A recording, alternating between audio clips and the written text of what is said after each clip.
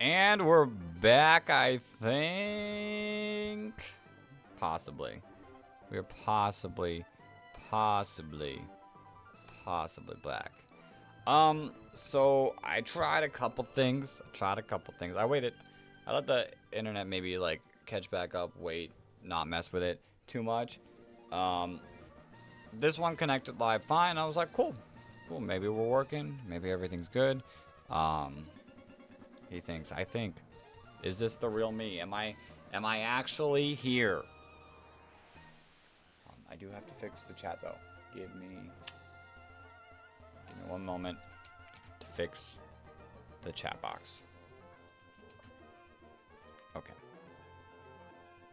Okay. That is you all right there, right now. So part of the things I was like, okay, this stream's working. I connected the stream up. I was like, okay, now time to connect the short stream.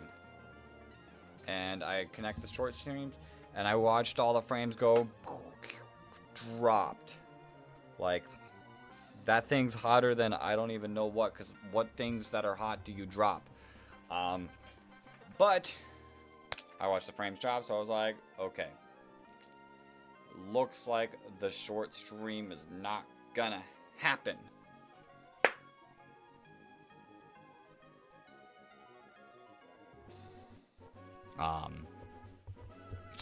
So yeah, I ended the short stream, and it looks like the frames are doing a lot better.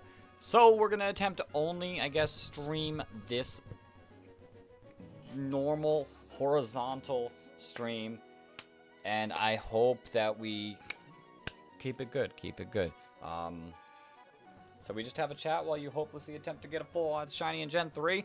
Basically, we were having a chat about like YouTube videos and future YouTube videos and ideas that didn't happen.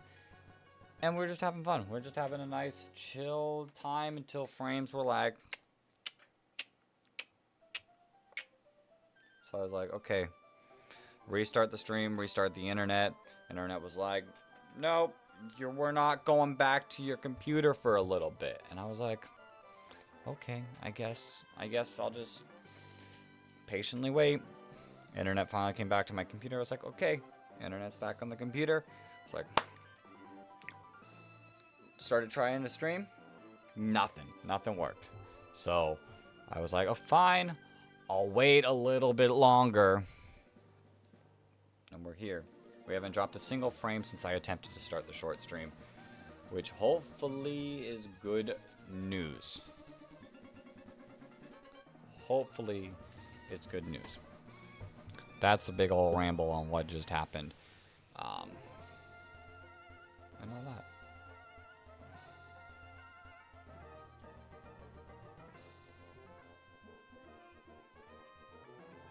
All that.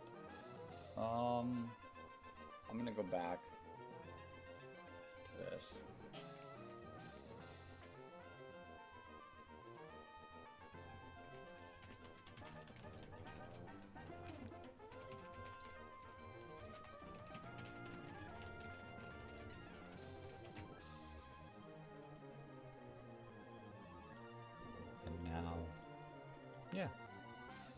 Yeah, as we patiently still sit at $399.99.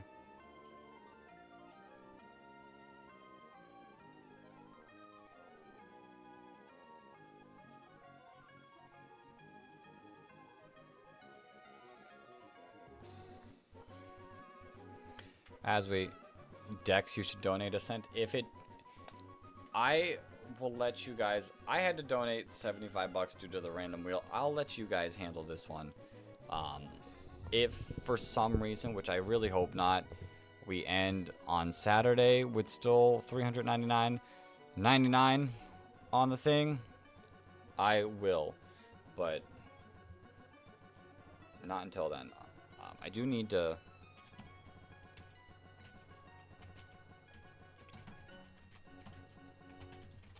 Yo, Piggy, welcome to the stream. We're just chilling here right now. About to get back into the hunting.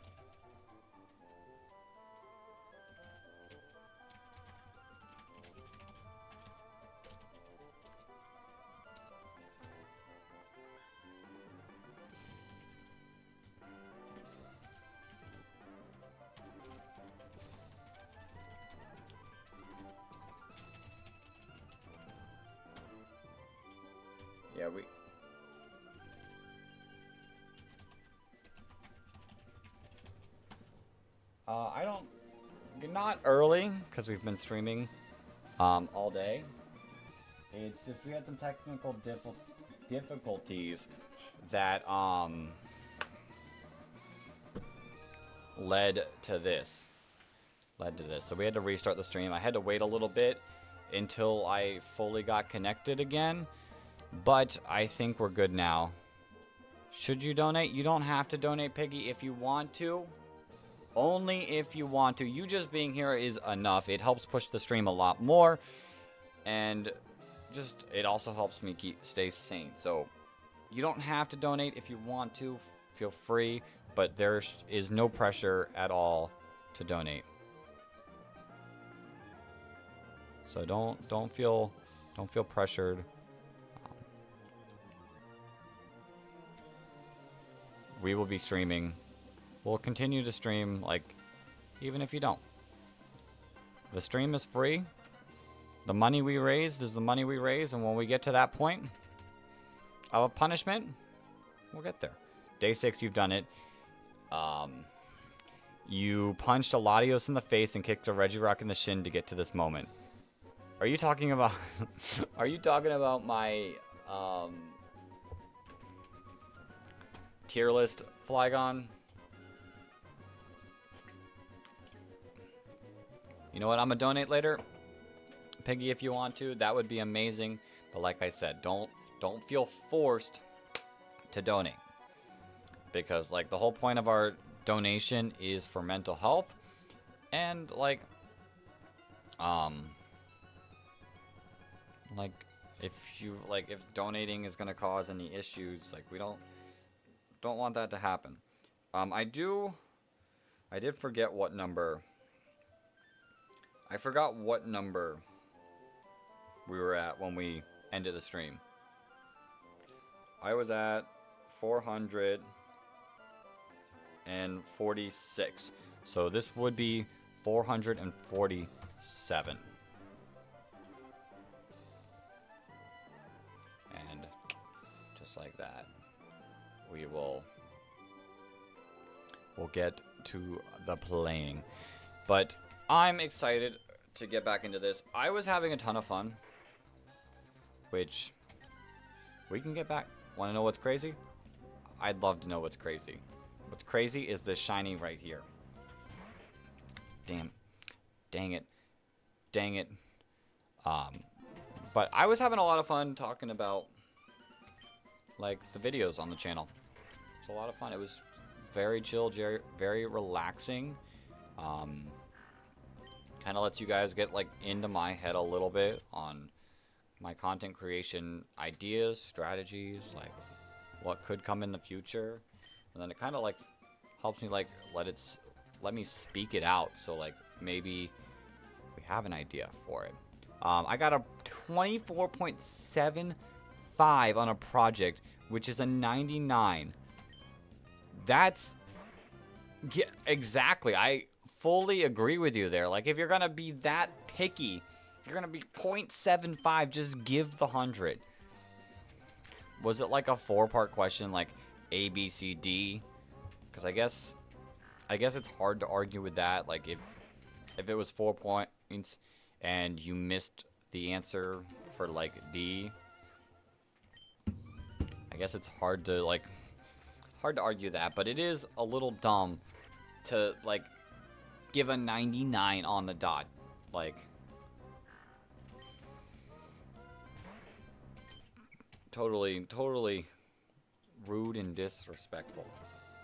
No, but I can, if there is, like, if it was, like, a big question and, like, A, B, C, D, like, they want you to know what was wrong with, like, the D part of question 25, like, makes a little sense, but yeah, it is still awful just getting a 99, like,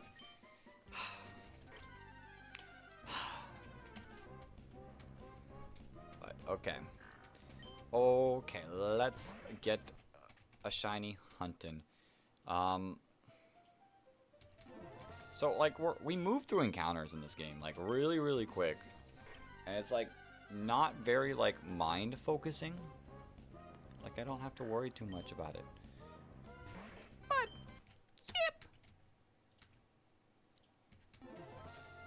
and we just get to chill. We can really honestly talk about whatever. We were just talking about YouTube stuff earlier because that's like what we were doing. But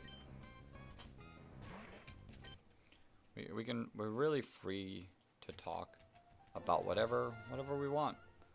Like I said, this like really takes no like mind power at all. Wow, that pink mudkip was wild. I would have noticed that. You can't trick me, Flygon.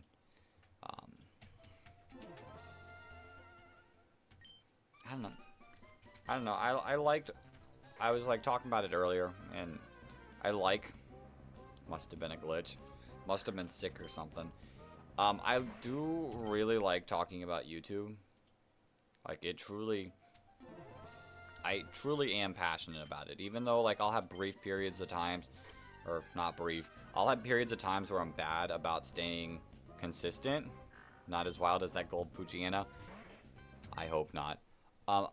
Even though I'll have like periods of times of inconsistency, like I do really like the art of YouTube and hope to one day be able to like master it to the point of making good content for people and for the ability to just like make content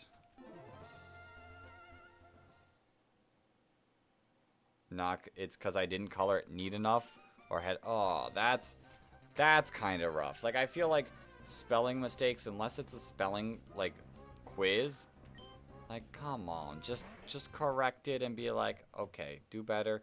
Like just correct it, and if it's the color neat enough, that would actually be awful. That would actually be awful. She didn't tell you? Then how are you supposed to learn to get better if she's not wanting to like speak about it? But yeah, I would love to one day like fully master the art of YouTube. There's no mastering it completely. Like it's for a social studies poster, but still coloring? Unless it was like extremely sloppy, which I feel like is more than 0.25 of a point. Like coloring? But yeah, like there's no perfectly mastering it, but I'd like to like get good enough. Sons wrote about the art of YouTube. I'd like to get good enough where I'm like proud completely of what I make. And yeah, art class. Definitely would be art class. I'd like to get to a point where I'm proud of what I make completely. Always looking for improvement, because there is no such thing as perfect. Everything can get better. But I would use like everything to learn. Well, it has to be museum quality for an extra 3 points. But like, I think if it's not like up to par, like why give 0.25 of a point? Like at most like half a point, but 2.5 like removed. Like it's such a weird number. Like such a weird number. But yeah, I'd like to eventually make content that's like top tier and all that. Come up with ideas, like be really good at that. Like everything can get better. Dex and some random social studies teacher. Okay, but I wouldn't grade in 0.25s. Like, no, I don't know. I do feel very passionate about YouTube, and like it will always be a dream to fully do this as a thing. And I know a lot of that comes to staying consistent, and I know a lot, like staying consistent is the biggest issue. Um,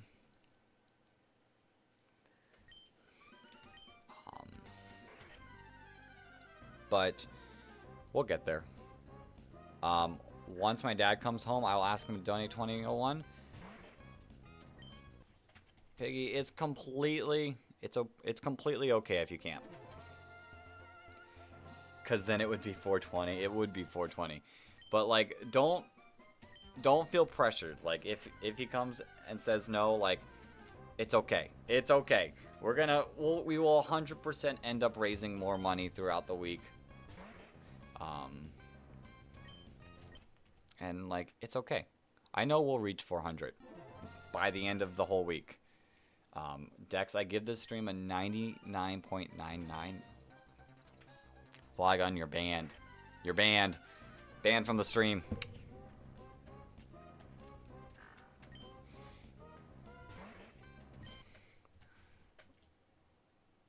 Flygon and some random social studies teacher. I give this a 99.99.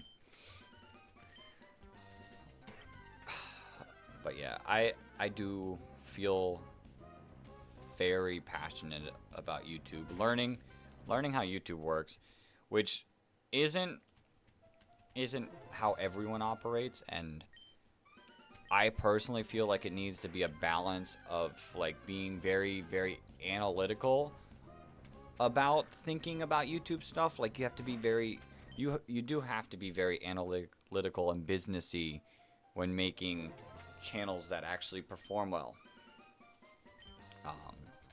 But at the same time, I also want to foster an actual community. Like I don't want this to be robotic. Like I want there to be community, fun, ideas that are liked by everyone. Are you rolling for a shiny mudkip? We are hunting for a shiny mudkip. Who knows how long this mudkip will take? But we're only at 500 encounters. We've done maybe 6 hours of hunting, like if you don't count my break and all the time in between. But yeah, eventually we'll get the shiny mudkip. Dex, I believe you'll reach 100k soon. At some point I'd like to. To get there, I definitely need to actually post like videos. I do need to actually make some actual videos. So, we'll see. When this charity stream ends, I will get back in the groove of actually making content and posting consistently. Hopefully. Like, I can't promise it 100% of fact because, like, look what happens sometimes. Here's a fun game. It's called Name That Pokemon. You ask a question, I answer yes or no until you get it right. Ooh, I like that. I like that for 2. I'll play 2.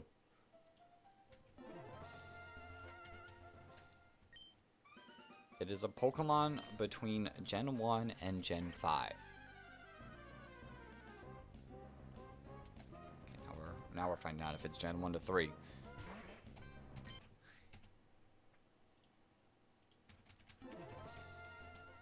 Is it a solo type or a dual type? Oh wait, is it a solo type? Like one type, just water? That is my actual question. Is it a solo type, like only one type?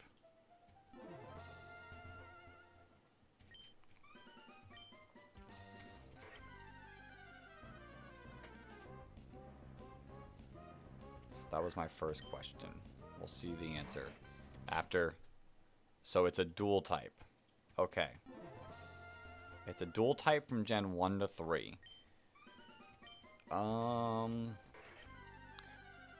Is it a starter Pokemon?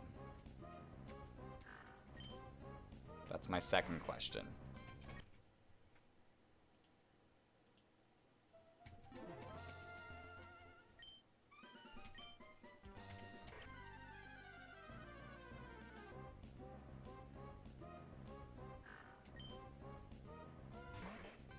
It is not a starter. So it's a dual type non-starter from Gen 1 through 3. Okay. That gives a lot of information. Actually, I think I know what it is. But I'll let you ask another question.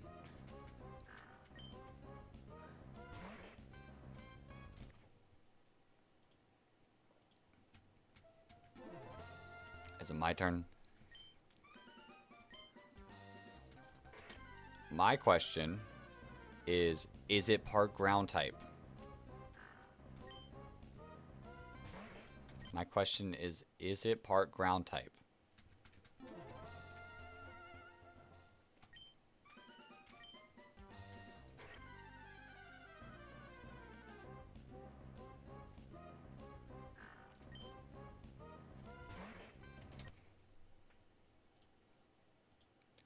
It's not part ground type. Okay, then I don't know what it is. I had a very, like, simple guess coming. I'm not that predictable. Okay, so it's a Gen 3 dual-type Pokemon that's not part ground.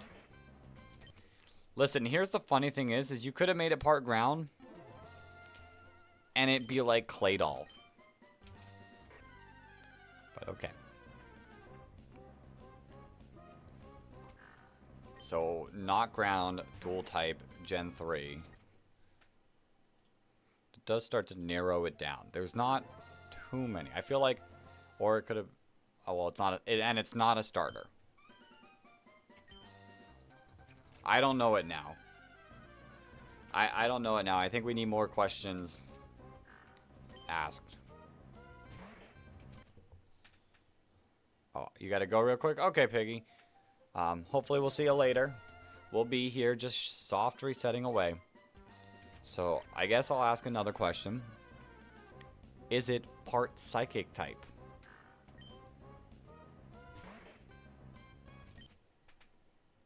Is it part psychic type? This doesn't narrow it down completely. There's quite a few. But I think the fact that there's quite a few would help. It is part psychic type. Okay. So my mind, I'm thinking. There's the Beldum line as an option. There's Solrock Lunatone. I don't know if there's anyone else. I just did a tier list. So realistically, I should, like, know.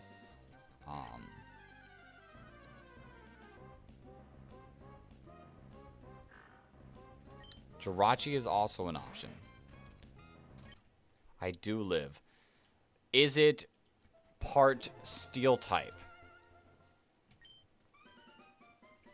Is it part steel type? I do in fact live.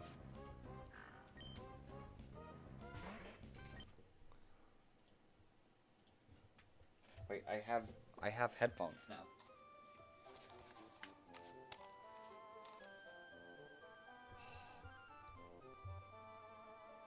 It is part steel type. Is it part of an evolution line?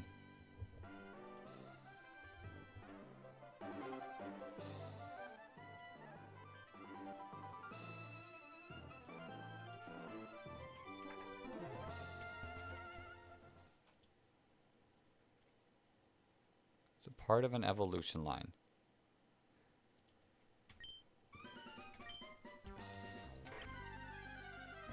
It is part of an evolution line. So it's either Beldum, Matang, or Metagross.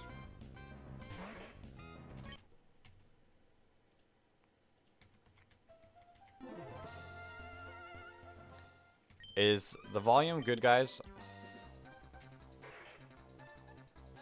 Or Metagross?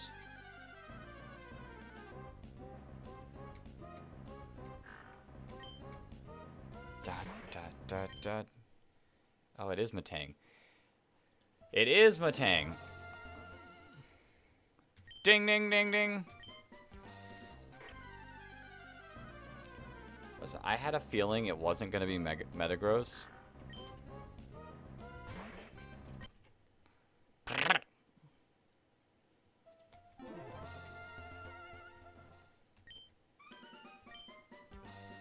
What if I choose a Pokemon now?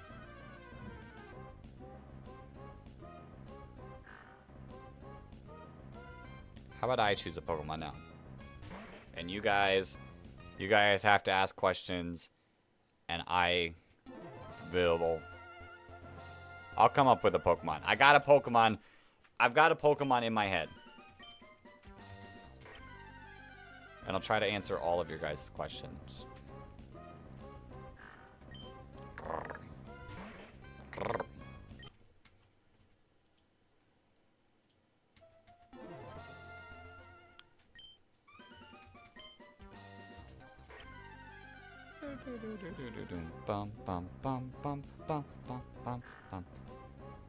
Flygon, it is not from Gen 1 through 5. It is not from the original 5 generations.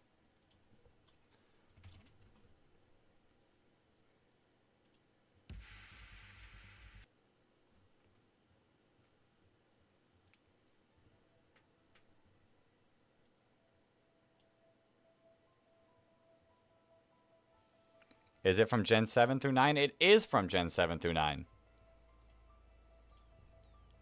That is correct.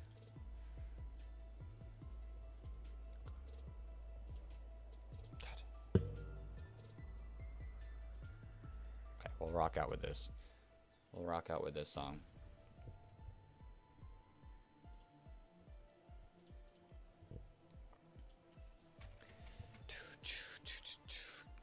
Listen, ask away. Like, anyone can ask questions.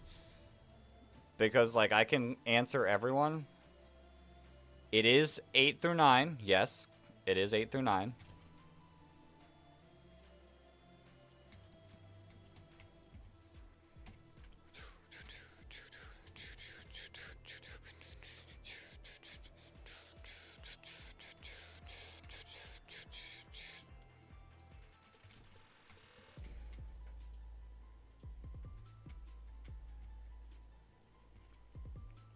Is it a regional form or paradox? It is not a regional form or paradox. Would this Pokemon be able to get a driver's license? I'd say no. And no, it is not from Gen 8. So not a regional or paradox. Can't drive and not from Gen 8. Also, if you guess wrong, you're out. Okay.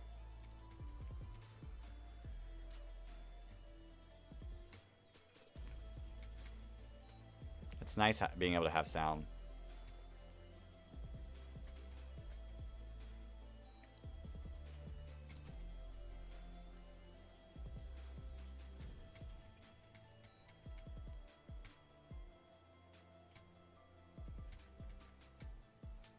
Okay, what's the next question?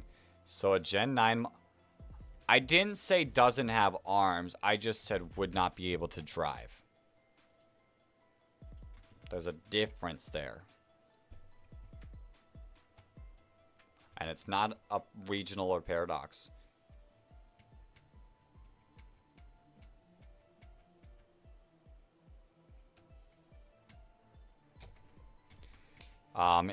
Yes, it is a dual type. It is indeed a dual type.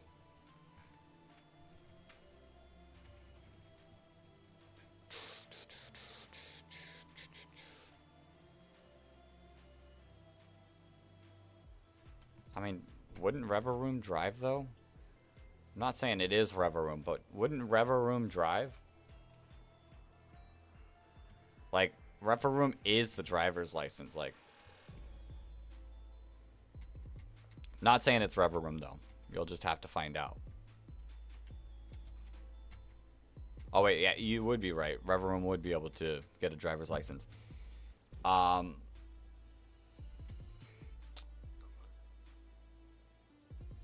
And does it have a competitively viable ability? It does have a competitively viable ability, but it does not have more than one ability. It only has one ability. In what kind of area would you eat this Pokemon? I don't know how to answer that. I don't know how to answer that. Dual type. Right, yes, we said it's dual type, Gen 9, one ability that's competitively viable,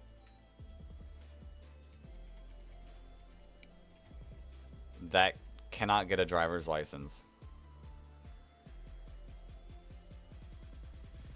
You have some ideas? Okay. Is it a legendary? It is. It is a legendary Pokemon. Is this Pokemon based off of an animal? It is based off of an animal. A legendary dual type based off of an animal from Gen 9.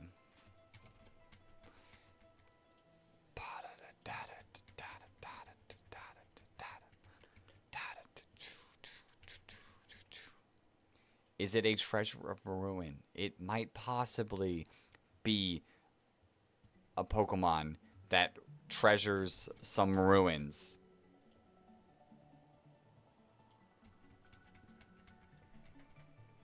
But which one?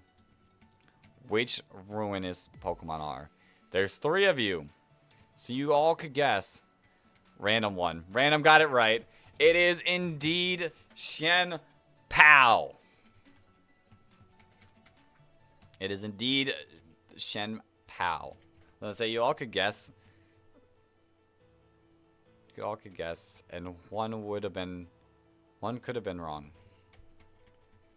You know, it would have been a little bit funny if I went with like Ting Lu. Would have been funny if I went with Ting Lu, but no, I went with Shen Pao, my boy. My boy.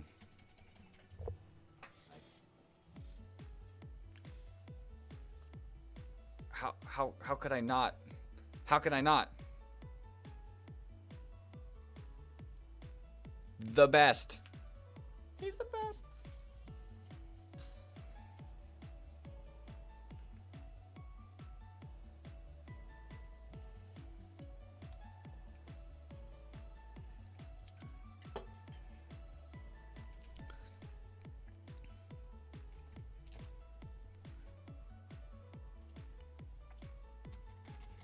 I'll let you guys play the game. And I'll commentate the game.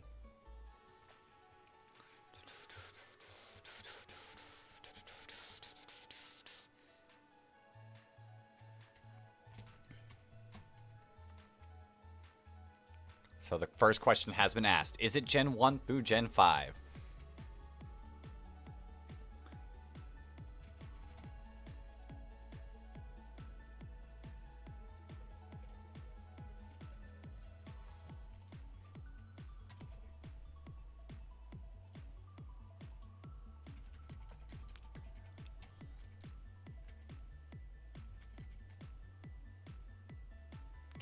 This song's really nice. It's so nice. It is Gen 1 through 5, guys. It's Gen 1 through 5. That cuts like the Pokedex in half. Flygon then responds with a, is it Gen 3 through 5? Cutting it in half again. It is. It is indeed from the 3rd, 4th, or 5th generation.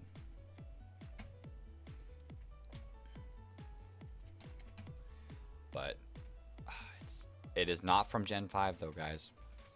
You guys are going to have to come up with a better guess than that. It's either 3 or 4. But yeah, having music is so much better than when these headphones will eventually stop. And I'll hear nothing but the sound of silence. It's not from Gen 3 either. It is a Gen 4 Pokemon. Which, there's a lot of Gen 4 Pokemon. There's a lot of... I think a potential question that you guys might want to ask is... Does it have a pre-evolution from before Gen 4? There's some potential there. Because Gen 4 has a lot of... those. Does it evolve by use of an item? And is it dual typed?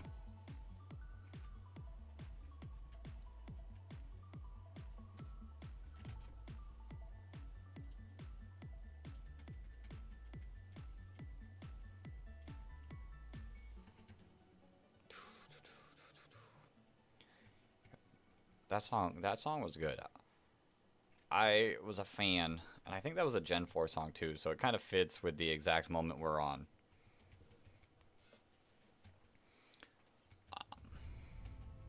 I don't want Torchic. Note for random, note for Flygon. So it doesn't evolve via item, and it is not dual type. It is a solo type. Possibly a starter. But we don't know the answer to that question yet. That question has yet to be asked.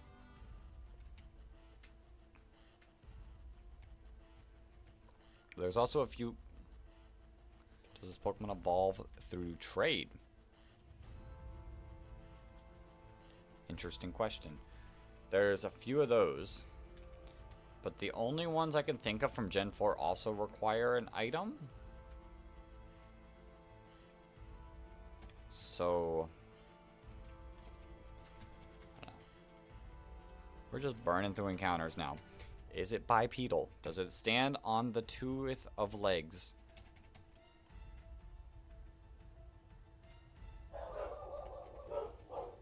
Yes, you can definitely say that.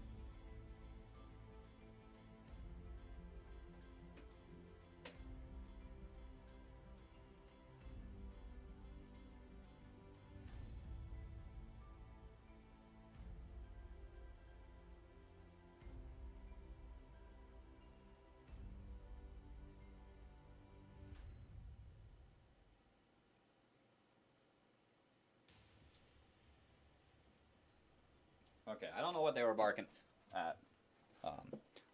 They were going like really crazy, like. But yeah, that was me. That's my side account that I don't like my old original post. Like that was my original channel, but I use it to watch most of my YouTube nowadays. Why don't we see my dogs? Because they're not like tiny dogs. They're pretty big dogs, and they're not easy to share.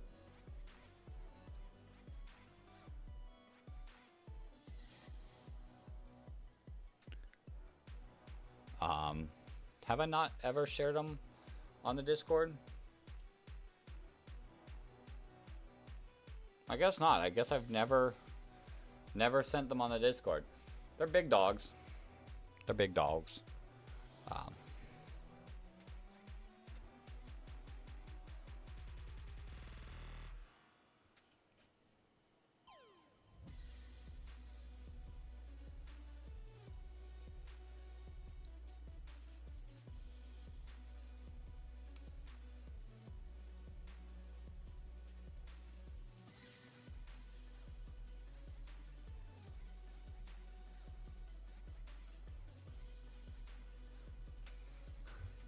Anyways, any more question? Where are we at? Where are we at? It's not a fighting type. It's on 2 legs.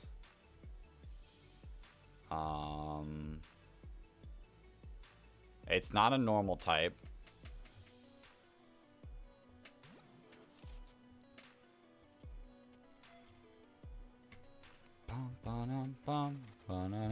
But yeah, I just wanted to make sure like nothing was happening, because they were going like really crazy. Like all 3 of them. One of them's in like my brother's room because it's actually his, but they were going pretty crazy. And one of them that doesn't normally bark was barking, so I was like, is something happening out there? I just wanted to make sure. Stay safe. Didn't look like anything was happening out there.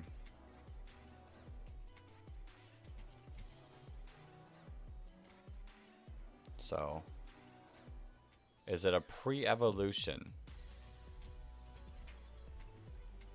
Like, does it have the ability to evolve further? Mud! Yep! Mud! Damn!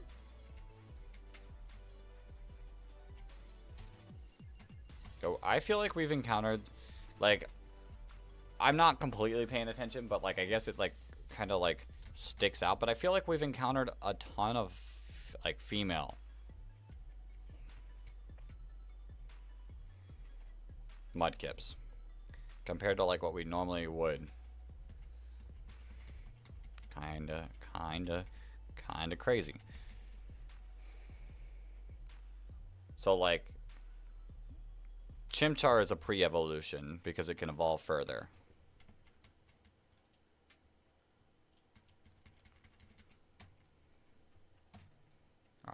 Grottle is a pre-evolution because it can evolve further.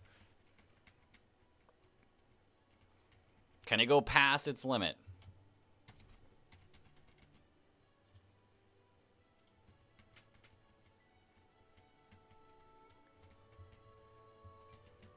I'm honestly not sure what this Pokemon is. I like half have paid attention. We determined it's solo type, right? Solo type that stands on 2 legs.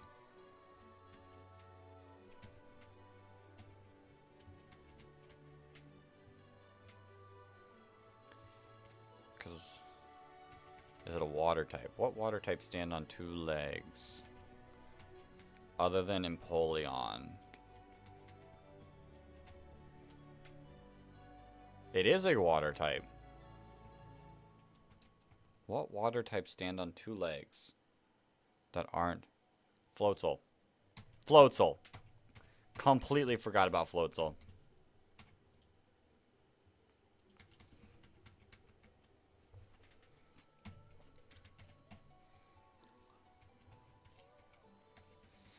Oh, come on. Still no Mudkip G's? I mean, I don't think, like, I wouldn't say G's because, like, we're only 550 almost encounters in.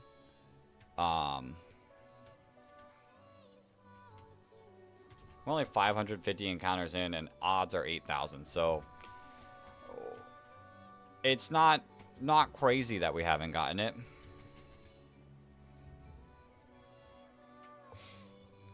Not too crazy.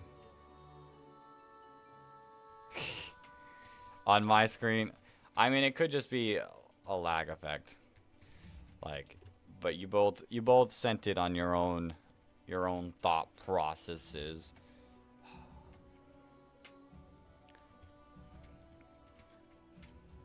Okay, you got a Pokemon random? I have a question. And you can... Oh, it's not gens 1 through 5. Okay, well that throws out my thought. I was going towards Beartic. I was going to ask if it was an ice type. But... if it's not gen 1 through 5, then I'm out, guys. It's all up to you. Figure out this Pokemon.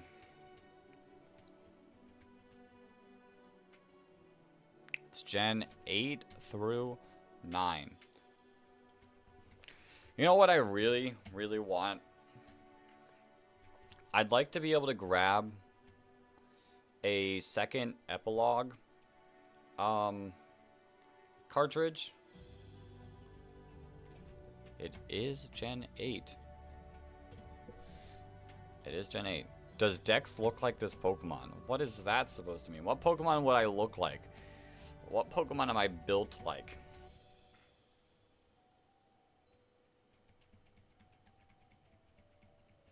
Okay, it doesn't look like me. Thank goodness. I'm not built like a Dragapult. Is it a ghost type?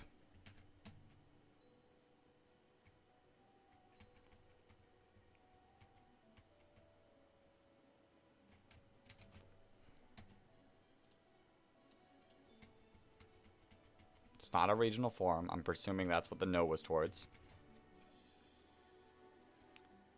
Dex has that Urshifu build. It is in fact a ghost type. Did I call it? There's a lot of ghost... It is dual type. It is dual type. I mean, there are a few ghost types in Gen 8, but... it is... Is it part dragon type?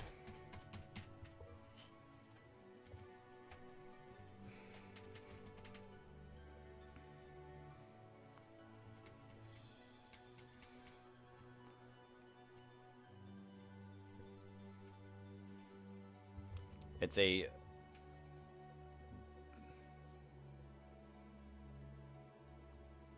I know what it is. I know what it is. I am built like this. No, I'm not built like this. It's not dragon?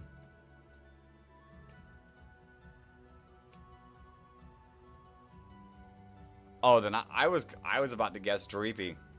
I was about to guess Dreepy. I don't know what else. What else am I built like? By doing this. By doing this. What other...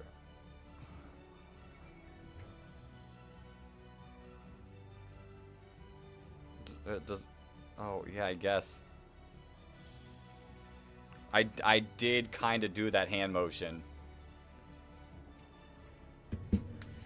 It is kind of built like that.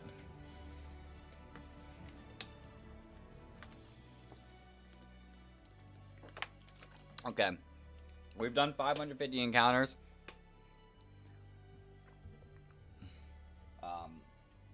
Let us...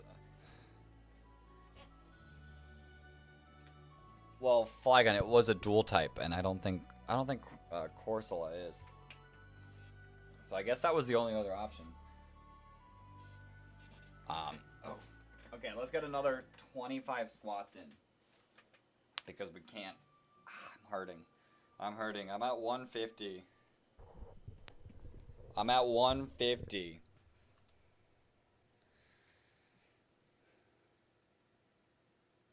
Well, Runarigus isn't technically a regional. Because Runarigus is its own Pokemon. It's not... Not technically. Okay. I will get another 25 in. And let's get going. You guys keep guessing away while I start squatting away. 3, 4, 5, 6, 7, 8, 9, 10, 11, 12, 13,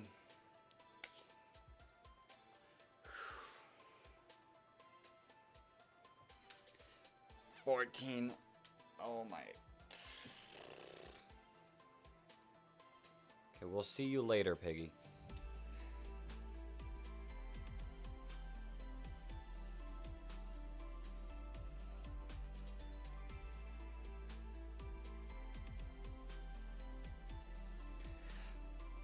$15, $16, $17, $18, $19,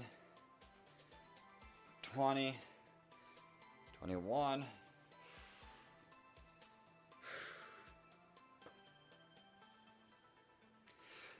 $22, $23, $24, $25. Okay, that's another 25 in the books. We're at 175 out of the 200.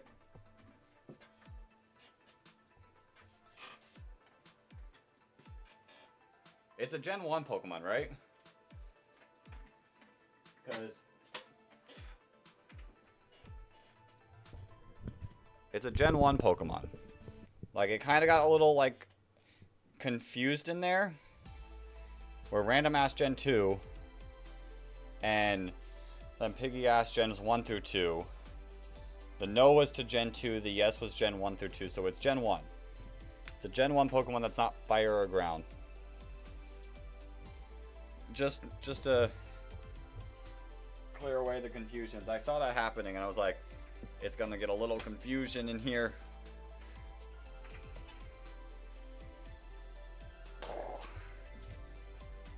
Okay, we only have 25 left of those squats. Well, let's come back down to my level, guys. 551. It's not a bipedal Gen 1 Pokemon. Not fire or ground. Is it a starter?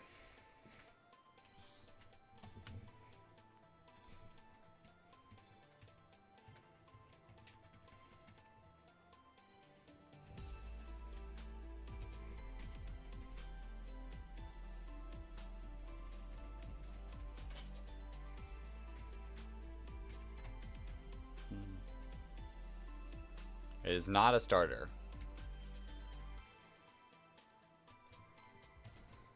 It is not early game.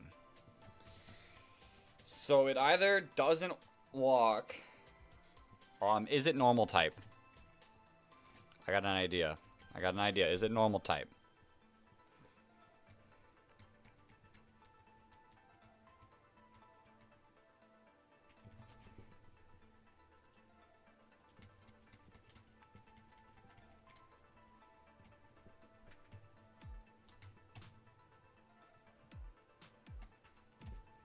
It's not normal type. Okay, there goes my idea.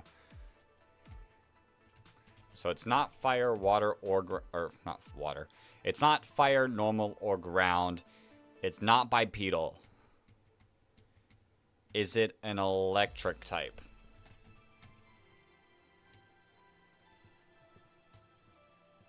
Is it very annoying? An annoying electric type. I know one of those.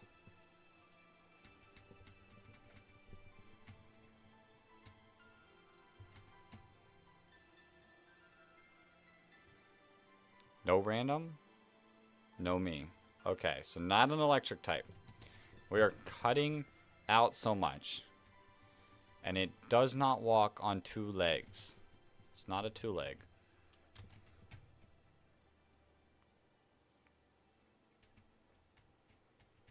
However, it may not walk on two legs. Is it a poison type? Oh, is this where we're going?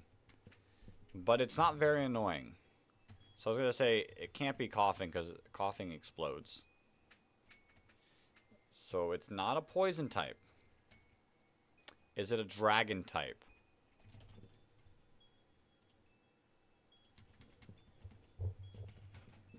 Oops. Just kicked that.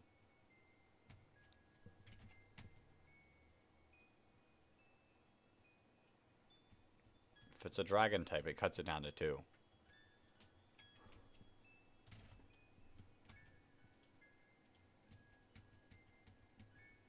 Okay, it's not dragon, it's not flying. It's not electric, it's not fire. Is it water type? We're starting to run out of some Pokemon.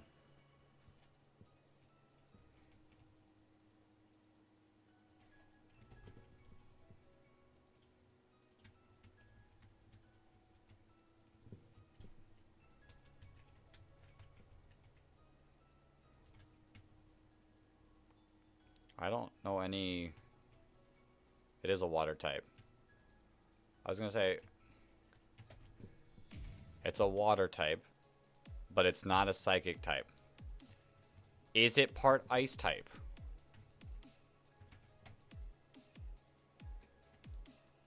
Potential for ice. If it's...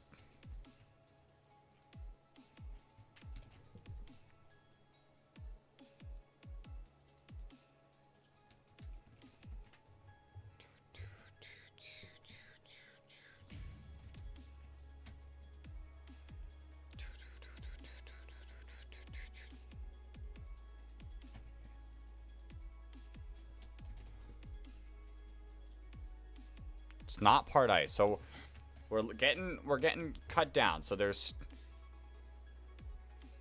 Staryu, Shelder, Seal, Vaporeon. It's not an ice type.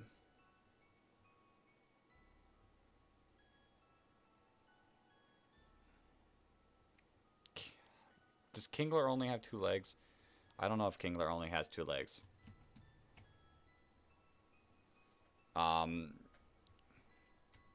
Is it a final evolution?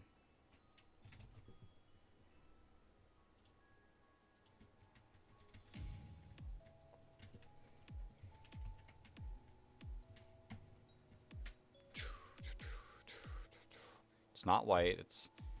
We're finding out if it's a final evolution.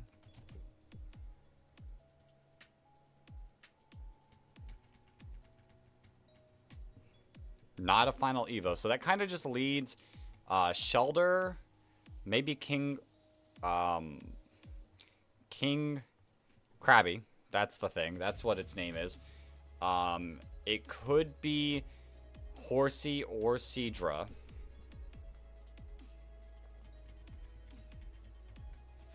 I can't think of any other water types that it would fit. Does it evolve via a water stone?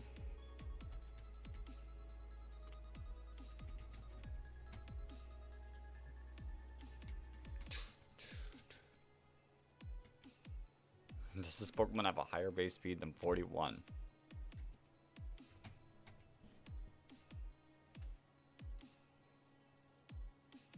It's not based off of a fish. Keyword not. Well, I guess it's not a fish, so it's not Magikarp. I totally didn't even think about Magikarp or Goldeen. So we're kind of sitting at, I mean, if you, Shelter's not really a fish. Krabby or Horsey Seadra. Like, I don't know if you want to consider seahorses fishes. I guess technically. They don't feel like They don't feel like it.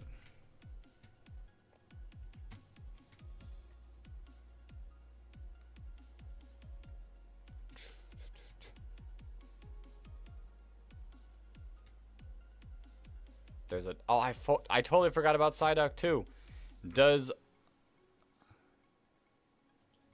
Misty have this Pokemon?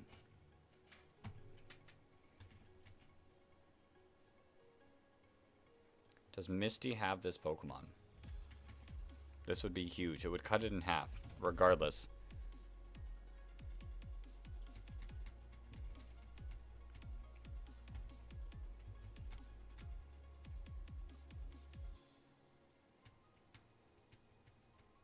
Misty does not have this Pokemon, which means it is just Krabby. Krabby's the answer to this.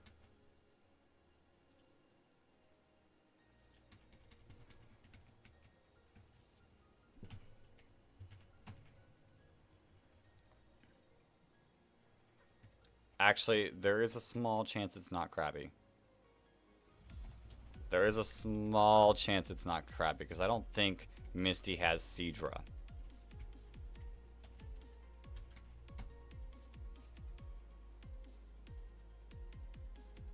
I realized that after the fact. I guess Krabby. Okay. I was gonna say, I guess Krabby. And if it wasn't Krabby, then it would be up to random to guess the Seadra.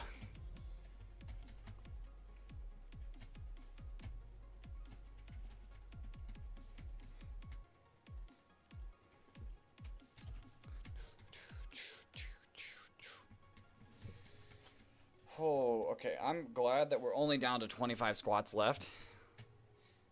But like, I would be excited to hit another punishment wheel. Because I know there's no physical ones left. Well, I'm going to go now, though. Okay, random. Have fun. I know it's late for you, so I shall see you tomorrow. The rest of us, we can continue chilling while we soft reset.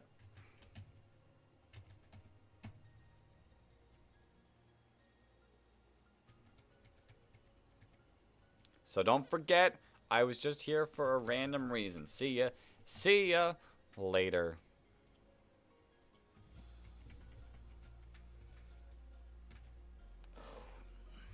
Before you go, make sure I'm at 175 on the squats. Not pounds, because that would be insane.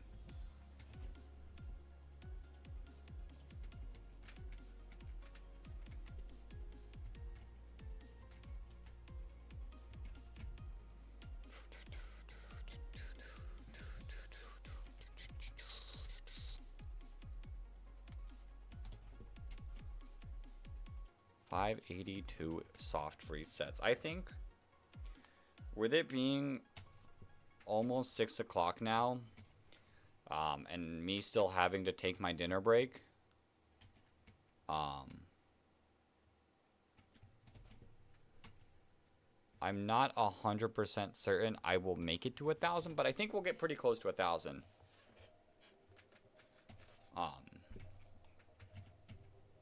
Soft resets. Let's all donate in Iranian Riles.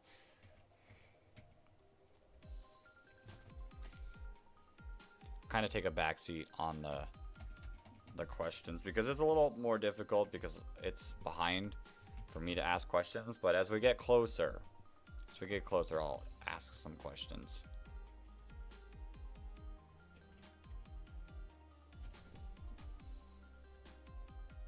Interesting. Interesting. It's one that's questionable about what generation it's from.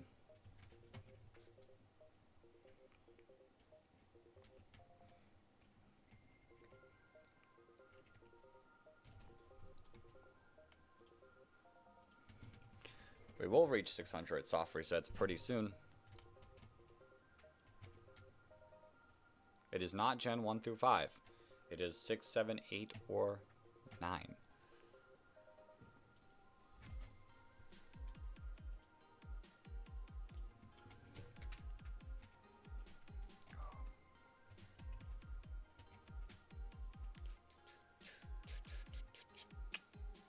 Gen 6 or 7?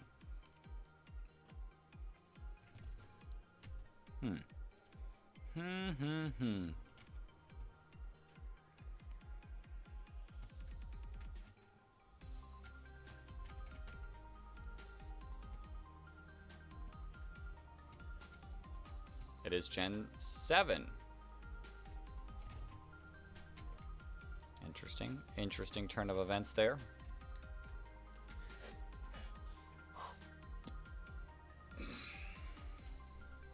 Does it want to...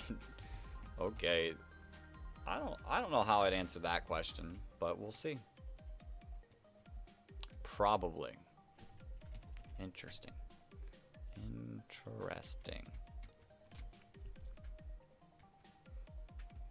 Like,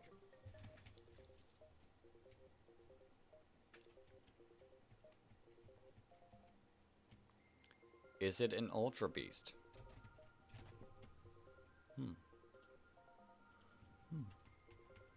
It is not an Ultra Beast. Was it a totem Pokemon? Was it one of the totem Pokemon?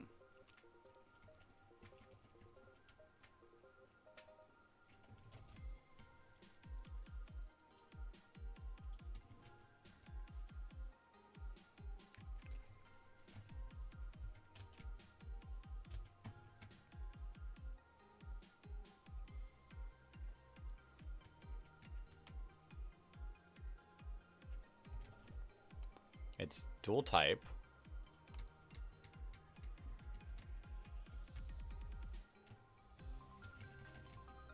Not a totem as far as I'm aware. Okay.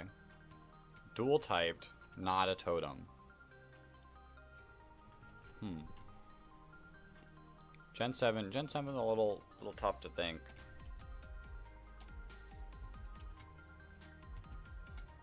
Is it a bug type? There's quite a few bug types in that generation. The only issue with the totems is there's quite a few because of... So it's bug. There's Araquanid. Oh, yeah, I totally forgot about Golisopod.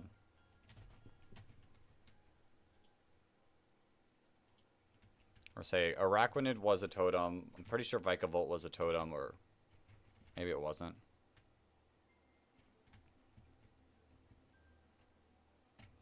Dang. Quick with the speed. Quick with the speed.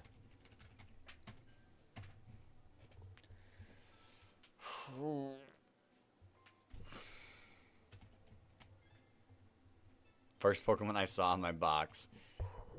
Sick. Golisopod's a cool Pokemon. I know Araquanid's one. I know it's hard. Like, Araquanid is only in the Ultra games, so like, if someone's only played Sun and Moon,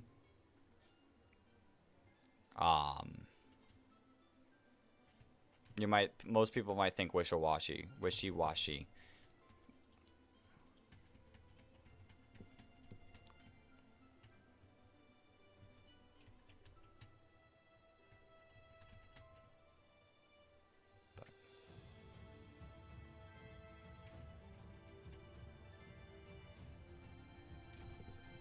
Encounter number 600.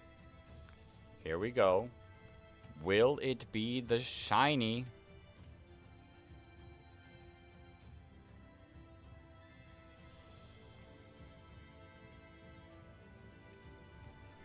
Sick.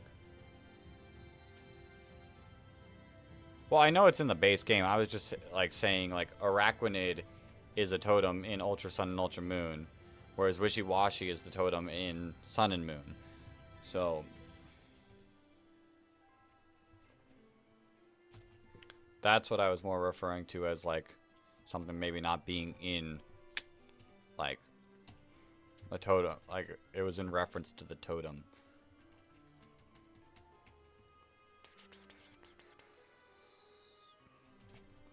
Nope.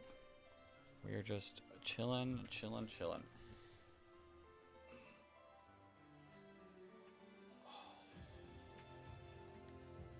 Gotta stretch a little bit.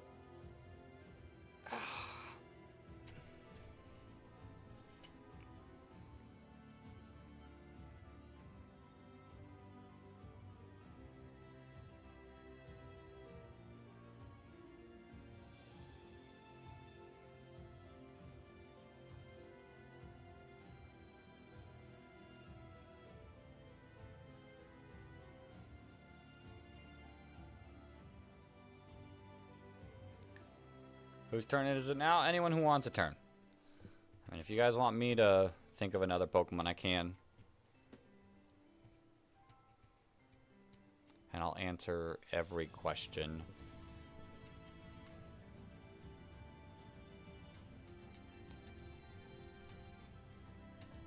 But if it is me, you'll have to give me a second to figure out what Pokemon.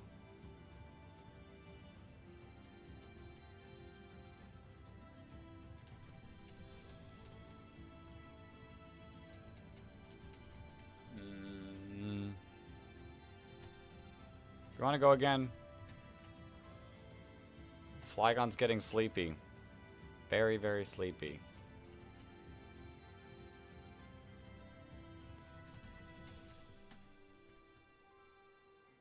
I blinked out after I won.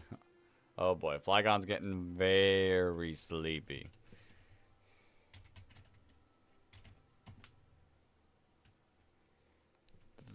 You are getting sleepy.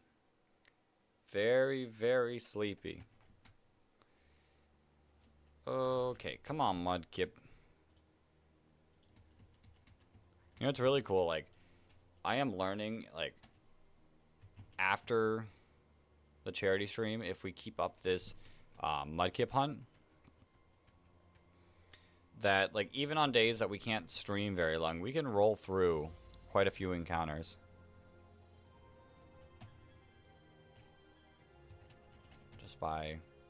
Just by like clicking away.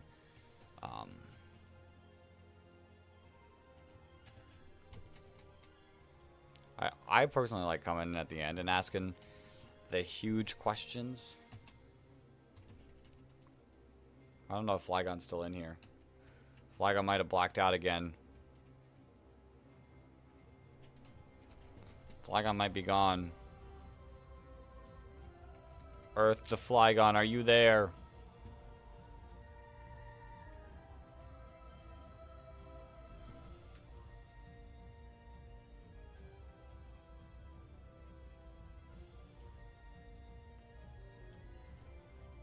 Okay.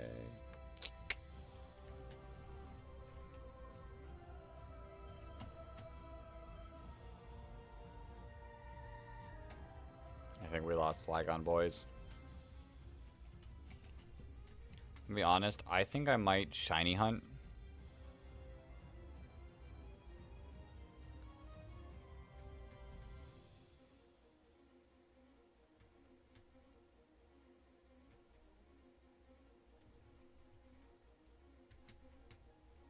Huh? Would you press the button? Pokemon are real, but only the Hypno line, Jinx line, Wobbuffet line, Guzzlord, and Garchomp line. Personally, I would. I will not know that until for 30 seconds. But I am getting the screenshot. Sorry to break it to you.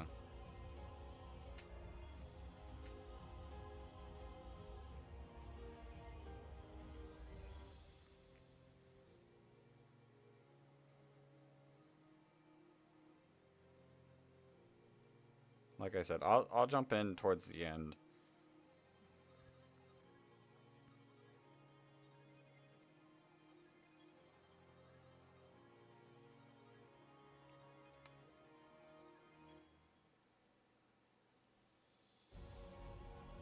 Confirmed.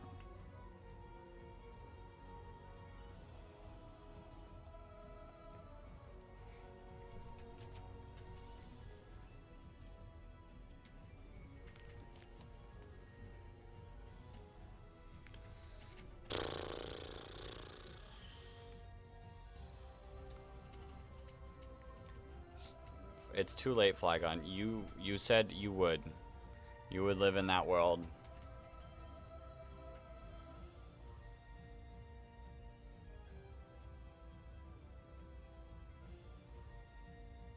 There's no accidents. There's no mistakes, only happy little accidents.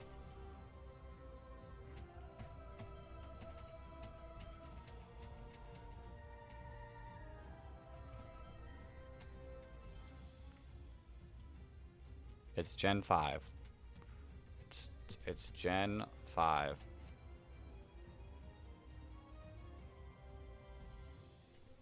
Did he... Flygon, you're not deleting that.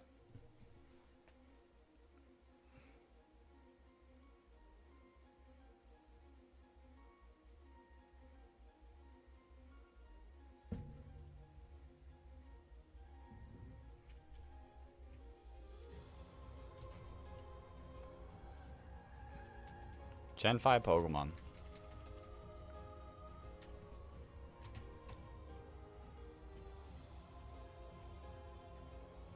Ow.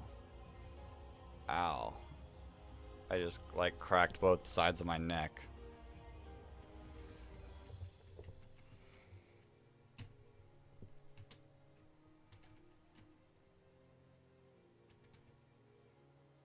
Single type and first Evo.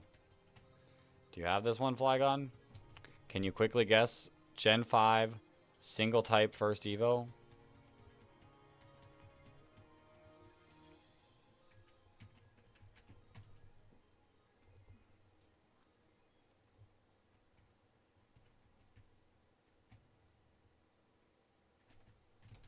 To be real, I can't like think of a lot of Gen 5 Pokemon.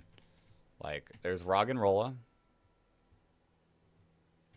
I don't know what Flygon is on about, to be fair. There's like Roggenrola, there's the starters, there's like Darumaka, there's Cubchoo, there's Blitzel.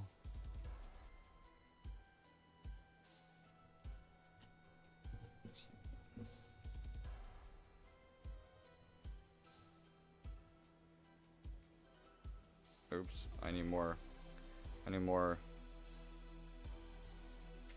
I need that to scroll up a little bit in the chat.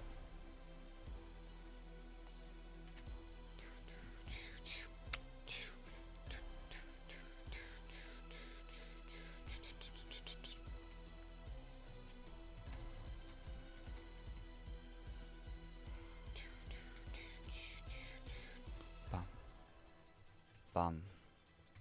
Bum bum bum bum bum bum bum bum bum bum bum bum bum bum.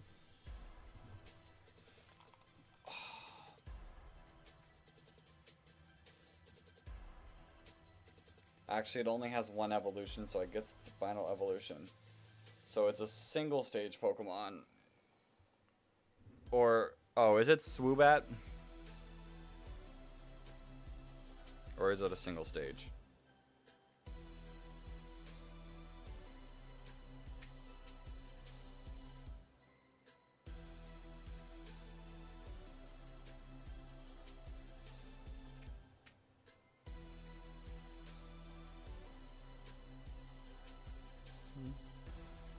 Doom.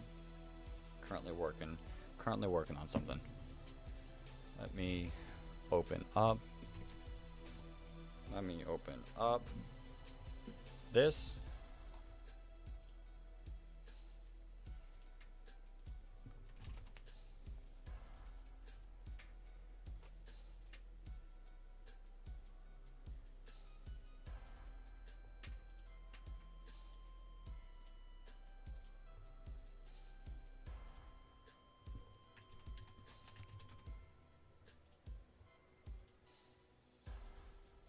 Guess the type.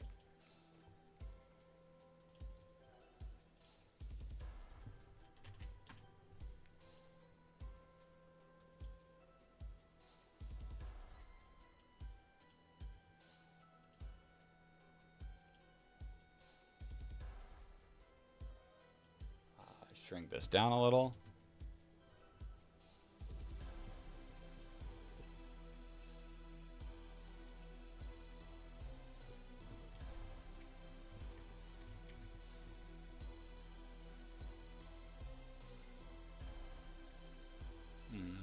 Shrink it down a little more.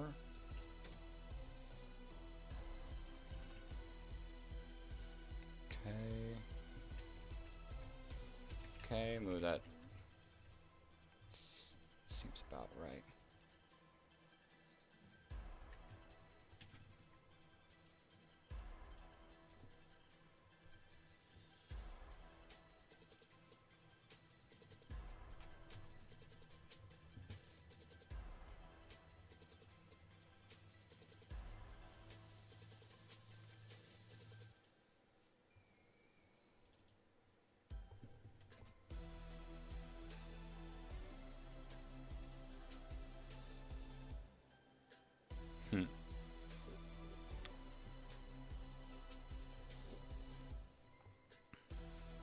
Okay, that looks better. That looks better.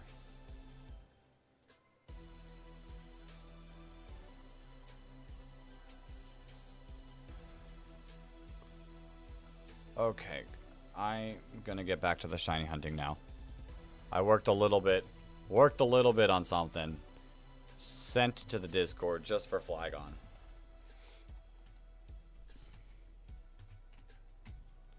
Bum, bum, bum, bum, bum, bum, bum, bum, bum. Oh, I can put my earbuds back in. Oh,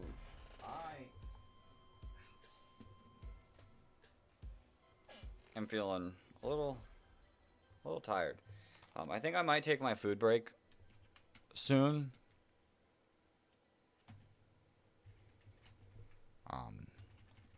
Just a heads up, guys. I don't know what. Music got crazy. I'm gonna take my food break soon because I do need a little bit like poison type. I can't think of any single stage poison type. The only line I could think of is Trubbish and Garbodor. Oh.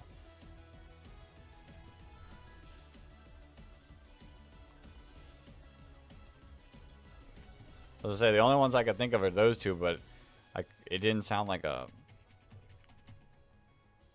I couldn't tell, like, based on the evolution thing.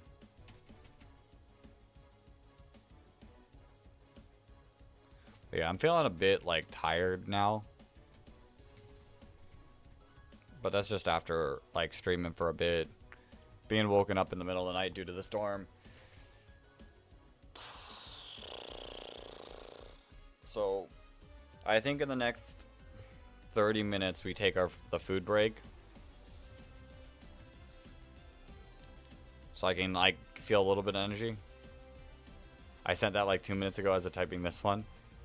Oh, a little behind. I was, like, working on the thing for Flygon.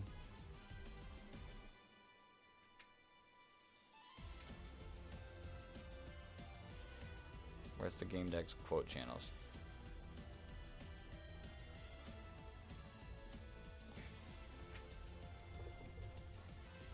The second one isn't true. No, the second one definitely happened, Flygon. The first one is not AI. That was 100% typed by you.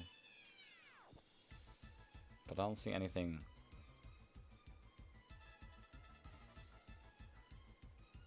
Oh, give a second. Give a second. I will give a second on the quotes.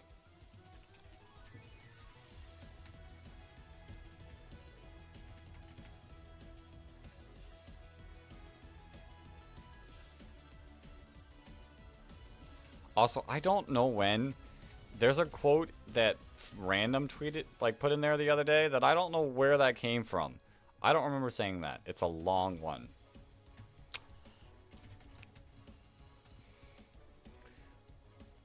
Apparently there's a quote of me saying, there's a couple things that I really wish to pull. Actually, I don't really want to pull. Okay, back and forth. I want to pull, but don't want to pull. When did I say that? I want the clip of that.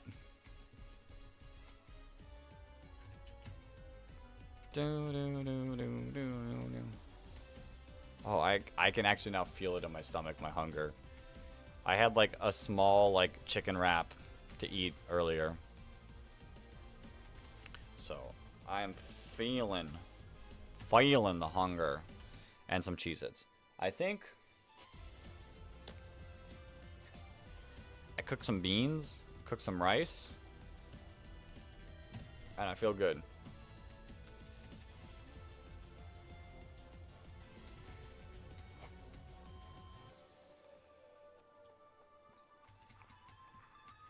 And then maybe that'll give me some energy to, like, go the rest of the way.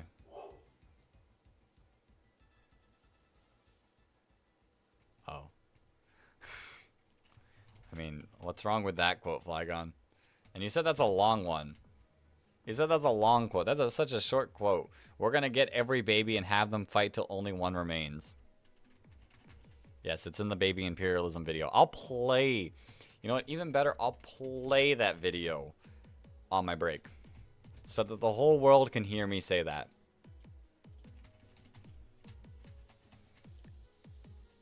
We're going to get every baby Pokemon and have them fight till there is one Pokemon, one remains.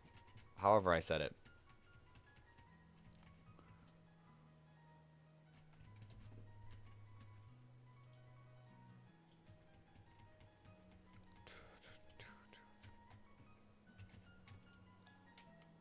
Ow, my foot knuckle just cracked.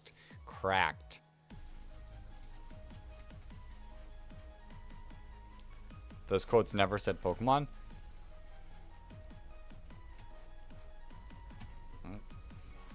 Maybe it's true. Maybe I will gather all of them from all around the world and have them fight until one remains. Baby imperialism.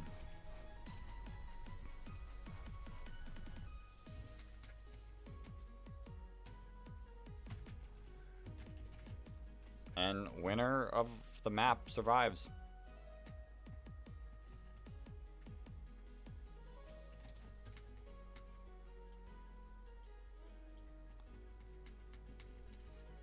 What's wrong with that?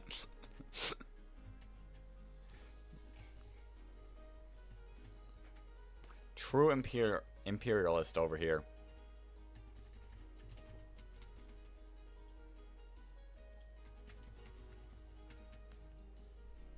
Your foot knuckle just crocked. Quote of the year. Yeah, it Fairly Odd Parents. Better not take my baby cousin or I'll have to throw hands. Just have your baby cousin win the imperialism. Just have your baby cousin win imperialism and...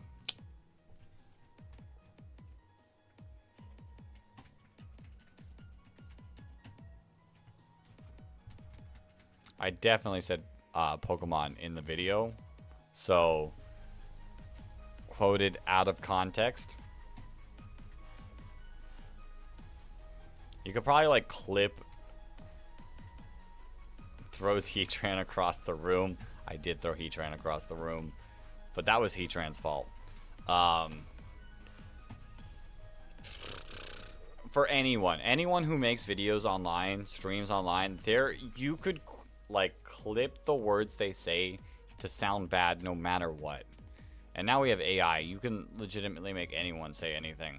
It's a little scary. And you didn't quote out of content?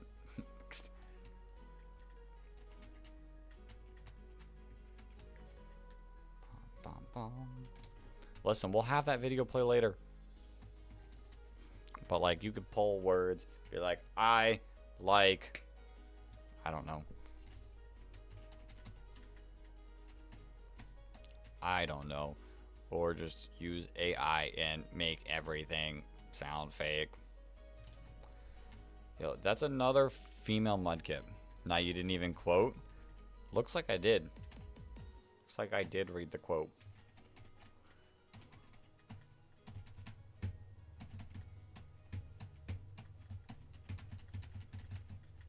Another female Mudkip. I'm telling you, I am encountering so many female Mudkips. Are you sure that I'm not playing Emerald and my RNG is broken with the amount of female Mudkips we've encountered? Okay, that one's a male.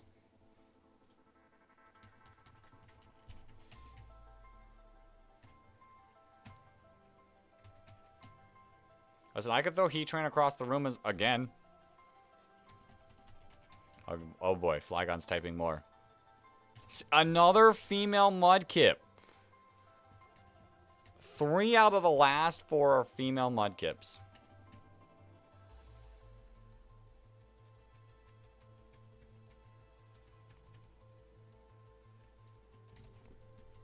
Three of the last 5 are female Mudkips.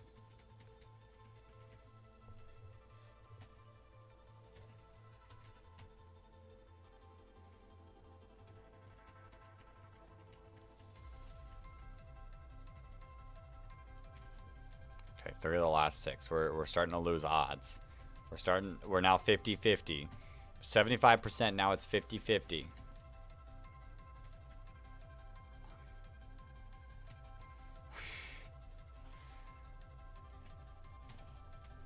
Wasn't angrily, it was like surprisingly.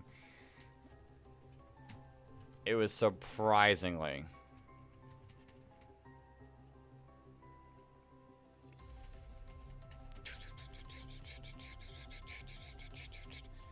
But yeah, look. I'll do it again. I'll do it again. See this boy?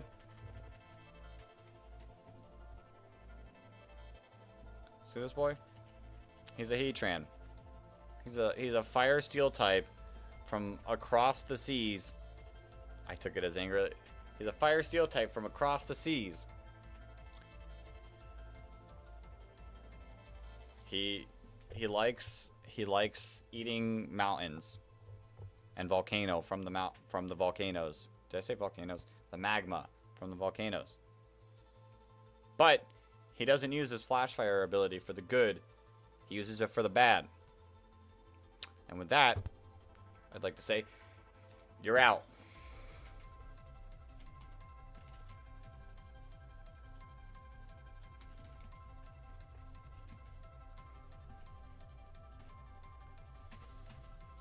Do I need... Will that end up being quoted too?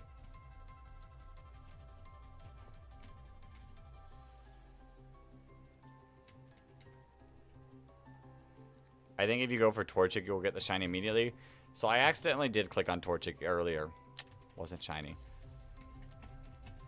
Shiny Torchic's like one of the... Like, it's not as good. Like, the shiny difference, it's probably the worst. Like... It's very minuscule amount of changes.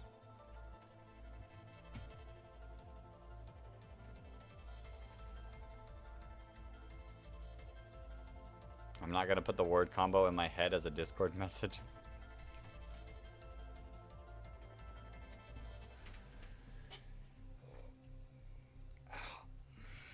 But I don't really want... It's bad. What the... Okay. Yeah, that's another female Mudkip. That didn't sound angrily, did it?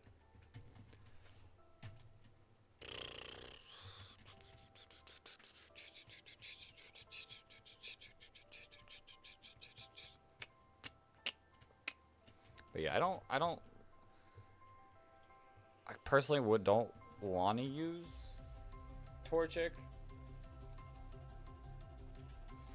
Like, Mudkip is definitely the one that I would like to use. I kind of want to shiny hunt for like in the forest for potentially either Purple Wurmple, Slackoth, or no, Slacking shiny is kind of bad, or Breloom, Shroomish. So I want to save my grass type for that.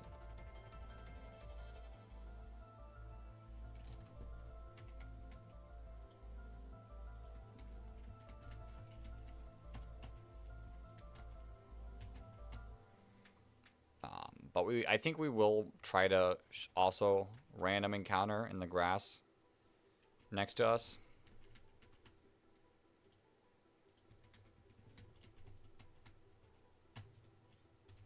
Like next to Oldale Town for Rald, Surskit, Shroomish / Breloom, whichever one's in this game. I can't think of the other Pokemon on that route. Tailo, shiny Tailo would be cool. There's a lot of cool shinies in this game. I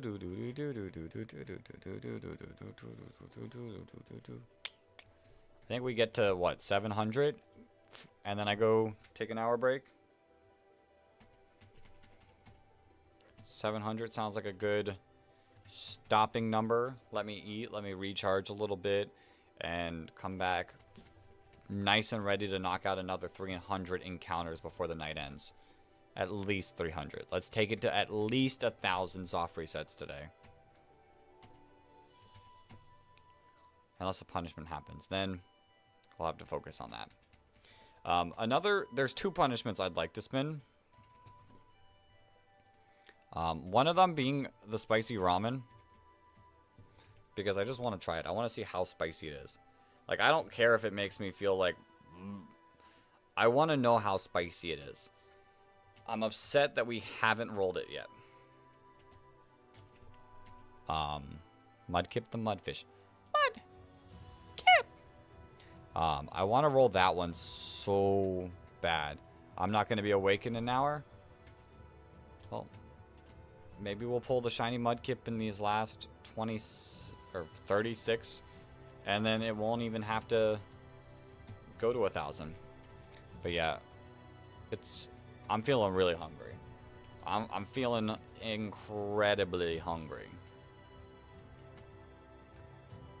It's 11:15 already. Dang. Dang. For me, it's only 6 o'clock. Like, I still have, like, at least 4 more hours in me. Which is, like, it's closer to 3. Like, without my, like, with the break added to it. Like, removed from it, I guess. Yeah, but, like, stream-wise, like, there's still, like, 4 more hours left of the stream. 4.5, 4. However I feel like stopping. So, the stream's not ending soon. So I need to get this food inside of me before I start to feel super, super hungry. But yeah, I do want to pull the ramen punishment so bad. So bad. And I also really want to pull the sour candy punishment. So bad. Because, like, I kind of... Okay, I'm going to go to bed. Okay, have a good night, Dolphin. Maybe I will see you tomorrow on day 7 of the stream week. Have a good night. Get that important sleep. I'm going to head out, Dex. Got to make anti-Garchomp propaganda posters. Well, Dolphin, the storm's gone from me. Storm's gone from me, so I don't have to worry about that. Storm passed. It's long gone. It's in the ocean right now. That was last night. Last night was the storm day. So we're good today. But have a good one. Maybe I'll see you tomorrow. Also, have a good one, Flygon. Maybe I'll see you later today, depending on how much anti-Garchomp propaganda you have to make. Me, myself, I'll be here. I will be here. I will be soft resetting away until the end of tonight. And then we'll hop in tomorrow morning, nice and early, with the next part of our Nuzlocke in Sword and Shield.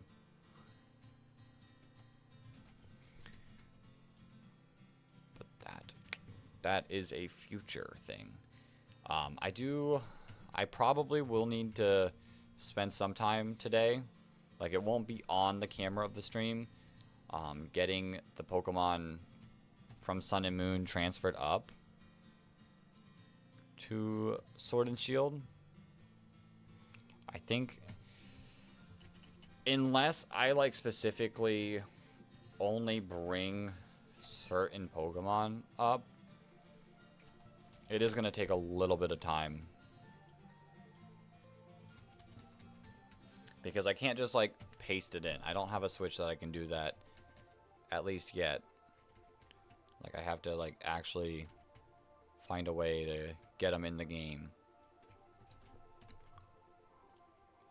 But yeah, we're 24. Look how fast these soft resets are going. We're now 24 away from me getting food. And like I said, I am hungry.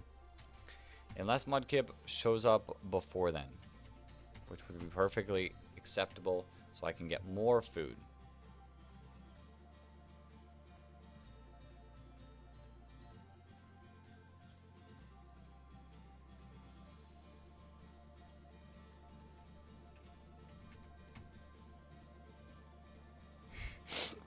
I can take photos.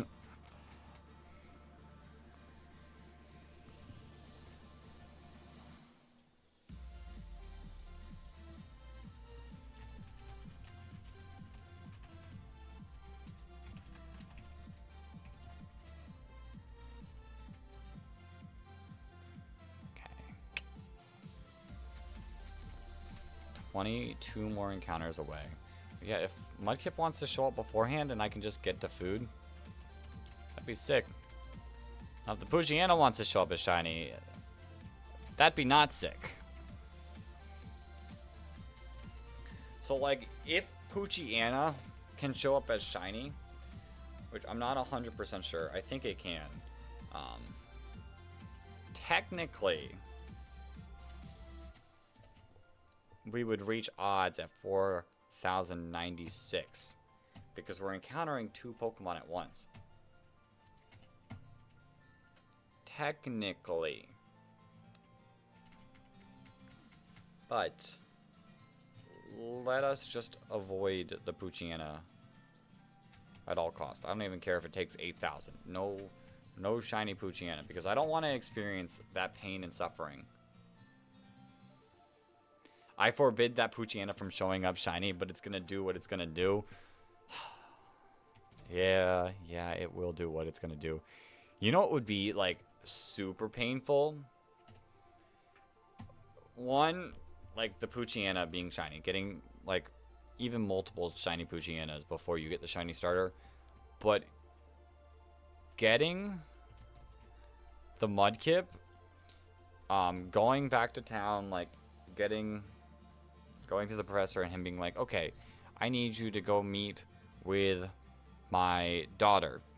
You walk up to this route, and the first Pokemon you encounter is shiny, and you can't catch it because you don't have any Pokeballs yet.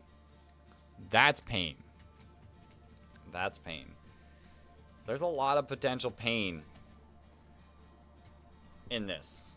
We can get the Poochyena, we can get shinies without any Pokeballs, and we could get the shiny Ralts.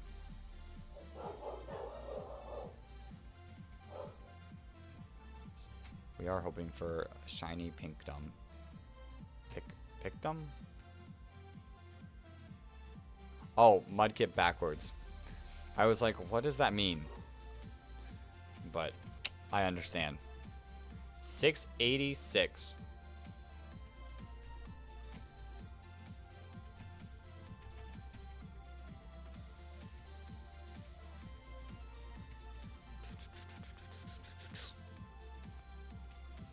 Not shiny. 687. 13 until I get food. Yes, please. Yes, please.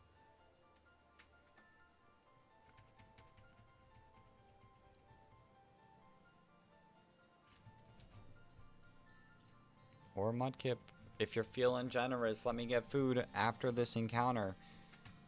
Because we know that you want to be pink.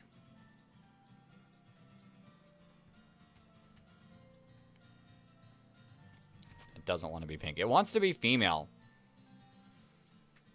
And it definitely wants to be a female Mudkip. Because I'm telling you, I've seen an abnormal amount of female Mudkips in all these soft resets, because I feel like it's a low percent, but maybe I'm wrong.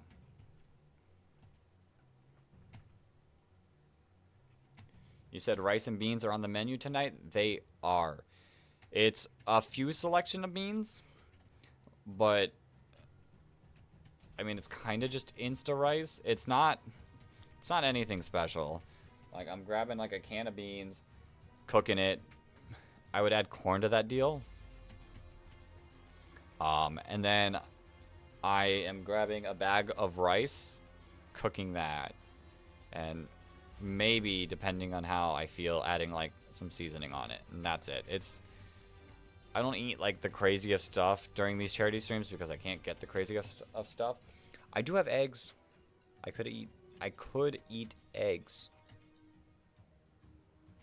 Like, add eggs to the mix. It's a weird combo. Beans, rice, and eggs. A little weird. Could be scrambled. Could be fried. The only thing is if I do add eggs to it, that's a pot for the rice, a pot for the beans, a pan for eggs. It would take me a little bit longer to get back because take me a little bit longer to get back just because of cleaning everything. Put a fried egg on top of your rice, cup of beans on the side. Yeah, I am feeling like super hungry, so the thing is I would probably eat the whole can of beans, the whole bag of rice, and potentially 1 or 2 eggs. But I also don't eat like I eat food, but I feel like I definitely eat more and like a different variety not during the charity stream. So I've probably eaten a bit less this week. But I'm still making sure we eat. Almost time. Almost done. Mudkip, you got a few options left. That one's not shiny.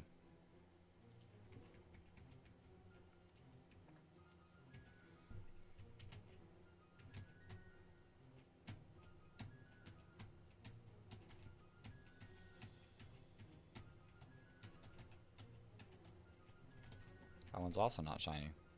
$6.99. You may need to try at least one of those spicy ramen noodle cups. We're running low on punishments, so it's like a 10% chance to roll it on the punishment wheel. I want to try it. I do really want to try it. But I'll hold off, because if it is rolled as a punishment wheel, I want that to be my first reaction to it. And this is 700. I feel like I skipped one, but I guess they could be just going that fast. It's a double female action. But I want to make sure that my first reaction to it is on the punishment wheel. And if for some reason we don't reach, or we don't spin it, which I guess there is a chance that we don't spin it, I will be enjoying it by myself without the eyes of stream, because I know it'll probably be like horrendous. But I don't want to try it until we know for a fact whether or not it is spun. Just like the sour candy. Like, I got this bag of sour candy. We're not eating the whole bag, but I've been really wanting to try one of these.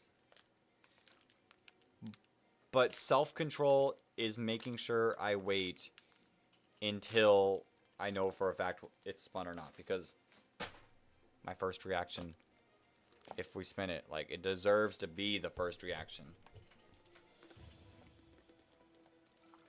But I think I'm going to take my food break, which it kind of ended perfectly. Almost at 6:30. And let me take a look. Take a look at what video we're gonna do. Which of the videos we'll do? View my channel.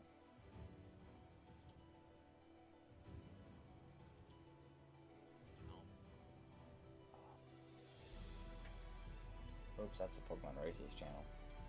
No, that's Pokemon. I guess Pokemon Imperialism would work.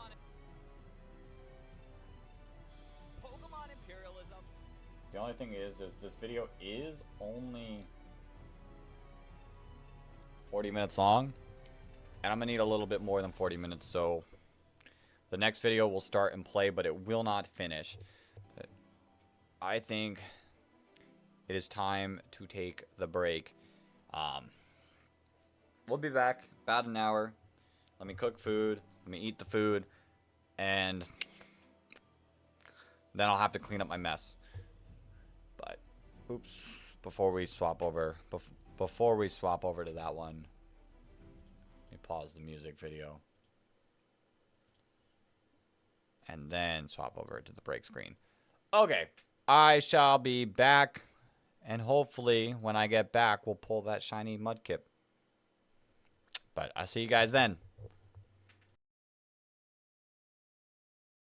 Pokemon Imperialism Baby Edition. 18 baby Pokemon battle over the Johto region to see who can conquer it all. How it works. Here's a map of the Johto region. We're going to take all 18 baby Pokemon and place them on the map. Each turn, we're going to spin a wheel to determine who's going to be the challenger, and an arrow deciding what direction they're going to fight. The winner of this battle will claim both territories, and we will continue to do this until there is one Pokemon remaining claiming victory. Here we go. It is time for another Pokemon Imperialism, this time baby edition. And trust me, I made every single one of these baby Pokemon powerful. You'll see when we get into each fight how loaded up these baby Pokemon are. It's insane. We're not doing rewards, so I gave them the best TMs that I could possibly think of. And I was like, hey, you all are going to be powerful. We're going to have babies fighting at their best ability. But let's spin this wheel to see who's going to kick it off. We've got a full spinner here. And our first Pokemon that is going to be chosen for round number 1 is going to be Elekid. Oh, boy. Oh, boy. Let's spin the arrow now. Arrow spinning. And Elekid's first round opponent is going to go up north, slightly east, and that is going to be Azurill. Oh boy. I don't think Azuril's water type yet, so that's at least better for it. But Elekid's one of those stronger baby Pokemon, but huge power. You never know. Let's get into the fight. Elekid versus Azurill. Here we go. Battle number 1, round number 1. We have Azurill being challenged by the strong and powerful Elekid. You see the moves. It's about to get insane. So who's faster? Elekid is faster. Fires off with a Thunder Punch. It's not super effective, but oh, that did big damage. Azurill responds with a Scald.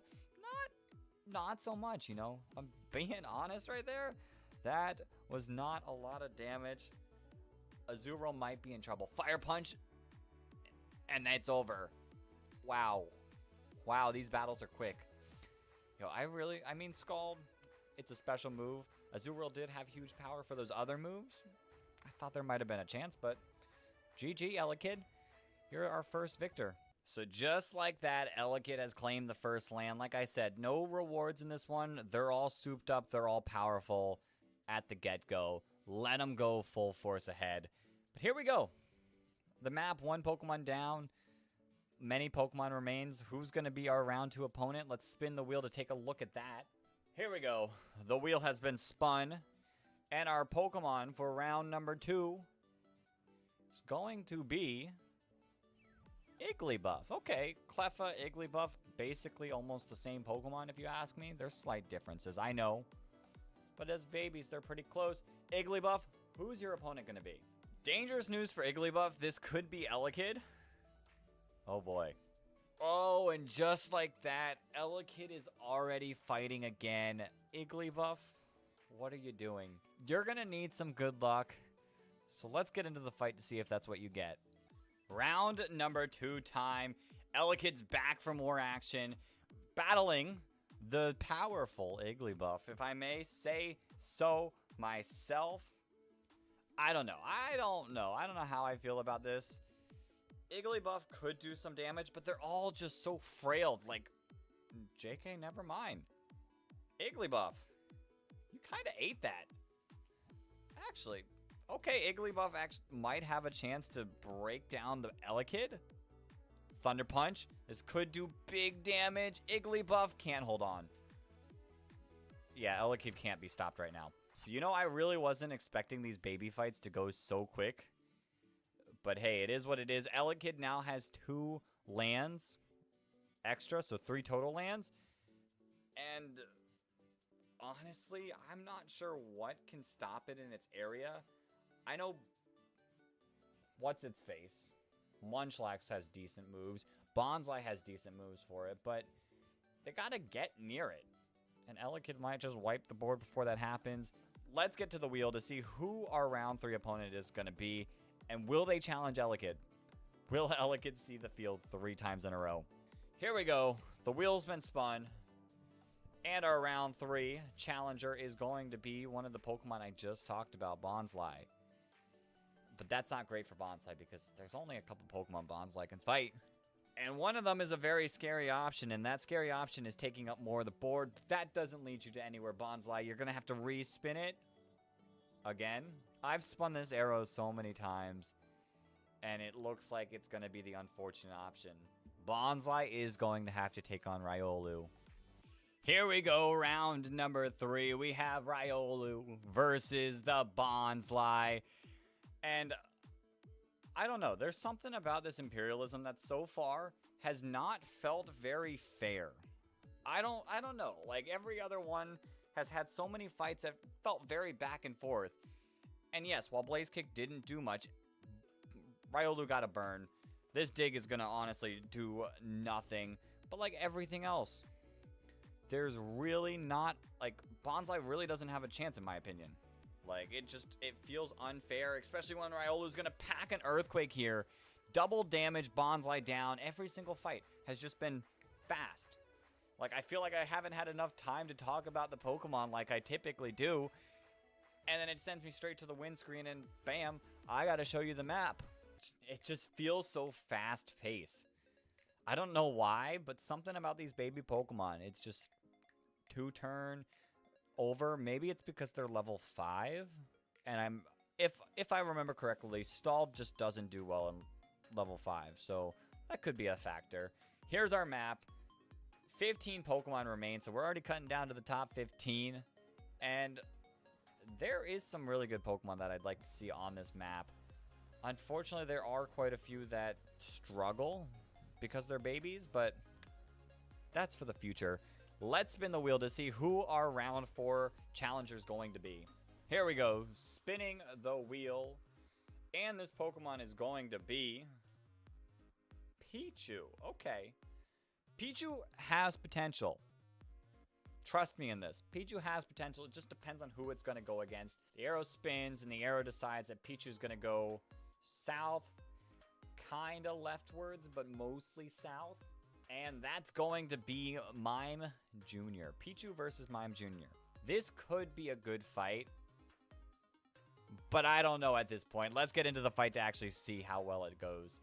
Round 4, here we go. We have Mime Jr. It's there. We have Pichu. And like I said, don't sleep on Pichu. It has Iron Tail for Mime Jr., which you might immediately go, hey, that guarantees Pichu's going to do amazing. But Mime Jr.'s ability is not bad. Pichu goes for the play rough. Decent damage. Mime Jr. responds with a Dazzling Gleam. Big damage. Okay.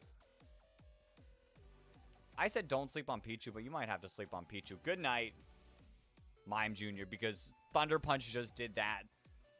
Like, these fights are so quick. I don't have time to speak.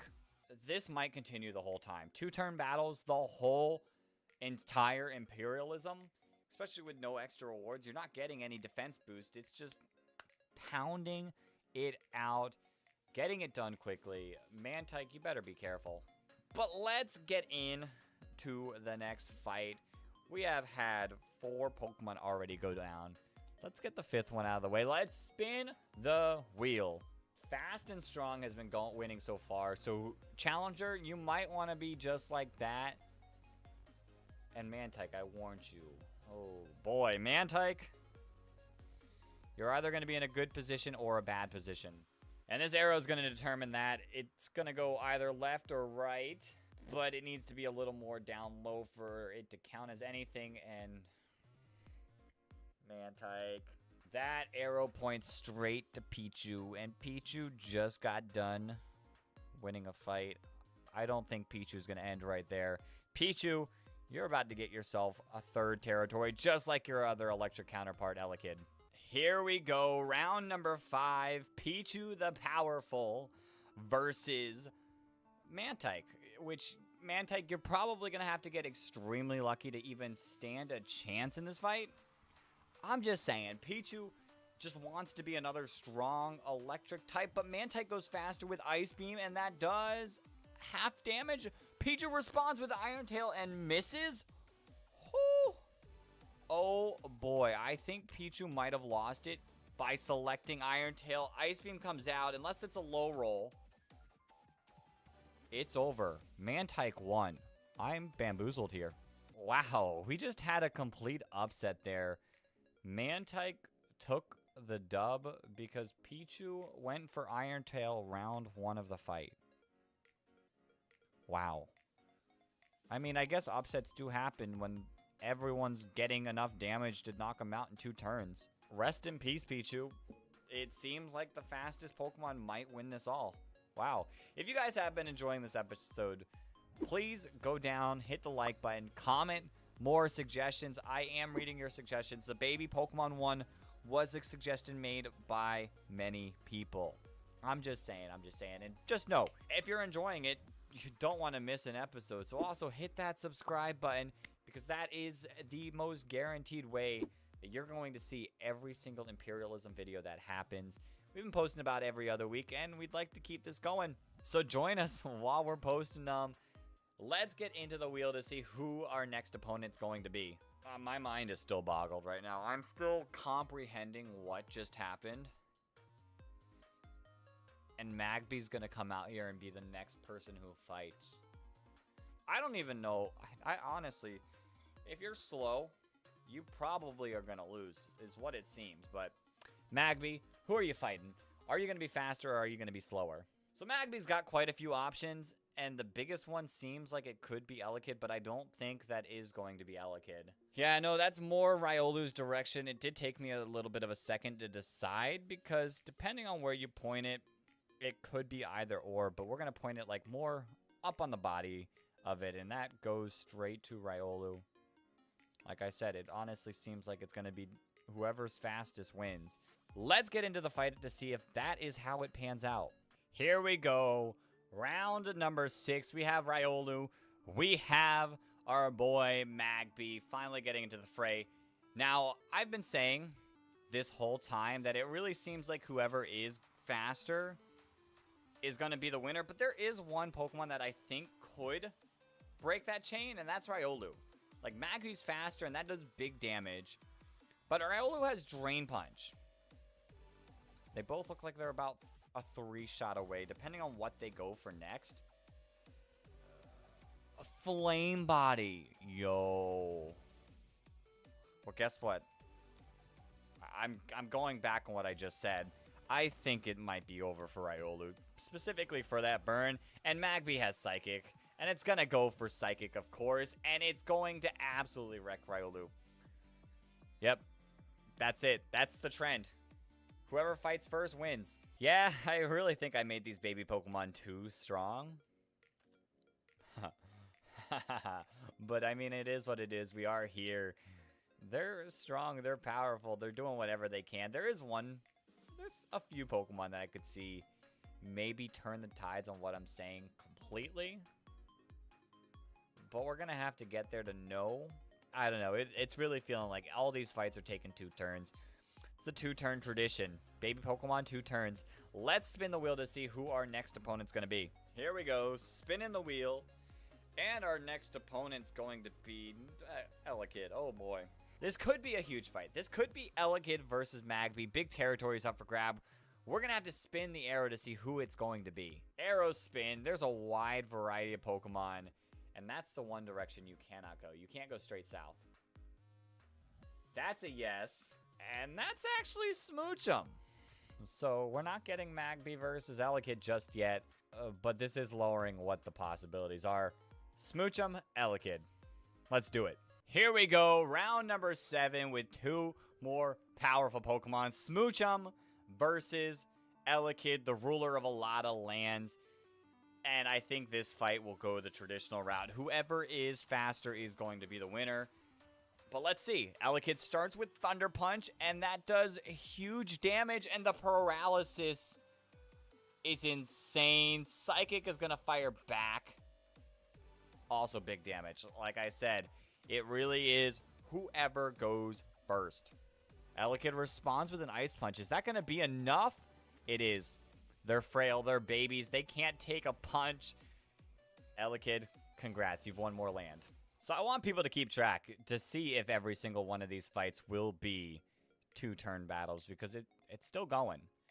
Elekid has 4 lands, all based off of 2 turns. Magby has 3, all based on 2 turns. But let's spin the wheel. Maybe we're going to have the Clash of the Titans going. Maybe we're going to have some new competitors over on the left. Here's the wheel. We're down to 11 Pokemon remaining. 11 babies. And oh my. Elekid. Can we see someone else for a change? I mean, there is a huge chance Elekid will be fighting someone new. And someone new it's going to be. We're going to have Elekid versus Badoo. Which, hey, Elekid, you might meet your match. You better not be throwing thunder punches against a grass type. Let's get into the fight.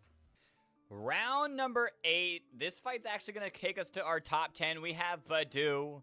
We have Elekid. And at first, I thought Badoo might have had a chance, you know? Like, hey, I mean, it's not the end of the world. I mean, it's a grass type going against an electric type. You think, hey, it might have a chance. But then I realized Elekid has strong moves like Fire Punch that might end the turn in 1 round. But Badoo lives, gets the poison. What are you doing back, Badoo? Giga Drain. I don't think that's going to be enough. You're going to restore a little bit of health, but I don't think that's enough to live another big ol' hit from the strong and powerful Elekid. I'm just saying. I mean, it was probably the best thing you could do. Elekid's going to respond with another Fire Punch, and GG, Elekid, with the most amount of lands, is making it to the top 10. I don't think we've seen anyone be this dominant since Garganacl. Most likely, and even then, that was like a late game come through. Elekid is just dominating the floor early. And close to it, I don't see a true opponent that could make it stop unless Magby's faster, which is always possible. I'm not too certain on their speed stats. It might be Elekid's game. Speed matters. It's a big VGC rule. I guess it's a big imperialism rule. Let's spin the wheel to see who our first Pokemon fighting in the top 10 is. We're down to 10 Pokemon left. This spin is going to see the fight. And hey, it's finally a new Pokemon. Unfortunately, it's probably the weakest of the Pokemon, and it's just because it doesn't get TMs. Which is unfortunate, because I like Toxel and Toxtricity. Toxel, who are you going to be fighting against? Now, Toxel could travel the seas and be the first Pokemon over to the left. And that is what we spun. Oh boy. Oh boy, a new Pokemon. Double new Pokemon. It's been a long time since that happened. Yeah, because that arrow does point to Happiny, which means Toxel is going across the map. We're seeing a Toxel, Happiny, 2 new Pokemon. And it kind of opens the branch for that left side of the map to get in to the action. Here we go. Round number 9. Happiny versus good old Toxel. And if I'm being honest, this could be the first fight that I see last more than 2 turns. Just because Toxel's weak. Happiny's not a strong offensive Pokemon, but Happiny's faster. Hyper Voice, like I said, that doesn't do as big of damage as you would expect, you know? And Acid comes off there, not really doing much either. So, hey. Happiny. Toxel's faster now. That must be a speed tie, right? Because I feel like Happiny went first for turn 1. Happiny responds with Shadow Ball. And there it is. The first fight that takes more than 2 turns. That's what we like to see. Yes, it's a speed tie. Happiny responds with a second Shadow Ball. Toxel lives. Gets off a Nuzzle. Oh boy. Oh boy, this might still be anybody's game. Let's see. Toxel's gonna go first, and it's gonna go for a flail. And that knocks Happiny out. Insane. Insane. I don't know if Toxel's gonna do that against anyone, but insane. To me, that was a huge upset. Toxel just doesn't have anything. The barely surviving and going for flail is what really got it. And Toxel Welcome to the far end of the map where you could be challenged by Munchlax, Togepi, Tyrogue. Almost the whole board could be gunning for you now. Good luck. You're the weakest one, but may you take it all. Let's spin the wheel to see who our next opponent's going to be. The wheel is spinning, and I just don't want to see Elekid. Are you kidding me? Are you kidding me? I couldn't make this up. Oh, I'm so sick of you, Elekid. You can't let anyone have the action for more than one turn. In my honest opinion, I think Elekid wants to take Magby down. And wait a second. Not quite there. Let's respin the arrow, and this time, oh boy. Oh boy, Elekid saw that Toxel got new land and was not happy about it. Toxel, good luck. You're going to need it because Elekid just destroys everything. Which that does mean Elekid will be on the other side of the map if he wins. Let's do it. Let's get into the fight because imagine our Conqueror just being everywhere. I should have been more fair to Toxel when I said that last statement. Whoever wins this fight will have the claim and will be challengeable by every single Pokemon on the map. It's just a true statement. It'll be touching the whole map. Elekid goes for Thunder Punch, and that does not a lot of damage. Flail from Toxel shouldn't do too much yet either. Toxel might have to wait a little bit before going for Flail. But I saw your plan. I saw what you were trying to get done, Toxel. And you're burned. Oh, boy. I think that might be it for Toxel. Whatever our boy Elekid decides to go for this turn will just be too much. If this was the Flail turn and there was no burn, maybe Toxel. But Ice Punch, there you go. You're gone. You're taken out. Round number 10 ended with Elekid seeing the map left to right, the whole thing. Now, Elekid can't challenge the whole map. It's just the fact that everyone else can go after Elekid, and with the position of it, it seems really plausible that Elekid could show up for every single match, regardless of if this wheel decides that Elekid's going to be the challenger. Let's spin it. Who is going to be the potential challenger to fight Elekid? Here we go, spinning the wheel. Our challenger is going to be...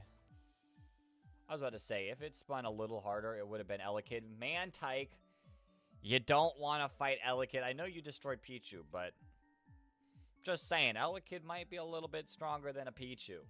Here we go. The arrow to determine Mantike's fate, and it is going south, a little bit to the west.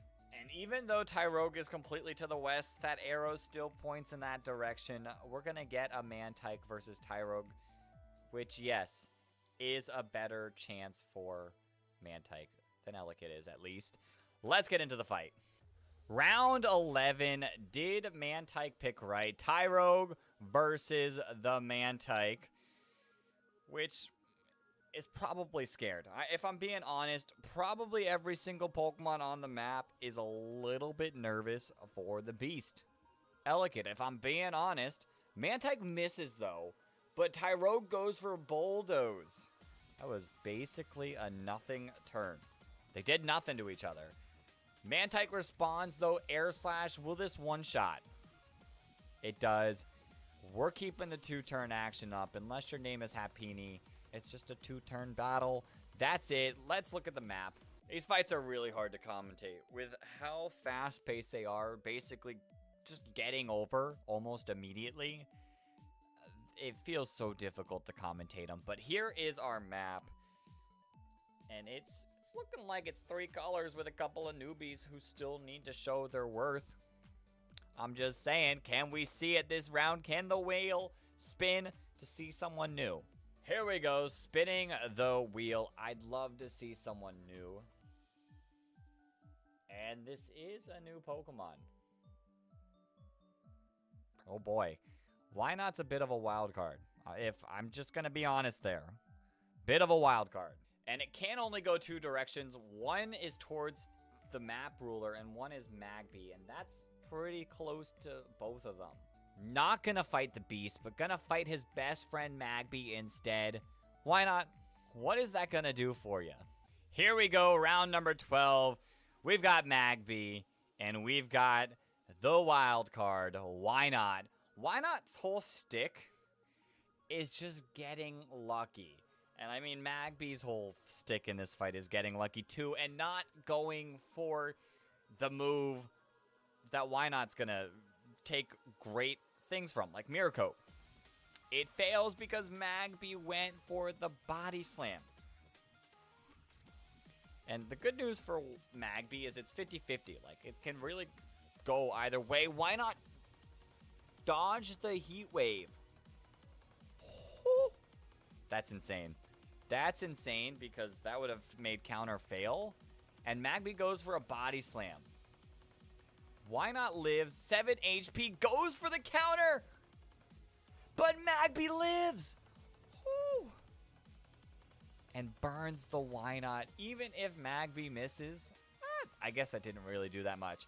I was going to say, maybe if Magby lives, Burn will finish it. But no, Magby, you still have to hit. And the heat wave hits this time. And Why Not goes down. That got really close because Magby missed heat wave turn 2. That fight was insane. And unfortunately for us, I think Why Not could have been one of the potential best things to take on Elekid. And Magby, its best friend, was like, no, I'm saving my boy for the late embarrassment. Here we go. Let's spin the wheel to determine the next round. Will the best friends fight, or will they continue to take on everyone? Here we go. Spinning the wheel. This fight will determine who makes it into the top 5, though. And we're getting a new competitor, and it's going to be Togepi. I don't even remember what Togepi's moves are. Like, I looked at them before we started this whole thing, but we've been going for so long. Togepi, who are you fighting? It better not be Elekid, or maybe we might want it to be Elekid. I don't know. I mean, it's got 2 choices. It's either going to be Elekid or Munchlax. That's no one. And that's someone. And that someone's going to be Elekid. Oh boy, Togepi, you're going to have to pull up everything in this fight to have a chance. Let's get into the fight. Round 13, going into the top 5, we have Elekid, the Destroyer. We have Togepi, the newbie. And I'm not too certain Togepi has what it takes, if I'm being honest. But hey, I could be proven wrong. Elekid goes for Fire Punch. That doesn't do much, but Togepi gets burned. Dazzling Gleam. See, the burn doesn't matter too much because Togepi's a special attacker. Okay, you know, that fight, it's been pretty even so far. Kinda. Elekid goes for Fire Punch again. We saw how much it did. One more will do it. Togepi goes for a Shadow Ball, though. And that doesn't do much. I, unfortunately, think for Togepi that it might be it, and Elekid might be the victor. Again, Ice Punch. And yep, just like that, rest in peace, Togepi. Here we go. Here is the top 5 of all of our Pokemon. We've got 2 people who haven't done a thing. Munchlax could put in some work. Straight up, but we have yet to see that. Cleffa is another one of those babies who are kind of just there. I don't have a lot of faith in Cleffa, but maybe we would have to see it happens. Mantike has done some good things. I don't think that's going to be against Elekid, though. Magby, also in the same position as Mantike, has done some things. I'm not too certain how it'll fare against Elekid, but hey, it could. They're best friends. They might not even fight until the final 2 to determine who is the better of the 2 friends. And of course, our Pokemon, who's been ruling and fighting in almost every single fight, has been Elekid. It is what it is. He's fast, he's strong, he does everything right. Let's spin the wheel to see who the first fight of the final 5 will be. Let's do it. Let's spin that wheel. Our challenger is going to be another newcomer, Cleffa. I know Cleffa can fight Elekid, obviously, but there might be a couple more options for Cleffa. Let's do it. Spin the arrow. So yeah, Cleffa only has 2 options. Mantike is a small option, and I don't think that's what it is. It's not. Oh boy, Cleffa, you're going to have to pull up all your tricks to have a chance. Let's get into the fight. Cleffa, Elekid. Round 14. Elekid back again, once again. Cleffa here to attempt to do something. You know, I will say the biggest thing this has probably taught is DMs might be a little too strong. Completely. Elekid goes for Fire Punch. Just the coverage is insane. Elekid's the burn master. Like, I think it's got a status in, like, at least half the fights. And Cleffa, you really didn't do too much damage there. If I'm being honest about that, that was kind of lackluster. Elekid's gonna go for an Ice Punch, and this should do it. Yep, rest in peace, Cleffa. Insanity. Elekid's tyranny just continues. We're down to 4 Pokemon left, the final 4. And we're starting to run out of options on what will and can take on an Elekid. And it's almost guaranteed there is a small sliver of a chance of a different fight happening, but it's almost guaranteed that Elekid is going to be in every single fight for the rest of it. I don't know how many fights it's been. It's got to have at least been 10, maybe a little less. 3 and 3, that's 6 fights right there. So maybe not 10, but it's felt like over 10. It's felt like the whole thing. Elekid, who is going to be your challenger? Or are you going to be the challenger? This wheel spin's going to determine that, and the challenger for round 15 is going to be... It was close, but it's Magby. And Magby can only fight one thing. There's no point in spinning an arrow. Let's show you on the map. Magby can only fight Elekid. I thought this duo was going to take it all the way to the end and not fight each other. But I guess good things do fall apart. Magby, Elekid, let's get it. Here we go, round 15. This fight will determine our final 3. We have Elekid, we have Magby. I thought they were best friends and they were going to go all the way. But it just, I guess, didn't happen. They are here to fight each other. Only one will make the top 3. And Elekid just did big damage, and the paralysis is huge. But the flame body back might be even huger, but Magby can't do a thing. Wow. Wow, we might have gotten a little too insane just in turn 1. What's going to happen? Elekid's going to go for a Fire Punch. And because of the burn, that really doesn't do much, but Magby is paralyzed again. And just from that, it really seems like the paralysis might be a little bit bigger of a thing. It all depends on how much this next move is going to do on Elekid's side. Thunder Punch does not kill Magby. The Heat Wave comes off and does massive damage, but I don't think that was enough.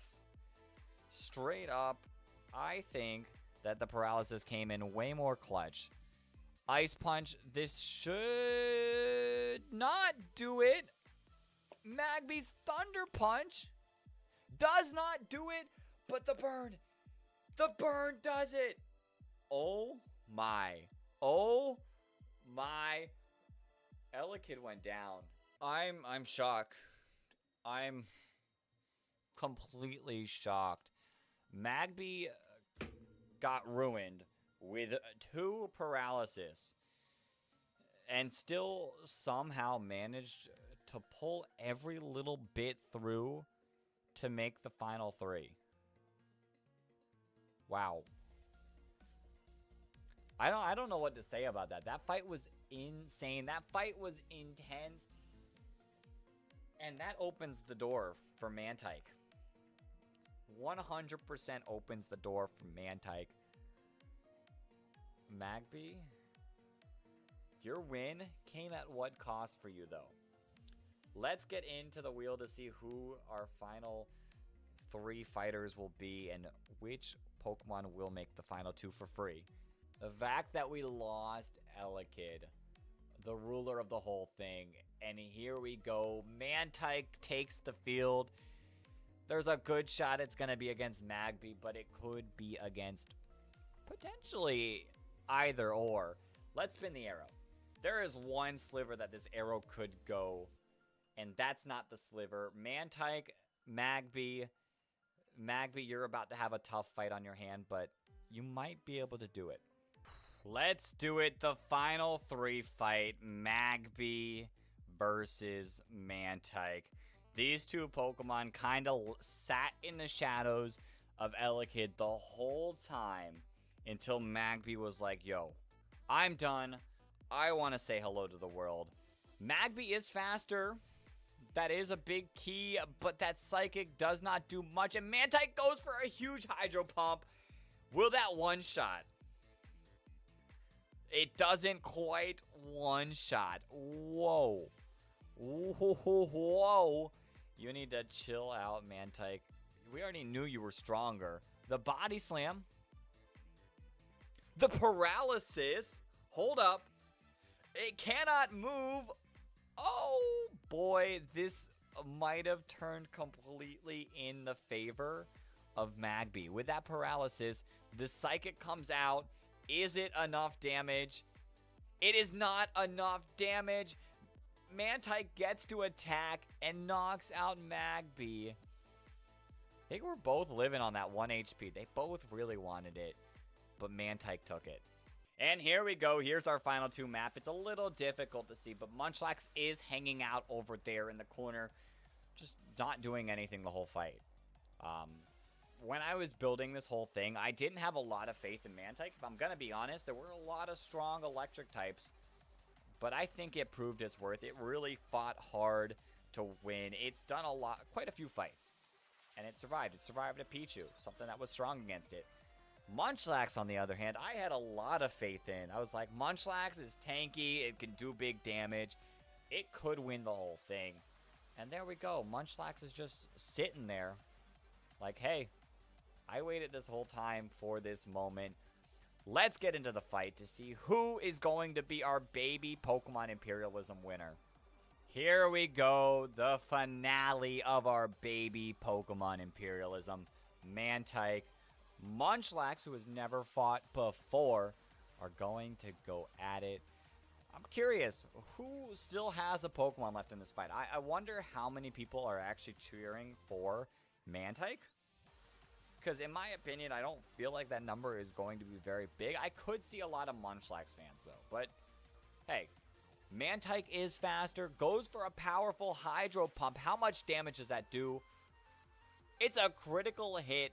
Oh, okay. Munchlax responds with a Rock Slide, though, and that's a 1-shot. Everyone else was like two shots to go. And Munchlax was like, yeah, I win. GG, I only need 1 move to win the whole entire thing. And yep, that is all Munchlax needed. 1 move, 1 win. Munchlax wins. Pokemon Imperialism Unova Edition. 16 Pokemon battle over the Unova region to see who can conquer it all. How it works. Here's a map of the Unova region. We're going to take 16 Pokemon and place them on the map. Each turn, we're going to spin a wheel to determine who's going to be the challenger, and an arrow deciding what direction they're going to fight. The winner of this battle will claim both territories and a random reward. We will continue to do this until there is 1 Pokemon remaining, claiming victory. Let's get this comeback going. Pokemon Imperialism at its best. We've got Unova Pokemon, 16 powerful ones to say the least, and some new rewards that are way more powerful and better than the old ones. We've upped it. We're gonna get it going. These Pokemon are strong. Trust me. So let's spin the wheel to determine who will be the first fight back. Here we go. Spinning the wheel. Our very first competitor is going to be Electros. Okay, he is, like, this whole, like, lineup is actually really strong. There's a few weaklings, but overall, I don't have a personal favorite on who's going to win this thing. Arrow spinning, there's a few options you have, and that is one of them. The arrow is closed, but I think it is going to be Cryogonal. Electro's Cryogonal, round 1. Bringing back Imperialism, bringing back the videos. Let's get right into the fight. Here we go. Let's get into the first fight. Cryogonal versus Electros, the challenger. Remember, guys, I am not selecting these moves. I know this is like a big contention in some of the videos. I don't select these moves. And I showed you guys at the start of the battle, I put the Pokemon, their moves, what they have currently, and I put a little percentage of what the chance of them selecting said move might be. That way it's a little more like transparent, like, hey, you guys see Freeze Dry. It's got that much percentage to use. Electros, Discharge. It's all that pretty standard stuff. It might get a little more different in the numbers depending on super effective stuff and all that. But you guys will always see no matter what. Cryogonal goes for the Ice Beam. That's huge damage. It is a critical hit. Electros responds with a Wild Charge. Knocks Cryogonal out. But hold up. Electros lives on 3 HP. That was a quick fight. I barely got to explain everything I wanted to explain. Electros is our winner, which means Electros will be the first one spinning this boosted reward wheel.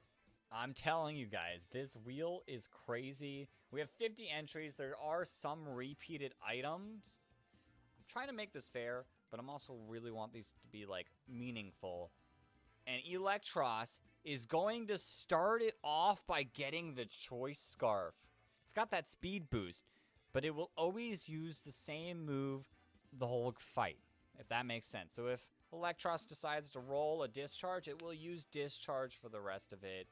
You know, it could go good, get that extra speed. It could go bad, but let's take a look at the map. 1 down, 15 more Pokemon to go. One Pokemon is already pulling away from the crowd, but who will that second Pokemon beat? Let's get to the wheel to determine who our next competitor will be. You know, Cryogonal could have done some big damage against the dragon, so these dragons better be happy that Electros did that. And talking about dragons, we roll Haxorus immediately. That is one Pokemon that did not want to fight Cryogonal. Haxorus, who are you going to fight? I think there is still an Ice type next to you, so you better be careful. So not quite, it's not touching, but it is going after someone, obviously. That someone is going to be Sawsbuck. It was kind of close. It could have almost been Electros fighting back-to-back, but that it clearly looks like to me it is Sawsbuck. So let's get into the fight. Here we go, battle number 2. We have Sawsbuck versus the great, the powerful Haxorus.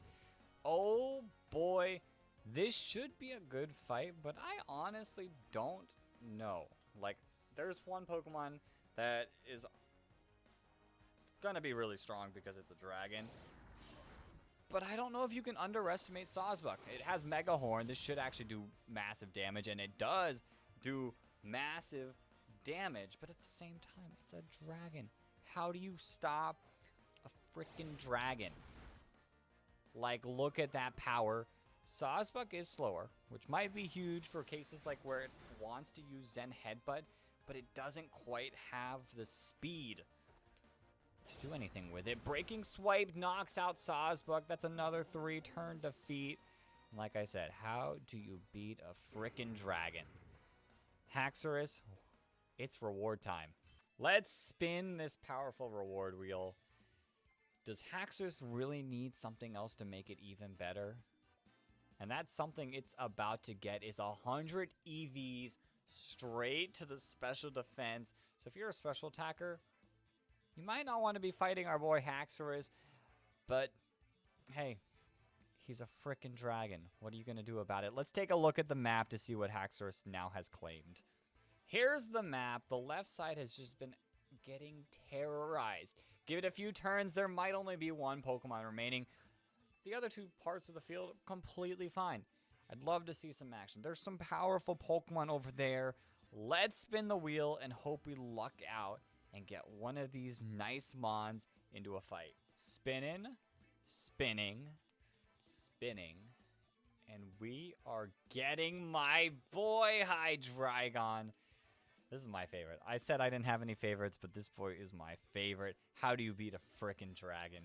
Especially when he's as good as Hydreigon. Okay, Hydreigon, who will you be fighting? It can only be downwards and to the left, and that is straight down. That is someone. That someone is a fish. Oh boy. We have our boy versus a fish. Let's get into the fight. Here we go, round number 3. We've got Alomomola versus the great, my boy, Hydreigon. And looking at the moves, I think it's pretty obvious who's going to win. But, hey, who knows? Hydreigon's faster, hits with the Dragon Pulse. That's big damage. Brian connects. That does nothing. I told you. I told you. There's really not much Alomomola could do. There's Pound. That's big damage. Brine still does nothing. Like I said, there's Pound, but really, out of all your options, is that what you're going to do? Try attack. This might just end it. Alone lives, but paralysis. What's going to happen? It's paralyzed. Just to throw some dirt into the wound. Alomomola. Alomomola. You could have done better. If it was anything else other than a dragon type, it's a frickin' dragon. How does one beat a frickin' dragon? There we go. Easy, easy, easy. Let's pull up the reward wheel now. Spinning, spinning, and our boy Hydreigon is going to get... Oh boy. Oh, ho, ho, ho, ho. 100 EVs in attack or special attack. I mean, if it's not obvious, it's going in special attack. And our boy is going to be a huge problem. And it's just going to deal massive damage. Let's go take a look at the map, though. Here we go. Finally, something on the right side happened. And it just happened to be another dragon. Right. Imperialism, you can chill for now. We are back. We are back. We are back. We're back. And that means it is time to get this shiny Mudkip. I am back from my food. I'm going to be honest. I don't think it helped that much. I'm so freaking tired, but we're going to keep going. My legs are super sore from all the squats. And that doesn't help either. But we're going to keep getting on, going on. Try to get this shiny. Maybe race a little bit more tonight. It's been a little bit of a quiet day, but a lot of people have been busy. Especially the people around me are kind of busy with dealing with the aftermath. So, like, no worries about that. Let's see. We're just gonna chill. We're just gonna chill. Gonna get the shiny. Food was good though, so that was a great thing. But yeah. Yeah.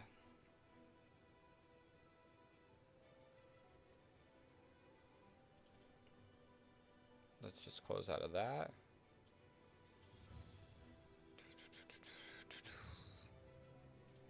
And reopen the playback.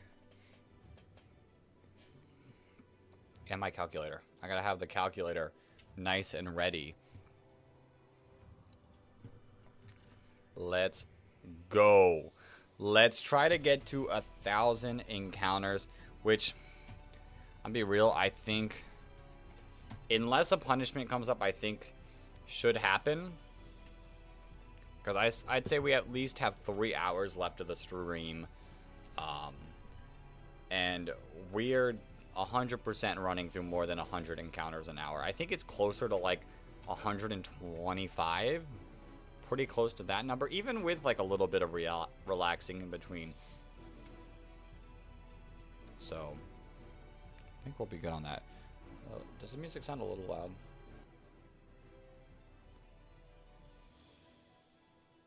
I want it to be too loud.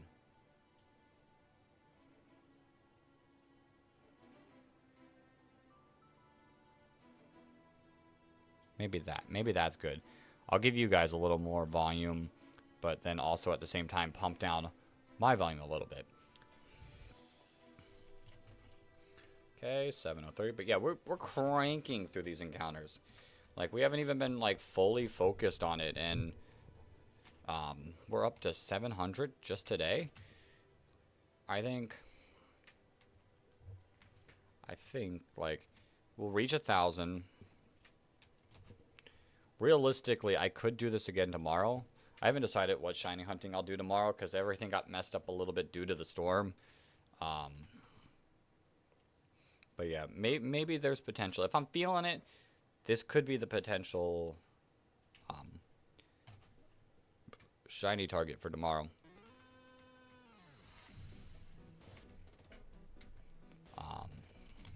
Yeah. I mean, other options, we could do Legends, because Legends got cut off a little short. But I don't know if I want to fully like commit to Legends hunting all day. I don't want to do Let's Go at all. Let's Go, how about Let's No? Let's Go is not an option. I don't want to deal with another Onyx. I don't know, it wasn't too much fun for me. I think it's something I can do. I don't really know if it's something. I feel like it is something that has to be streamed because I have to pay attention to the game. Like, that's gonna sound weird, but I think that's true. I have to pay attention to the game, which if I am streaming, then I can pay attention to the game, pay attention to chat. Like, that's not too difficult. But paying attention to the game and like something I do by myself would be like watching YouTube or watching a show or something. I don't think I could do the two of those combined. So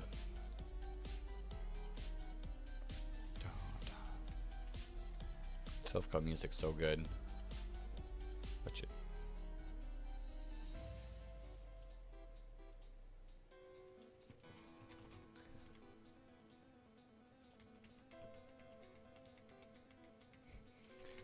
But yeah, so probably no Let's Go.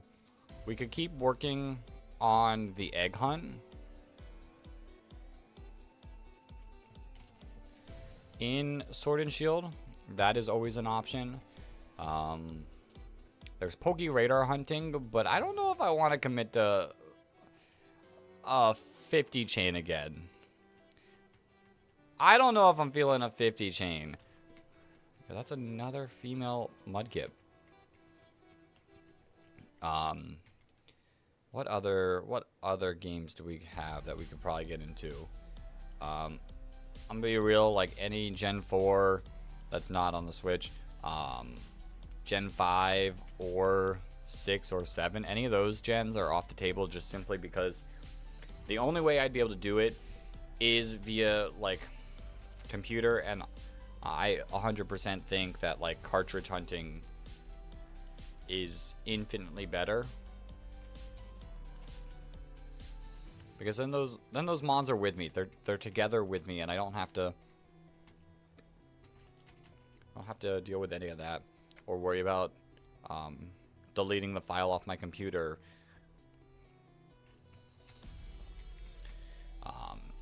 Then there's Gen 8, Sword and Shield, which we did talk about the egg hunting in that. There's Den Adventures, which I do like. Den Adventures are fun. I don't know. I don't know. Den Adventures take a lot of time to get them, though. There is attempting to get my first shiny via the Aura method, whatever, I don't even know what it's called, if it even has a name, because I don't think many people have done it, is the whole, like, knockout aura method that is in the base game. I've tried that, and I have yet to get a shiny. I've tried it only a few times, because it's a little complicated. Gen 9, we're doing the sandwich hunting for the final day to get some Paradox shinies, which getting the Paradox shinies is the cool part. Doing the sandwich hunting,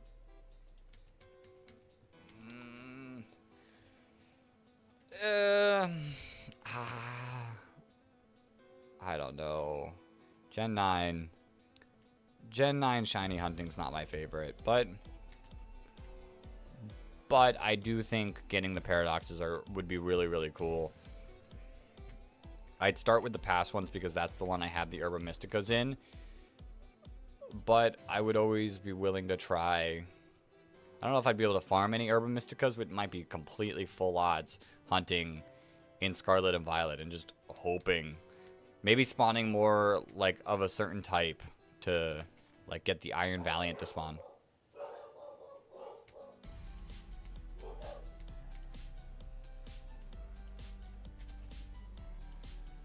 In that one area.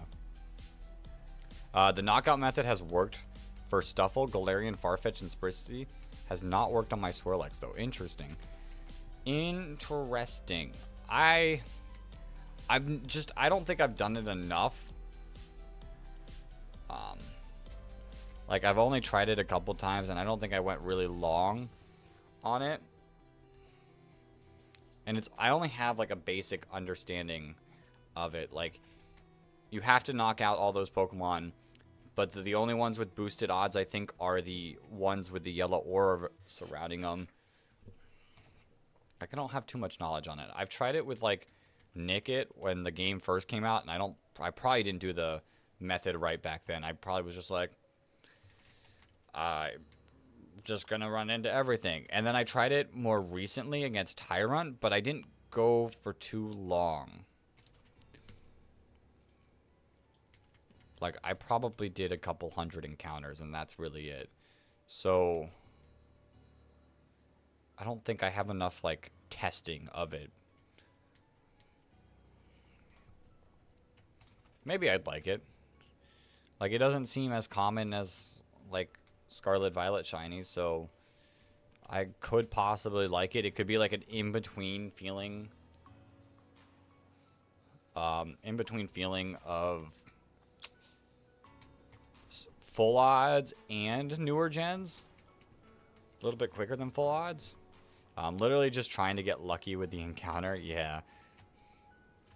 It's an interesting method, but I'm pretty sure like the more you defeat like you get boosted chance of getting the aura encounter. I don't know. I think I also like quickly tried it with Zigzagoon too, and I didn't have too much luck with it.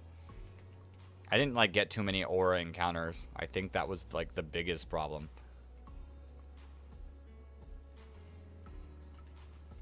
So there are some options for what gets done tomorrow.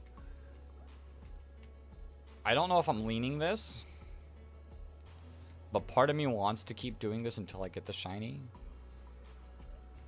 Like, it's just my desire is to get this shiny right now, and that's all my mind can think about getting.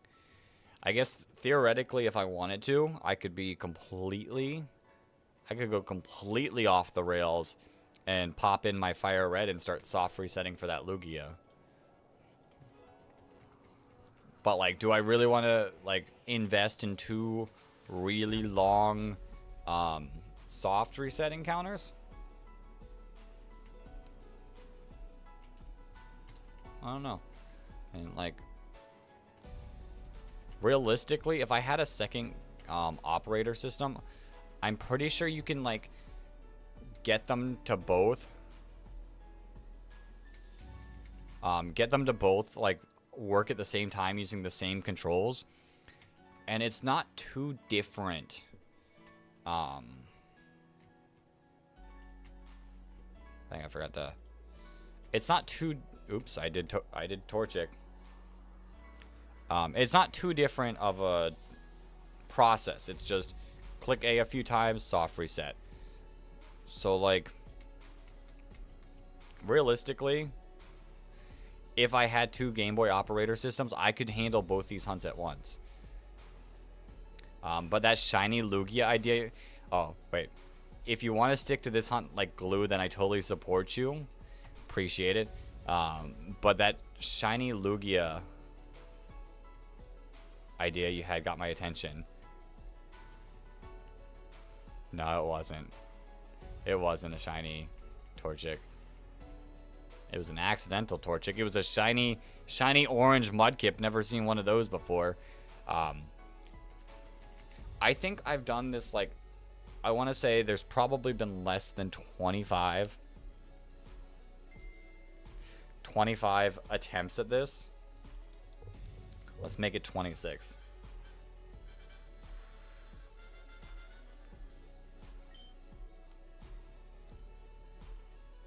Although, I guess it isn't quite the same. I don't know if I would be able to do both of them at once, because for this game, you have to, like, go through the memories.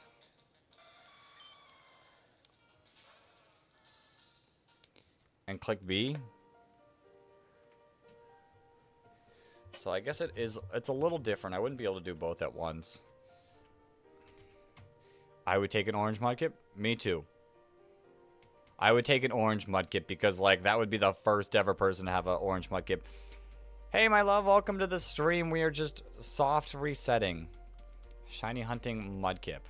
Where I just open the game, check the pouch, check the Mudkip,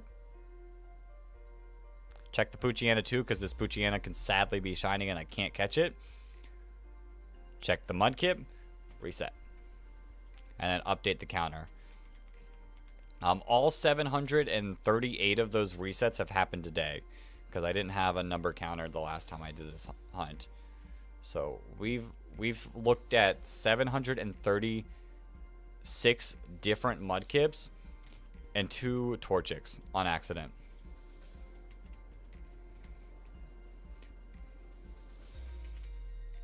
And we just sit here, hoping for the 1 out of 8,192 to pop up. Oh snap, is that the plan for the rest of the night? Yeah, it's what I've been doing all day. Because I was so ahead on the Nuzlocke that I was like, I don't have anything to do on the Nuzlocke today. Like, I need 2 more days worth of stuff with 3 days. So this is what I've been doing all day. And it's what we'll be doing for the next, like, 3-ish hours. But it's, like, very relaxing, this hunt. And I don't mind it. It does make me a little tired feeling, because it's like there's not much to think about. But, like, the hype that when this Mudkip turns pink will be amazing. But yeah, this is all we're doing for the rest of the night. But people have been popping in, which have made it, like, a lot easier, because it is just relaxing, and I can, like, easily respond to the chat, go on a nice little ramble, and just talk about stuff. Like, we talked about YouTube earlier to me, Random, and a few people. And it's just, it's easier to chat, easier to keep an eye on things. Luckily, since I had to restart my computer after the internet went bad, I have sound. I have sound right now. I can listen to the music. So that's nice. It helps. Until this turns pitch quiet, because for some reason the music stops working. That'll be a little upsetting, but until then, we got music. I can hear if one person wants to come in and get us to give us 1 penny.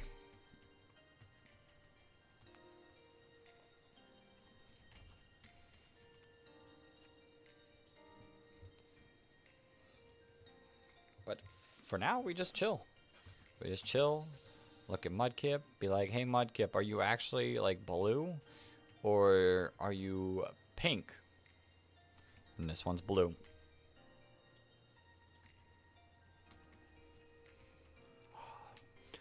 Like, and the other thing, like, that's really odd, I don't know if it's because we can, like, run through so many more encounters, but I, like, the Onyx hunt, and, like, even maybe, like, a little bit on the Elekid hunt, I just was, like, I kind of eventually got a feeling of, like, where's the shiny? Like, come on, shiny, you should be appearing any second now. I don't feel that way at all for this hunt. Like, I am still less than 10 times under odds. So, we still have 10 times the encounters to go before I have the ability to start feeling that way.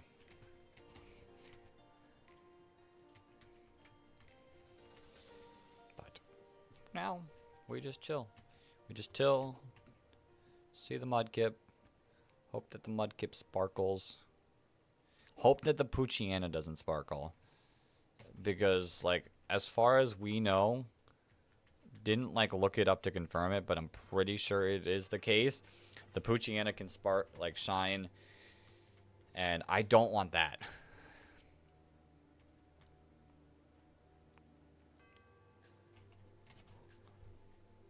Most people probably don't want that. Because that's horrendous. Like, I know some people do hunt for impossible to catch shinies, and those people are psychopaths. Me personally, I'm gonna stick to the hoping that the Mudkip is the one. I know people have said that, like, I know people say this is, like, this works for soft resetting in Sapphire, and it's Emerald that's the one that's broken. Part of me, like, it probably shouldn't be worrying, but part of me is worried with the sheer amount of, like, female Mudkips that keep, like, being chosen, because it's not 50-50. It's, I know the starter genders are not 50-50 because they don't want you to have a higher chance to get females because of breeding purposes. But the part of seeing so many worries me that for some reason I feel like small part of me feels like the playback thing is broken and I'll never get a shiny using this. But that could just be like thoughts in my head. We do what we can when we can. Yeah.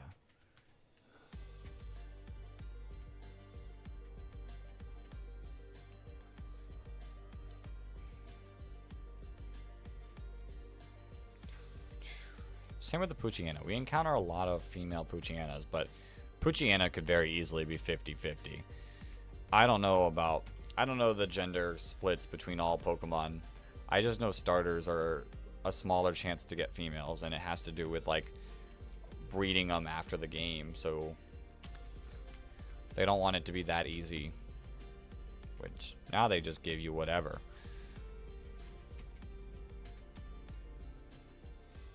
Mud. Yep.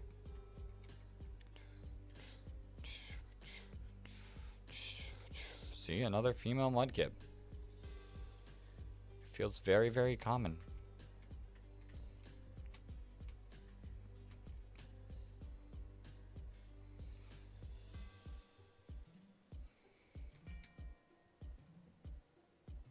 This one's a male, though.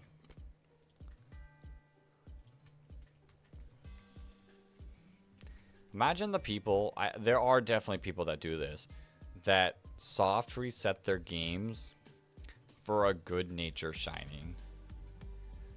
Like, I know there are people out there who are that crazy. But, like, if I get a modest Mudkip, I don't care. I don't care. I mean, water moves will get powered up, which is real nice, but like Earthquake gets weakened. Cool. Cool.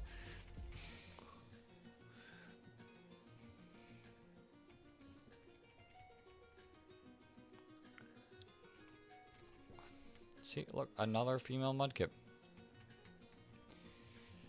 What if I'm not going to do this?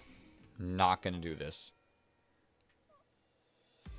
The people that I've seen do this do it with RNG. What if we made this a shiny Nuzlocke? And I have to shiny hunt on every single route. I'm not going to do it. But what if?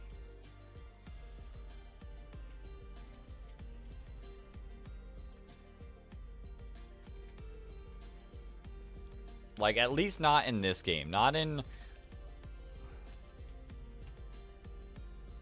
Yeah, everyone has different priorities, which is cool, but hopefully what we hunt for is worth the time. Listen. It Sparkly is worth the time to me. But, like, not... I would not shiny Nuzlocke in a game with these odds. One, because I don't really want to do the RNG stuff. But the fact that it would take an insane amount of years, like, you'd have to start, like, years ago, and then just you're like, yeah, this was me 10 years ago, at the start of this challenge, hunting for shiny Mudkip. And then you're like, okay, 2 years have now passed, we have finally beaten Roxanne. We finally made it there. We beat Roxanne. Our shiny Mudkip unfortunately fainted, so we had to release it.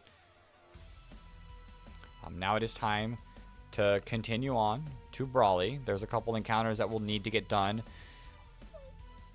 3 years later. Guys, we have finally beaten Watson. It was such a tough fight. We lost almost the entire team of our shinies, but we are here another 4 years later. Okay, guys, we have finally beaten our father.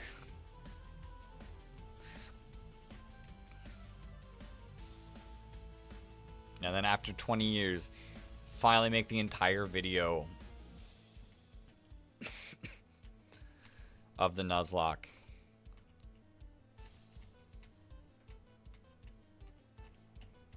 I think the other way, like if you really want to do that, you get multiple copies of the game.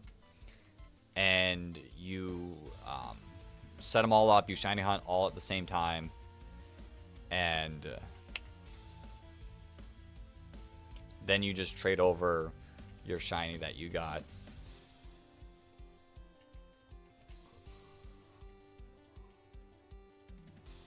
I think that'd be the only way to do it, to make it not super amount of time, and then you just like add like +5 encounters per thing.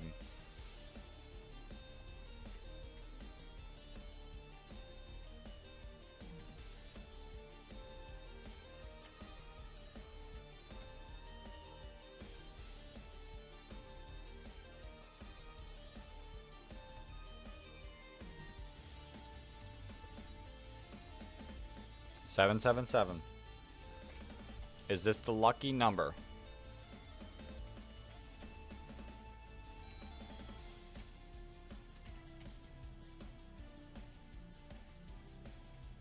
Dun, dun.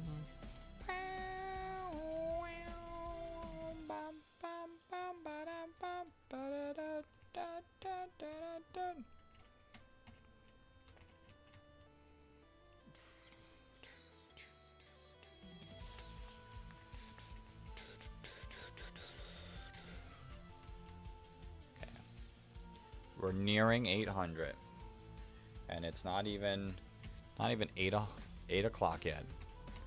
Told you, we can get through. We can get through at least 100 every hour.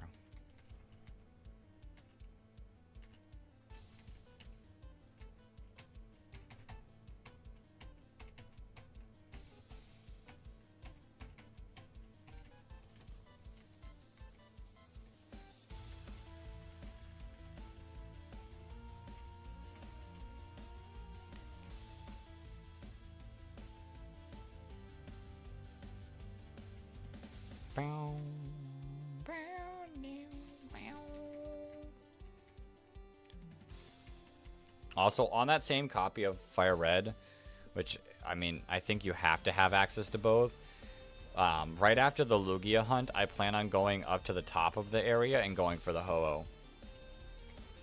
One after the other. Get it done.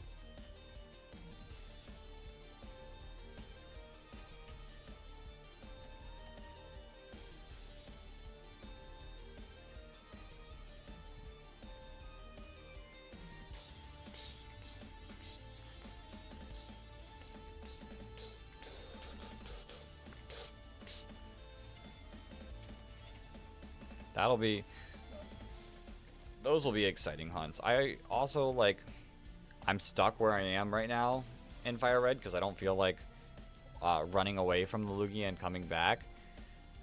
I would just like to just run in the grass and I guess technically, like, random encounter. Oh, I guess it is random encountering, but random encountering a shiny.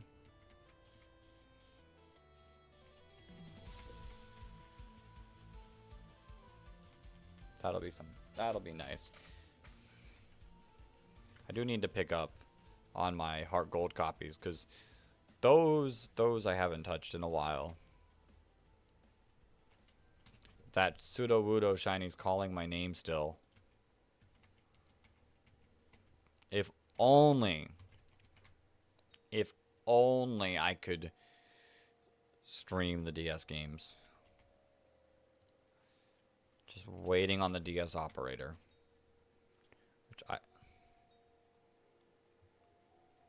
Definitely legendary goals right there. The stuff we dream of, we turn into reality. Exactly. Exactly. And it's like, it's kind of been like a new thing, the full odds hunting. Like, me doing it in Heart Gold and getting that Cyndaquil in 15 soft resets, like, definitely was like, this seems fun. And then the running in the grass for quite a while that turned into the shiny Rattata. I was like, okay, this is really, really cool. And then I took a while and I headbutt treed for Heracross. Like, it was a lot of fun. And it's like kind of a shiny badge quest, but at the same time, if there's something that I want to get, I'll hunt for. Like, I will hunt for Eevee in that game, even though, like, I've already, like, I'll get the Sudowoodo, and then I'll get the Eevee. The Shuckle soft reset. Pretty sure that can be shiny. I hope it could be shiny. The legendaries in that game. And since I have Soul Silver too, I can trade over the, like, a Kyogre and Groudon respectively to each other to unlock the Rayquaza hunt.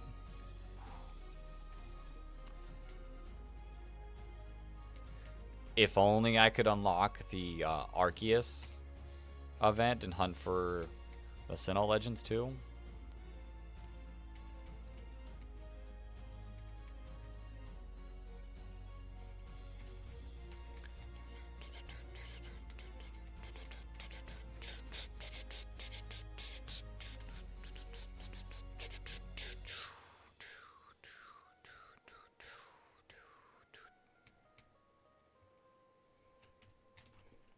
Nope. Nearing 800. Right about. Pretty soon. Could hunt for... That is true. I could hunt for that. I've tried it a couple times. Was my character there when I started BDSP the other day? It might have been. I've tried that hunt a couple times. Just, like, pop in, flee... It takes a while to set up, so it's like one of those hunts that, like, if you're going to commit to do, like, that will be the last time you touch the game is just for Arceus. Because it is a bit to climb all the way up there, activate the event, and hunt for it, but it's a future potential hunt.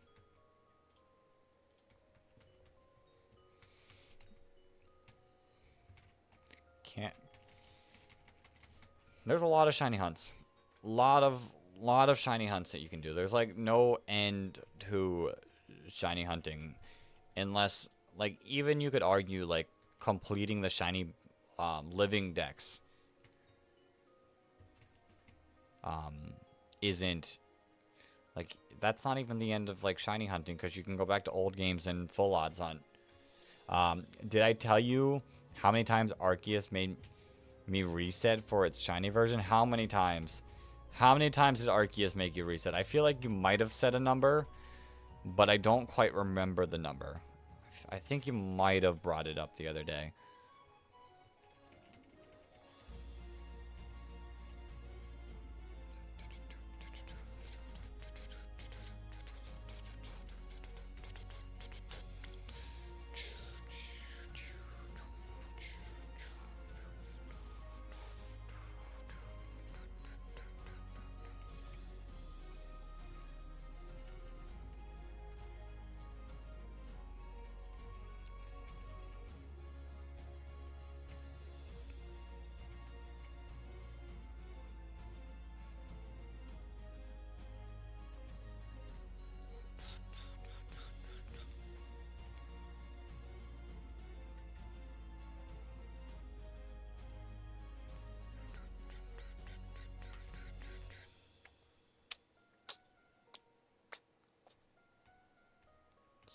Not a Poochie. It's not a Poochie and a shiny. Under 5. Mudkip 805.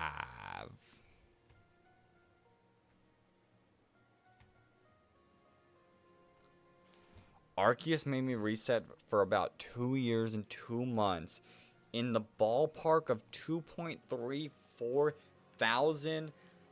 thousand resets. I wish I was lying. My Arceus. So to my lord, my Arceus. That's insane. I don't know if I have the mental fortitude for that. Like, part of me, like, outside of that hunt, like, as the person, I could be like, I don't know if I could do that. I don't know if I could handle that.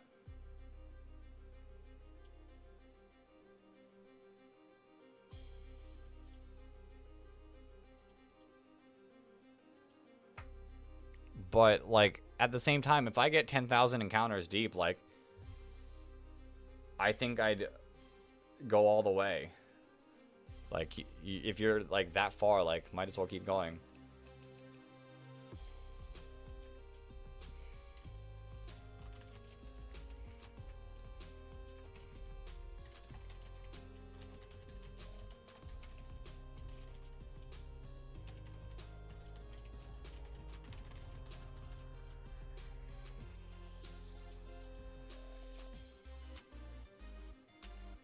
Like, it's like,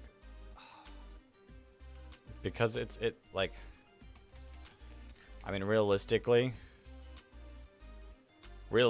like, any of these hunts could take 23.4k to get to. Like, this Mudkip could take tens of thousands. Like, it is an outlier. It is an outlier, but at the same time, like, outliers exist on both ends, and someone has to be the outlier on both ends. Like,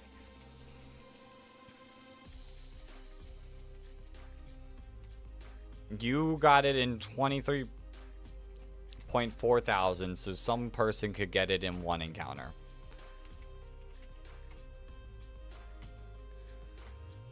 Like, they kind of all balance each other out. I don't remember. I had a friend who I know did it for a video. I don't remember how long it took him. I think he had it fairly easy. I know he talked about it a lot, tweeting wise, but I feel like it only took a couple weeks.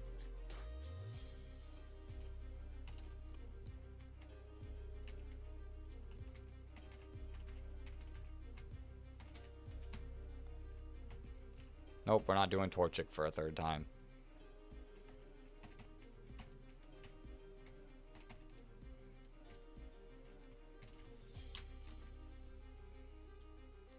Luckily, these encounters are pretty quick. So, like, even if it does take 10,000, 20,000, like, we've sat here, like, we're getting, here, let's see. Like I said, we're getting about 125 per hour. So, 10 hours. 10 hours would get you 1.25k. 100 hours would get you 10k. I guess that still is a lot.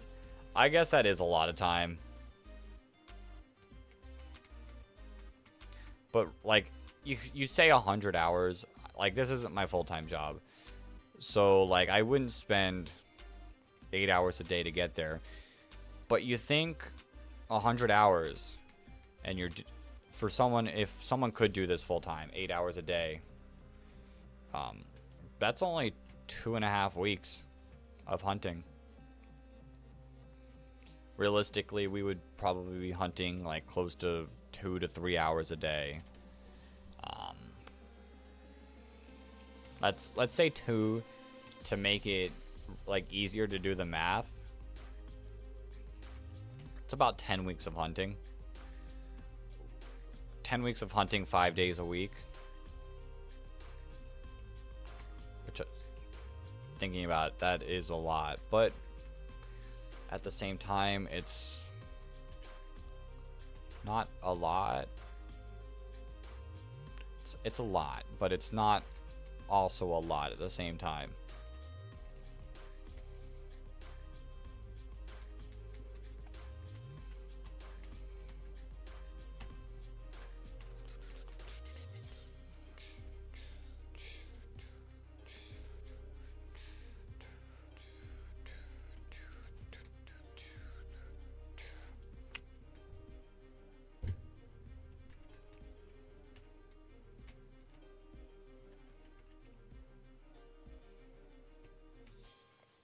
But realistically, using that time, like doing a shiny badge quest would take over a year for someone. If they like did at odds and only streamed for like 3 hours a day, 5 days a week, it would take someone a year. A little more than a year to do a shiny badge quest. That's some wild thoughts.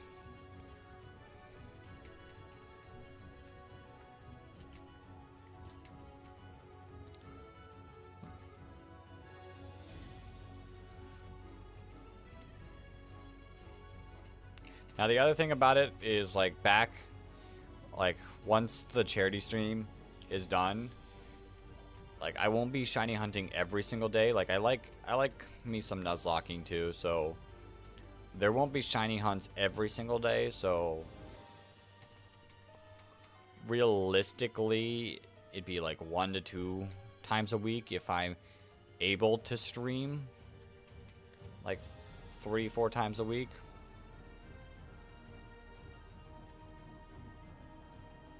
So I'd probably be aiming closer to like 1,000, 500 to 1,000 encounters a week. Right?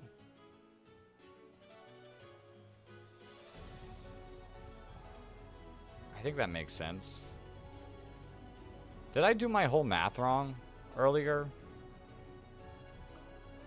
I might have done my entire math wrong about it taking 100 hours to get to 10k. Hold up.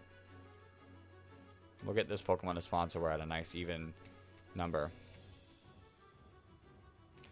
There is a certain ground dragon type that needs defeating in Dynamax Adventures. I want it, but I 100% would need to set up a stream event for that thing. 1, to be mentally prepared for it, and 2, to gather the people that would be willing to help me and be smart about helping me.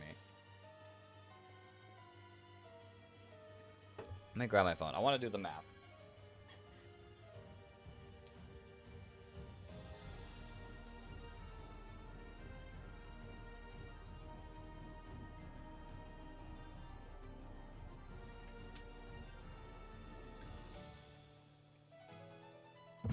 Let's see. Okay.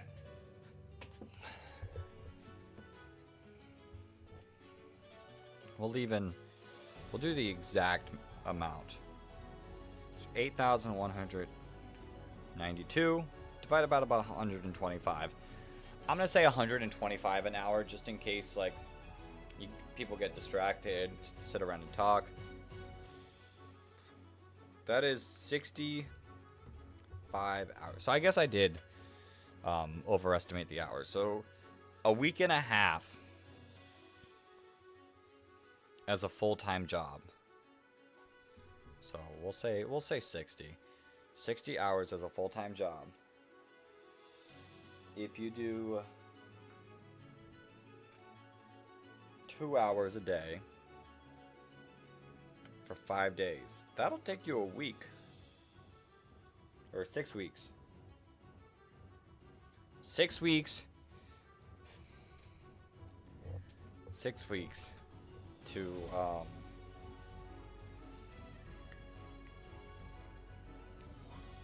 6 weeks at 2 hours a day.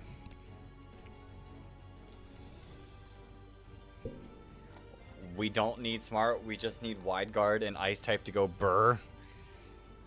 Yeah, but like, we need people to be smart enough to take the wide guard Pokemon and the ice type. And not completely throw by using swagger on it.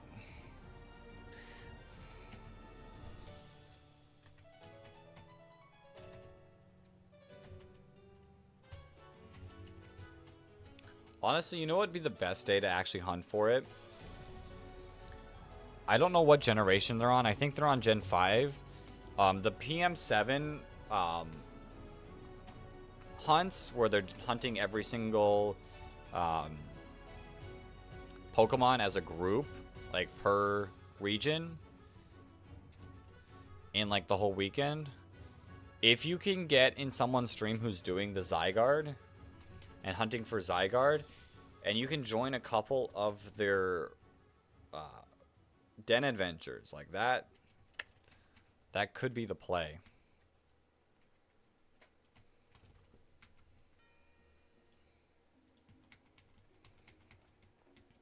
Maybe one day. Maybe I get to join one of those.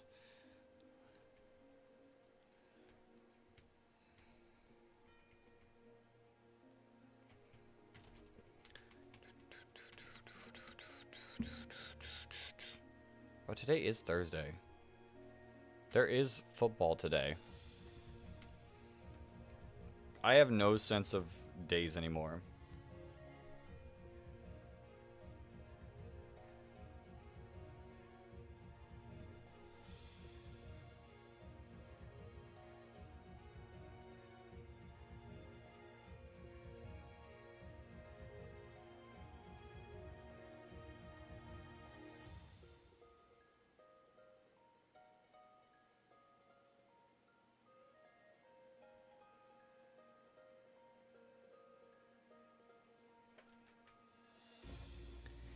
You will be a part of the Shiny Zygarde Club and part of the Shiny Mudkip crowd as well. We gotta see. It's just den adventures can be rough. Although I do wonder when they do the Gen 6 part of the event, they will probably mostly be doing den adventures with other people doing it to have a higher chance of getting into gum. So maybe it wouldn't be easy to get in there.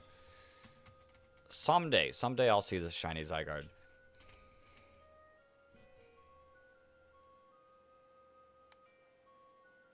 Someday.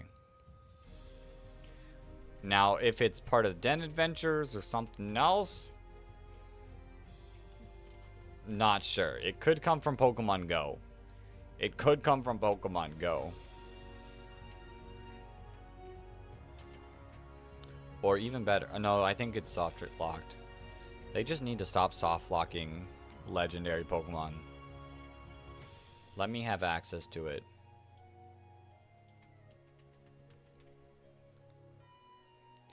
Teamwork, the dream work can make the mighty Psyker look like a silly snake. It could. It could. Me and Charlie have tried it a couple times, and we've gotten close so many times where we just like barely lost because of our teammate or something. I'm sure she'd take part in it.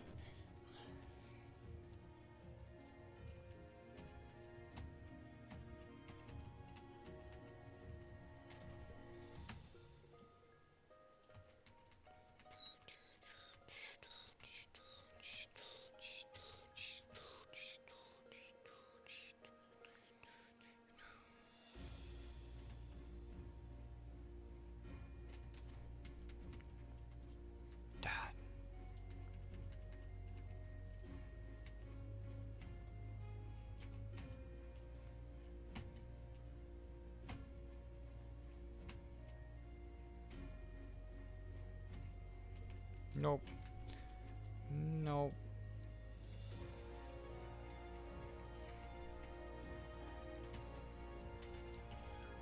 We keep going. We keep resetting.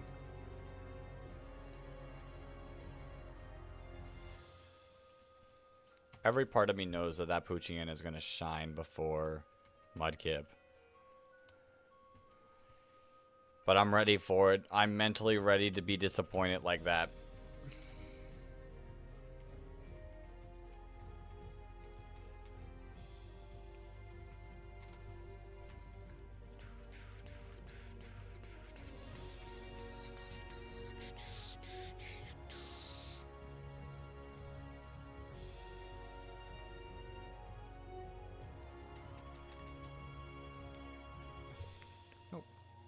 No Poochyena, only Mudkip.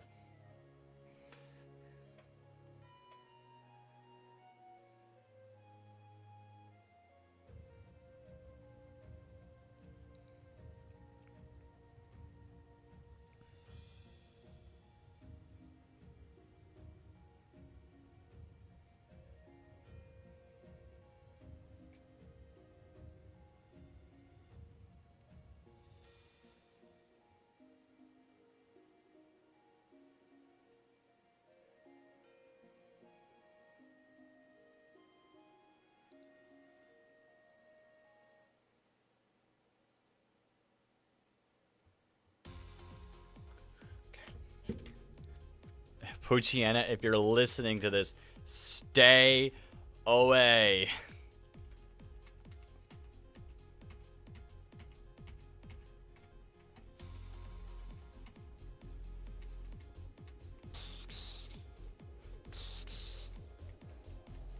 We can be reasonable about this. Let's get the shiny we can keep rather than the one we can't.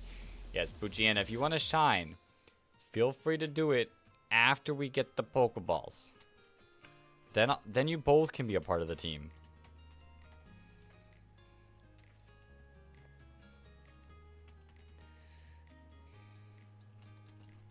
I know Poochyena, you want to join the squad, but you gotta relax. You gotta wait your turn. Mudkip has to be the one first. You have to let us beat May with this Mudkip without sparkling. And then, as soon as we touch the grass with Pokeballs in our hand, shine away.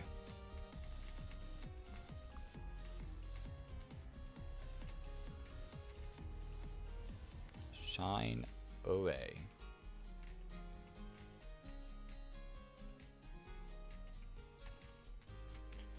$8.45. $8.45. We're like less than 10 times. We're less than 10 times there to odds.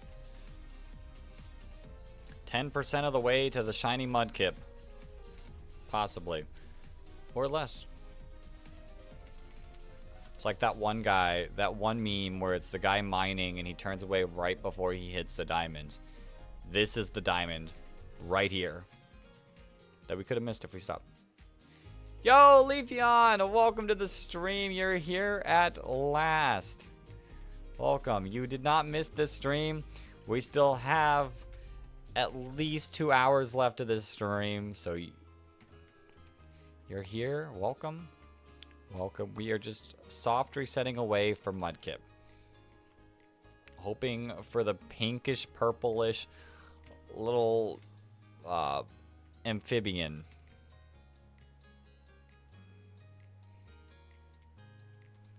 Not hoping for the dog. If the dog decides to shine, I will go back through the tier list and I will put the Poochyena in Onyx tier.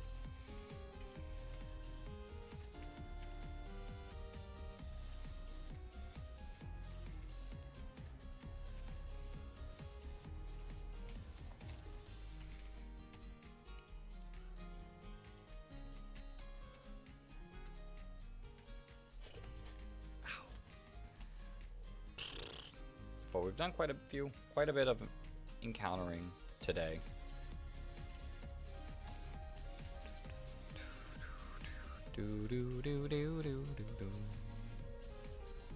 You can do it. You'll hear that sparkle sound one way or another.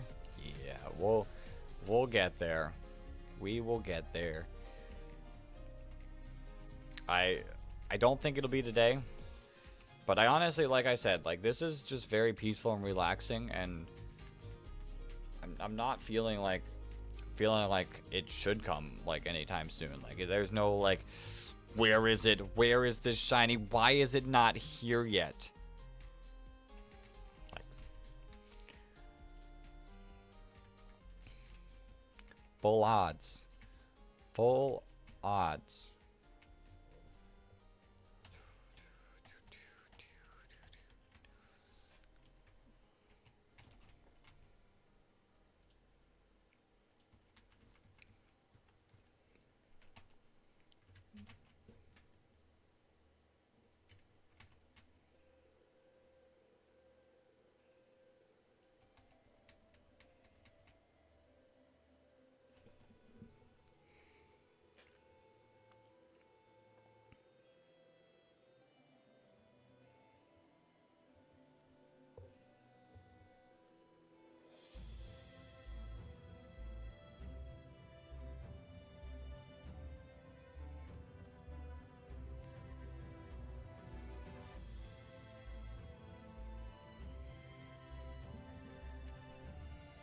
Okay. 855. 855. I do find it like kind of wild how many encounters we've done today.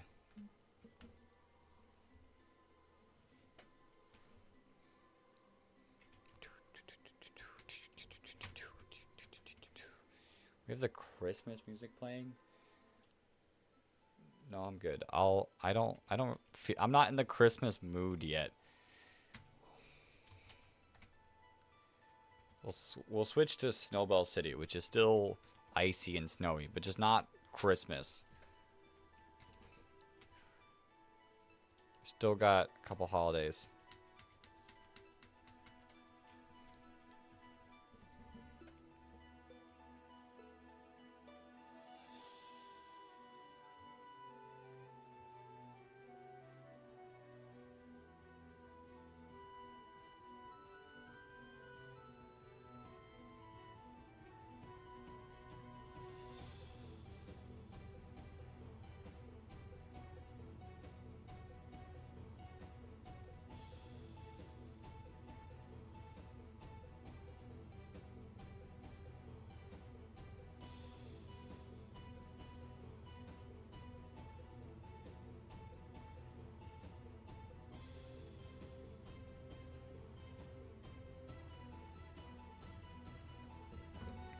Gonna pop out for now, but good luck. Have a good day. Have a good day.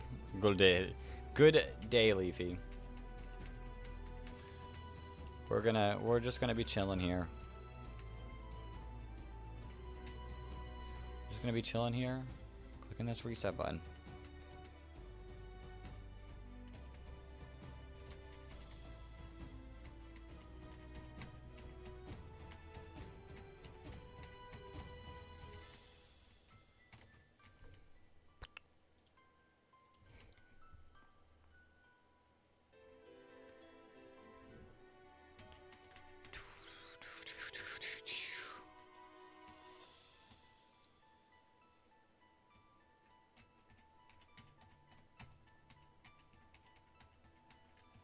Okay, nothing. 860. I think I'm. Oh no, I still got some grape soda left. Wait, let me run through this encounter first. Let's say I think I'm out of grape soda, but no, I have some more. And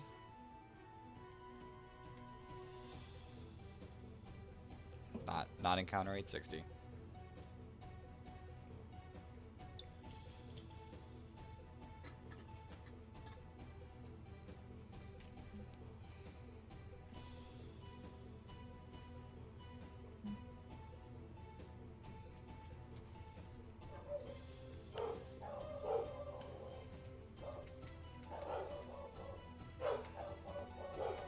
Barking, barking, barking.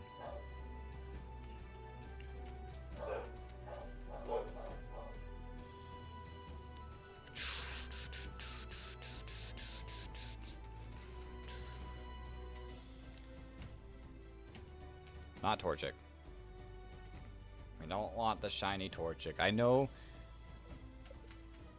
that they're... I won't be disappointed, but I have a feeling that one of the times, like, if I accidentally click it too much,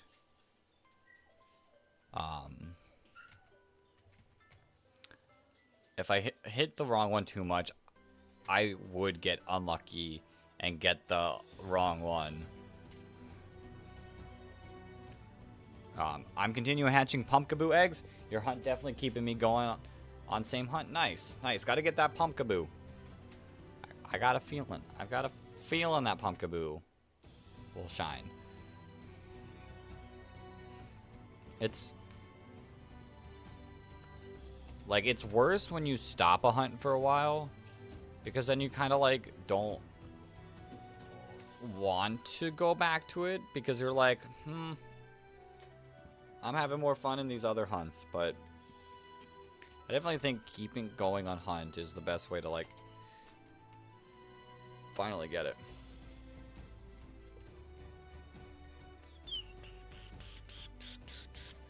You don't want to be away from the hunt for too long.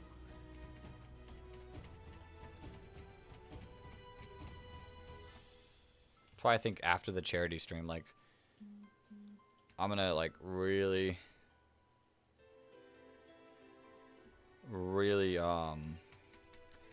try to continue this hunt at least once a week.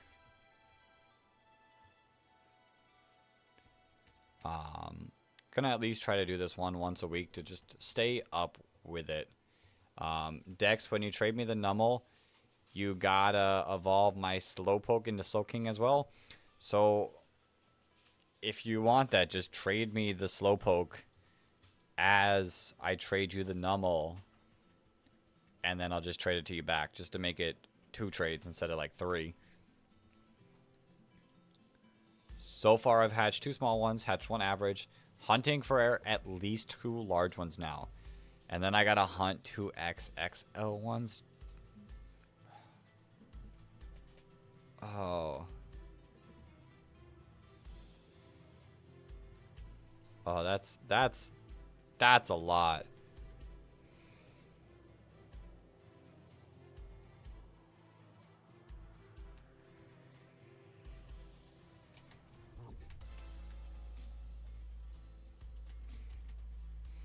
Anyways, I made my anti-Garchomp propaganda. Oh boy.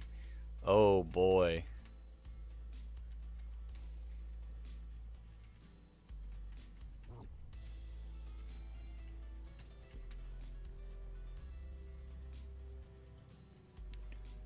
I think Fly Guy, and I think you missed Leafeon by just a bit.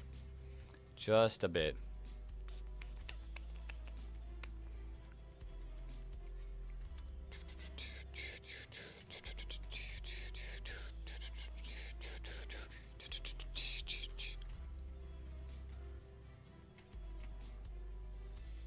Bless this Mudkip. Bless this Mudkip.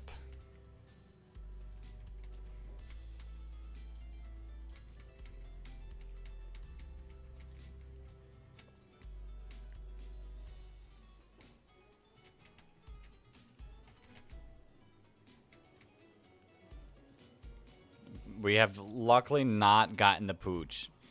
yet either. We're trying to keep the Poochyena away.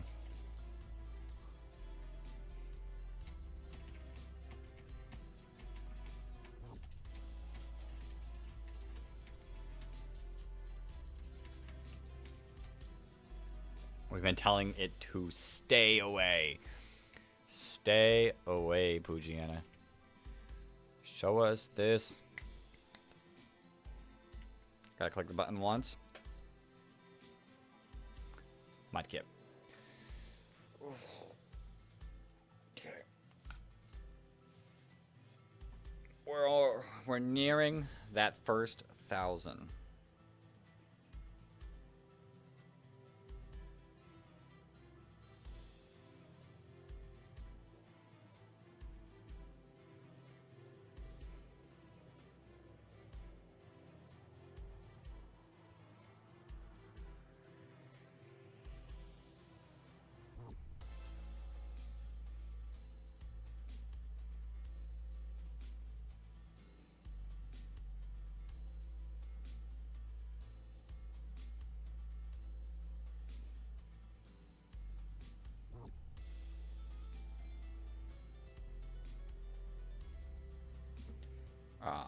Well, I'm getting all the Pokemon I need for the team together. Okay. Sick, sick. I don't know exactly when I'll be able to trade you the Numel. Because I think, like, I do have to spend a little bit of tonight getting the stuff in Sword and Shield to us after the stream. So maybe I might have to end the stream, like, at 10 o'clock instead of, like, 10:30. Because I gotta get those our Nuzlocke mons transferred over so that they're ready, and I think that's gonna take me a little bit of time. And then if I had the time, I might try to get some of this pure Scarlet and Violet like ones.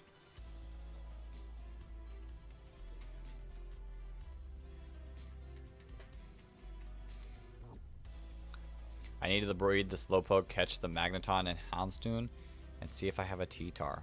Oh boy. Oh boy. You still got a bit to go.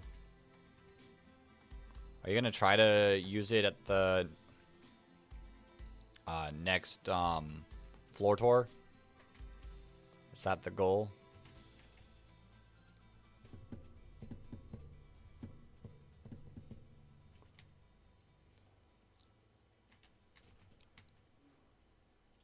$881.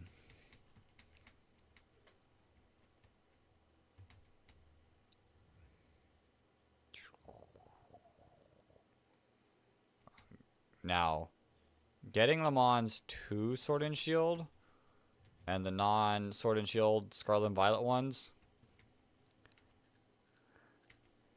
are going to take a while, but once we beat Sword and Shield, any of the Mons that can be transferred over are going to be fairly easy from Sword and Shield to Scarlet and Violet. Like, that one shouldn't take much time at all.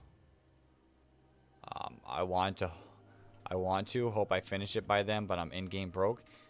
Get on the lotto machine. I'm telling you.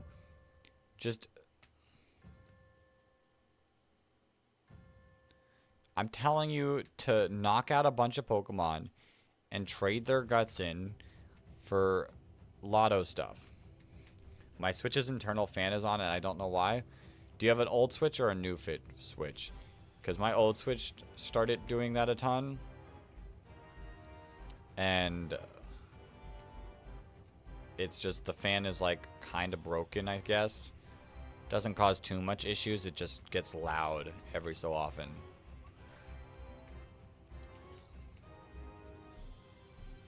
Whereas like my new Switch like rarely does it.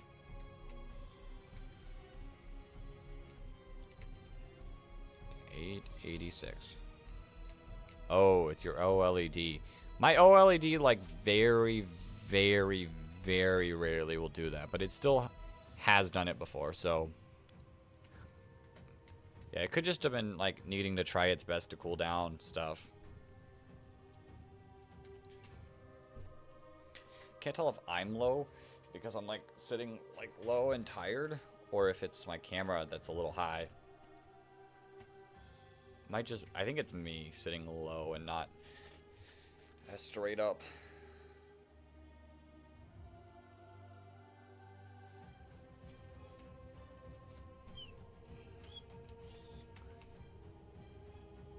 $888.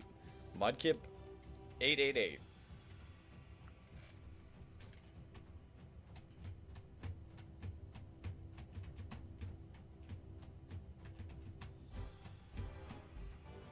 Nope.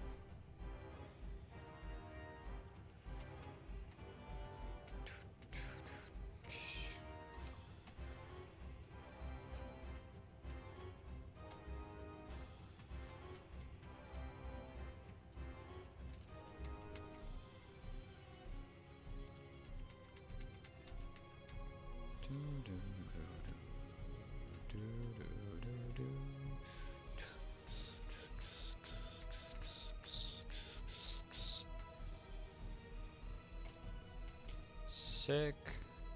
891.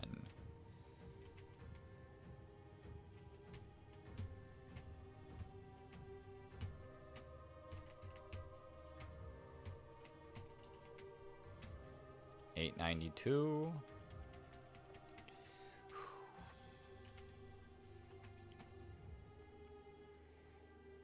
Song's good. It was a pretty good song. The Hoenn Weather Battle theme.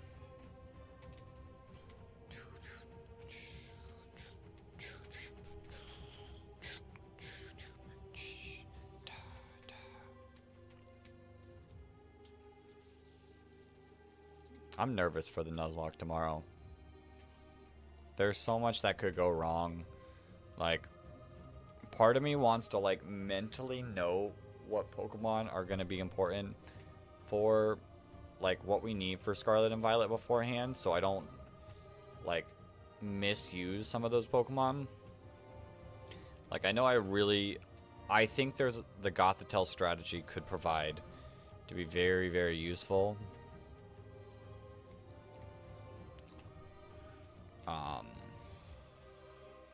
Gastrodon I think is huge. Gastrodon I think is a massive thing that would be nice to keep. It kind of does very well against a lot of the Turo team, all except for Freeze Dry, Iron Bundle. So those two I feel like are very important to grab. And other than that, I don't know. Haven't really looked at the Scarlet and Violet matches yet.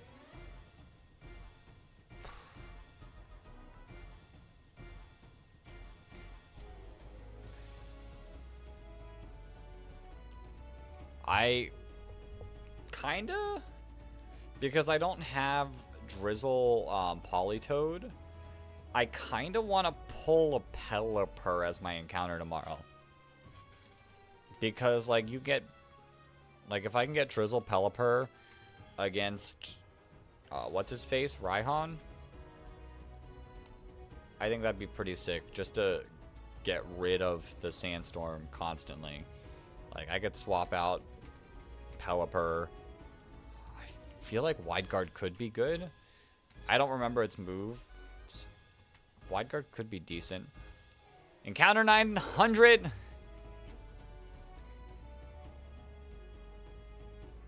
Not shiny. We're 100 away from 1K.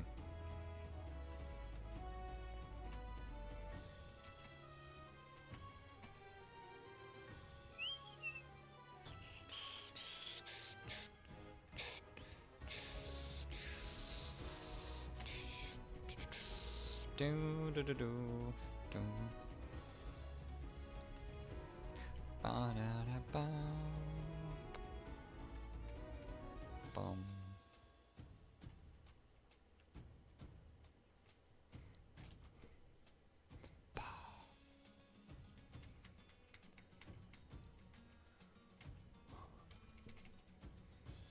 Imagine if I had 8 Game Boys. Like, you know those people that have, like, the massive setups?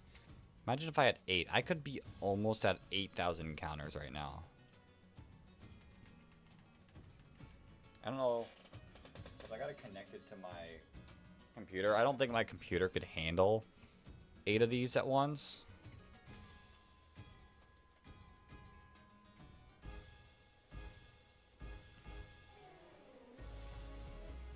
Also, the stream layout for 8 of those. Like, you know how tiny those would have to be?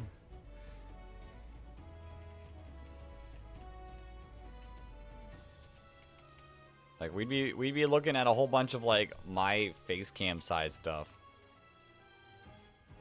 I don't even know what owning one Game Boy feels like. See, I don't need all the Game Boys. It's all the games, which are brutally expensive, and just getting the GBA operator, which isn't quite bad. It's not.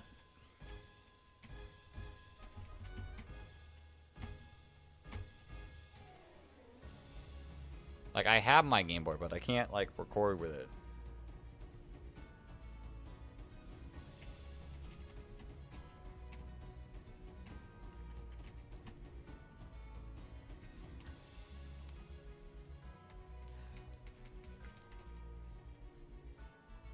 But I purchased my first Nintendo DS this year. That's nice. That's nice. I like my DS. Which, I like my 3DS.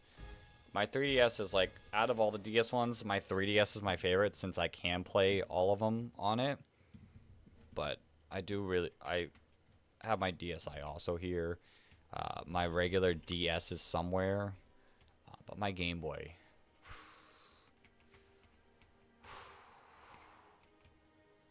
Nothing beats it. Nothing beats it, because it's been my one that I've had for 20 years. And it still works amazing. Still feels great. Such a nice console. Old hand-me-down GBA doesn't work, oof. But the Game Boy Color does. Not oof. 910 encounters. Like, how I don't remember how much a GBA operator is, but I know they're working on something that lets you shiny hunt multiple times at once, as long as you have multiple.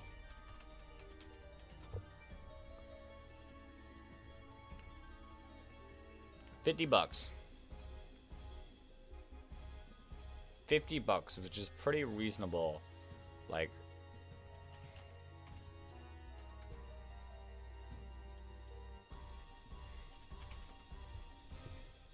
I get happy with Blissey. I'm saved. Like an actual Game Boy Advance SP, $165. I could get myself 3 GBA operators and play 3 Game Boy games at once over just buying a Game Boy Advance SP. Why are these so cheap? These are definitely fake, aren't they?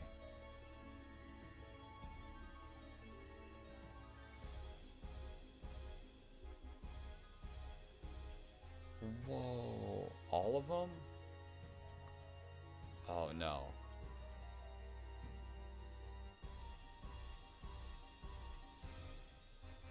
I was gonna say, Emerald is... Sapphire is $30. Got myself a new Nintendo 2DS XL. Eventually would like to buy a 3DS with pre-installed Pokebank if possible. Yeah, but those probably, like, sell for a ton.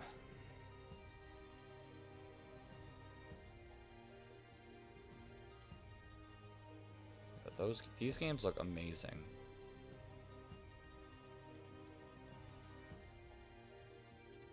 Fire Red, authentic Japanese, $40. Buy one, get one at 10% off.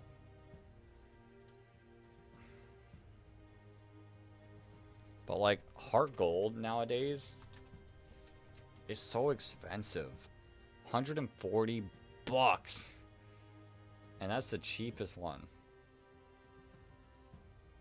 Y'all are insane. But Japanese games, 20 bucks. Wild, wild.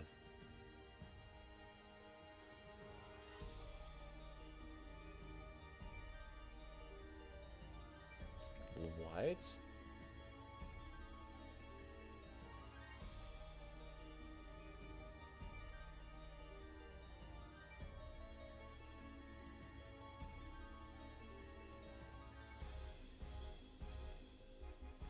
I don't know how people playing games in other languages, they probably don't know themselves. Listen, I don't speak Japanese, but I've got a Japanese Soul Silver. Just because it was way cheaper. And like I know how the game works.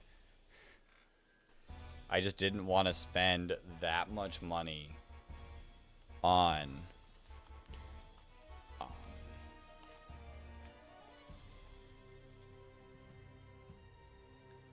I didn't want to spend that much money on the game. I want to spend 150 bucks, so I was like, I'll spend the 30 for this, just so I can soft reset Chikorita as well. And if I happen to get Cyndaquil or Totodile, I'll just trade it over to the other games that have that starter.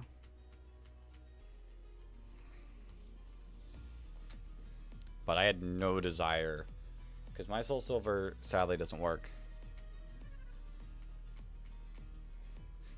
If I can't read the dialogue, I don't think I can genuinely follow along and get anywhere. See, playing a new game, yes, but I think, well, with the fact that I'm like also playing like the English Heart Golds and Shiny Hunting on there as well, and the fact that I've already like beaten that game before, it doesn't concern me as much. Like, I think I could, I know the game well enough to be fine.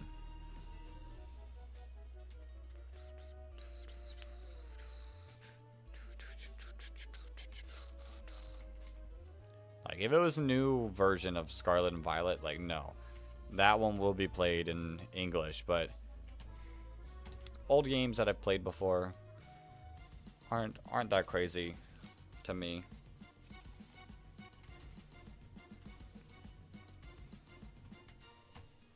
$9.15.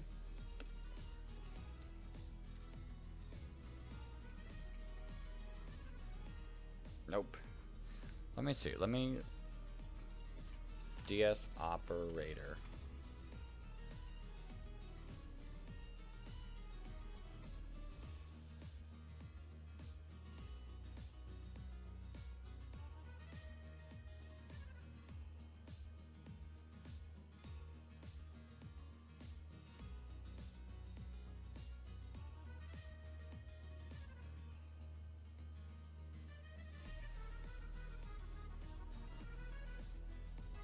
So 3 years ago, someone asked about the DS operator, and they said their next on the list is the SNES, which they said development was going really well, and then the NES would be their like next in line, and they keep a list of like popular ideas, and that they've been considering it. So there's always a future for that.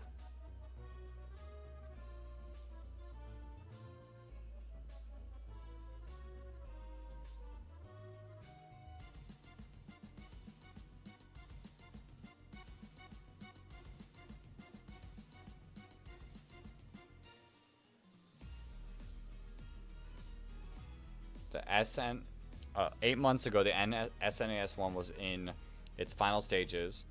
The NES one is a prototype.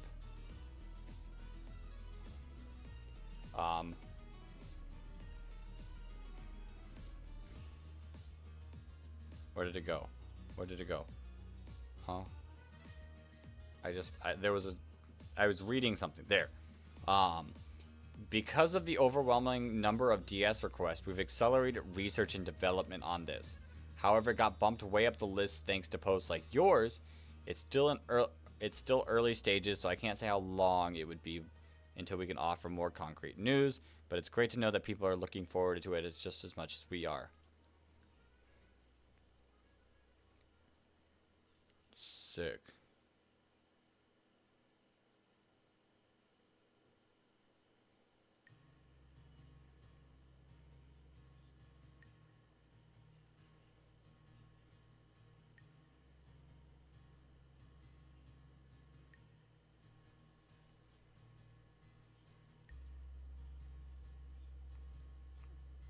Sick. It's good to hear that they're working on it, because that would be like game changer. Like I know like there's Desmu and Melon Diaz and all that, but like I still prefer the handheld, like the physical copies so much that I would use my own. Like I would use my actual physical copies if I could. I mean, there is always just buying a 3DS capture card. There is always that. So I'm like in between. What time is it? We're sitting at 8:30.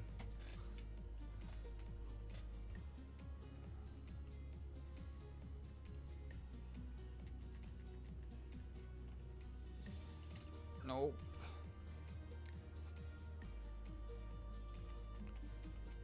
$9.19.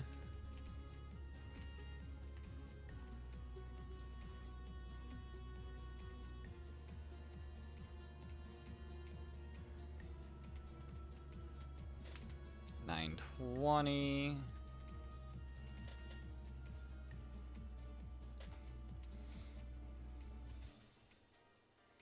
Mudkip, I know you want to sparkle. I know you want to be such an easy Pokemon to hunt.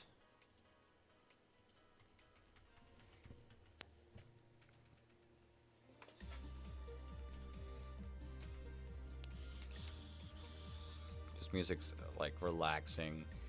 The shiny hunting method's very relaxing. Like everything's feeling like very relaxing at the moment. I'm just like wanting to fall asleep to it.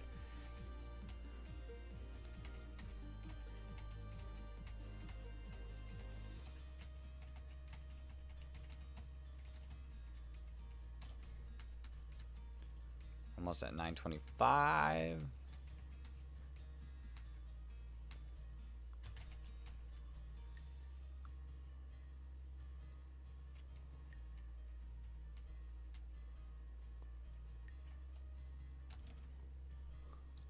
Oops.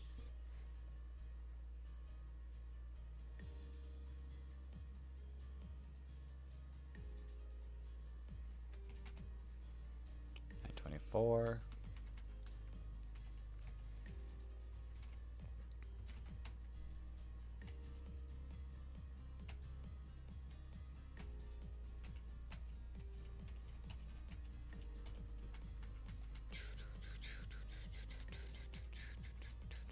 We also didn't do the Nuzlocke aspect of the day. The Nuzlocke part like tends to pump me up a little bit because it's like focused, like battling and all that. We've just done the chill shiny hunting all day. So it's like it's very just relaxing and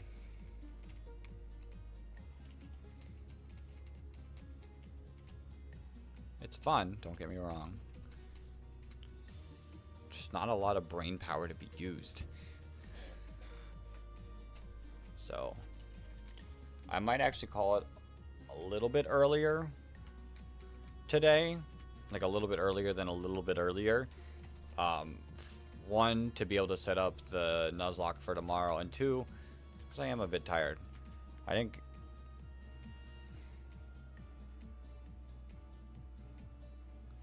what's the Nuzlocke part? So we tend to start the morning every single day Like we've been doing it in the morning because I feel like I've been doing one boss battle a day, so I feel like the best time to do the boss battle is about 1 p.m. like when I'm awake and I'm not too tired. Like it's in the middle of the day. It's a time I'm my peak mind thinking. The reason why we didn't do the Nuzlocke today was because of the storm. I got ahead of it, and I wanted to be ahead of it so I didn't have to worry. Like I wanted to get ahead just in case the storm cut things out and ruined the Nuzlocke. But the Nuzlocke part of it is we've been doing a gym badge per generation. So like for the first gym we beat Brock, and I got Bulbasaur, I got Pidgey, I got Rattata, I got Nidoran, I got Pikachu, and I beat Brock. The second day we took those Pokemon that we caught in Red and we transferred them up to Silver, and then we caught more Pokemon along the path of the Nuzlocke to beat Bugsy. And then we took all those, we took them to Emerald, and we continued on the Nuzlocke, like where we would end at Brawley and go all the way to Watson. And Watson was the third gym. Then we beat Maylene in Gen 4. Gen 5 we beat Clay. Gen 6 we beat Valerie. Gen 7 we beat the Dragon Trial, which you were here that one when we were doing the Dragon Trial. And then tomorrow we are doing Raihan. And I didn't do it today because we only have the 2 sections left. Raihan and Sword. And then everything in Scarlet and Violet to end the game. Like the Elite Four and all that. So it's like set up perfectly. It's just because we got ahead. Today's just been like a free day. Kinda. And I also can't really do the Nuzlocke right now because I do have to I have to get all the Pokemon that we have in Sun and Moon, Ultra Sun and Moon, to Sword and Shield. So that's a little bit of work that needs to be done. But I might call it an end at 1,000. I might call it an end today at 1,000 and get that set up for tomorrow so that way it doesn't have to be done during the stream tomorrow. Because I think tomorrow we're going to start with that. We're going to get through the Raihan gym fight. And then we're going to spend a little bit of time like prepping for the Scarlet and Violet split.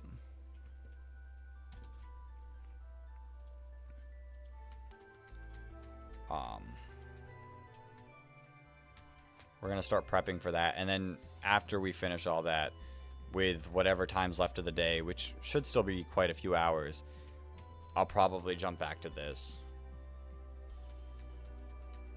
It's just like I'm partially tired because of like I got woken up at 2:30 last night, and then I think I woke up again at 4.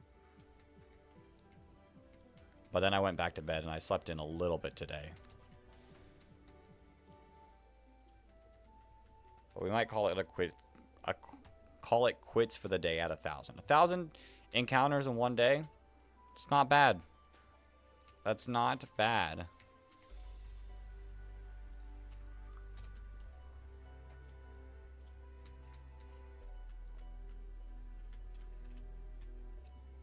Like it definitely like pushes us towards this shiny.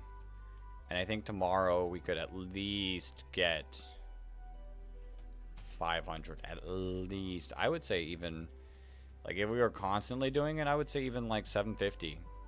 So by the end of tomorrow we might be at like 1,750. It's all dependent also on how punishments go and how long the Nuzlocke stuff goes tomorrow. Because I have an idea. I have ideas that just need to be calced out a little bit.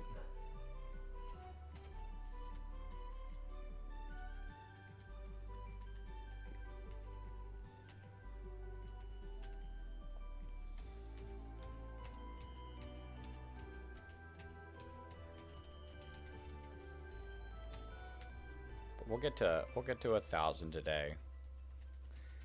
This is like nice and relaxing, but it's just like sometimes a little too nice and relaxing.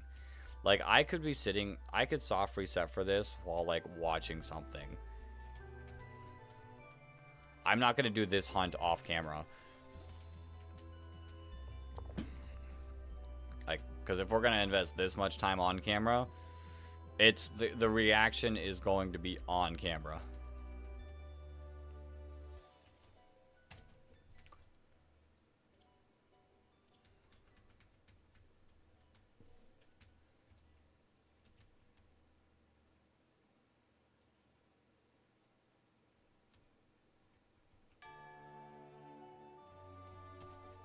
But maybe like after I get everything set up, I might just go back into my Heart Gold game and just soft reset on that for a little bit. Soft reset the Pseudo Budo for a little bit. That could be fun.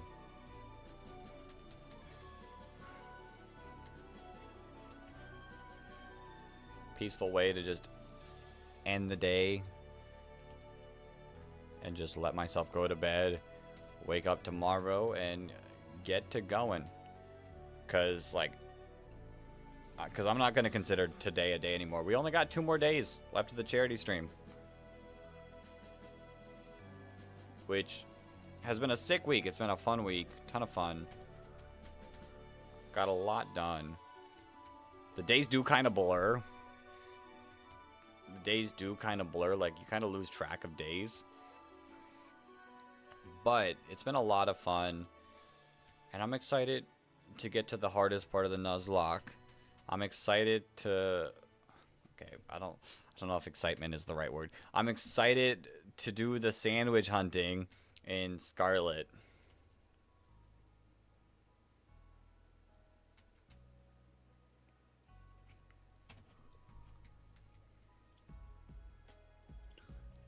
Although,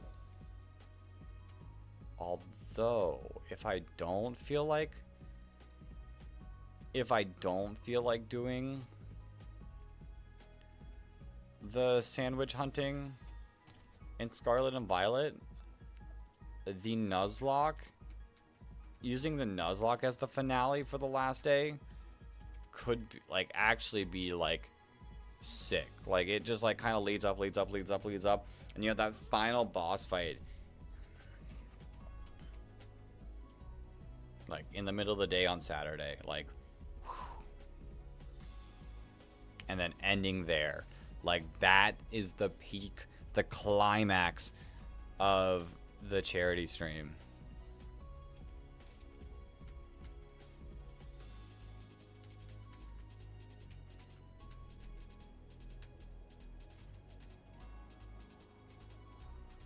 And plus, I gotta work early on Sunday, so it would be for the best that I don't stream too long on Saturday. I don't know. That'll be something to think about.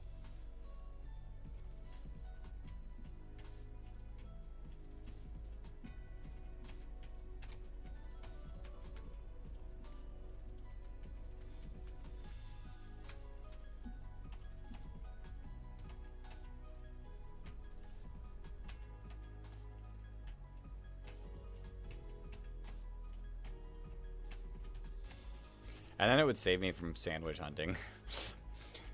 Anything to get out of sandwich hunting.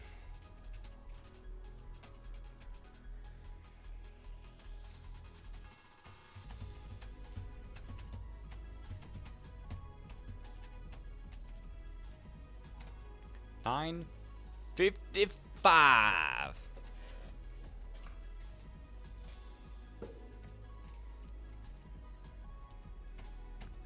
Is this Mudkip a little different looking?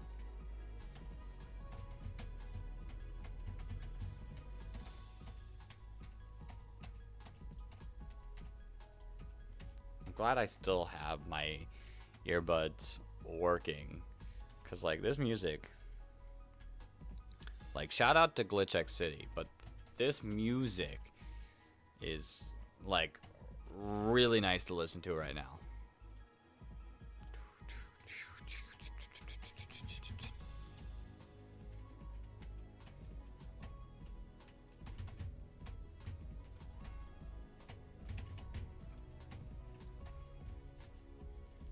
Yo, Zavi, welcome to the stream. Hey, just checking in on you. I'm gonna sleep now because I'm a busy person. I'm kidding. Let's have a good night's sleep. We're still surviving. We're still surviving out here. We're still looking for the Mudkip. Mudkip still hasn't sparkled just yet. But have a good night. It's okay being a busy person. There's nothing wrong with being a busy person.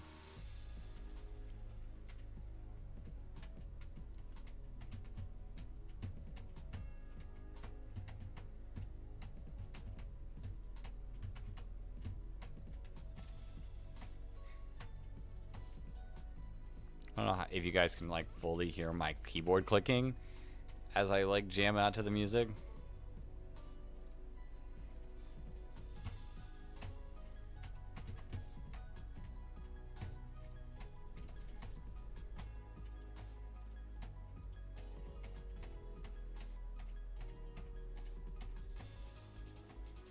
Nope.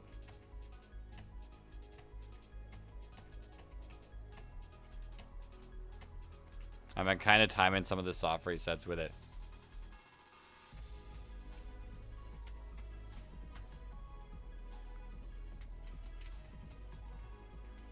Okay, come on. We got 38 more encounters of the night until we reach the big 1K.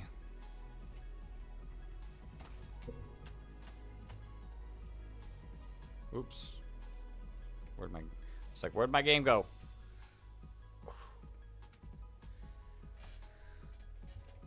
Oh, my thighs. My thighs. And I still got 25 more of those squats to go. I'm glad I spread the squats out. Like, I probably should have done some every hour, but I don't know if I would have been able to survive doing them every hour. I think Random was saying, like, suggesting 25 every hour to last for 8 hours.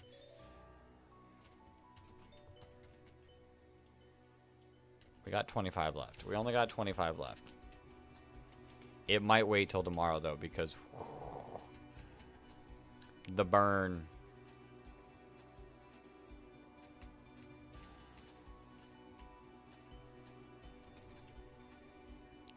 Nine, 6, 6.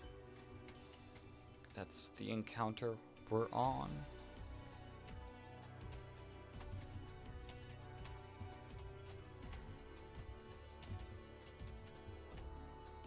Nope. Not this one. 9, 6, 7.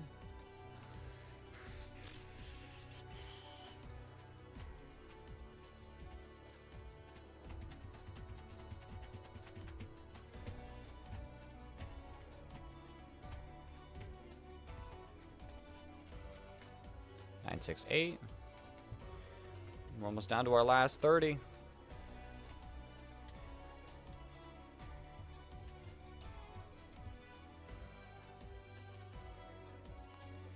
Okay, I have obtained almost all of the Pokemon decks. You know what the last one is? Like, do I know which one the last one is? Or are you saying I know what the last one is?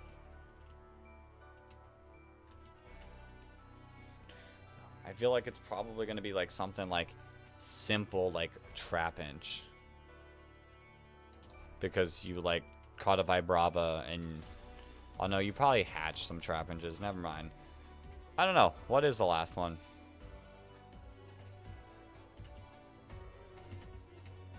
I know? Do I know?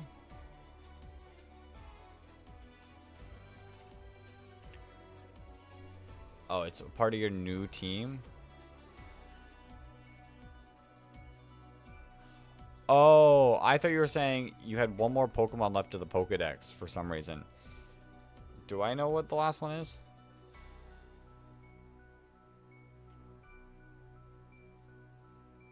Is it T-Tar? Like, you still need the T-Tar?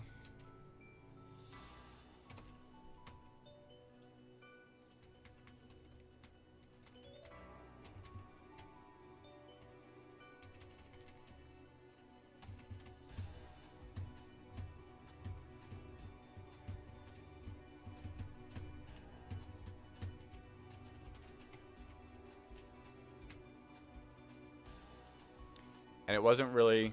Oh! Nummel. Nummel's the last one. And if it wasn't for your hard work in this stream, it would never be a reality. The Nummel. I totally forgot about Nummel.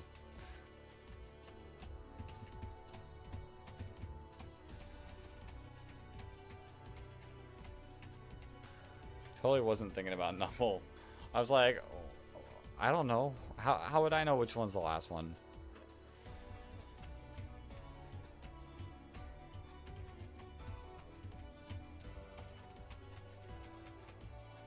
I'll see when I can get it to you. There's a good chance it probably can't be tonight.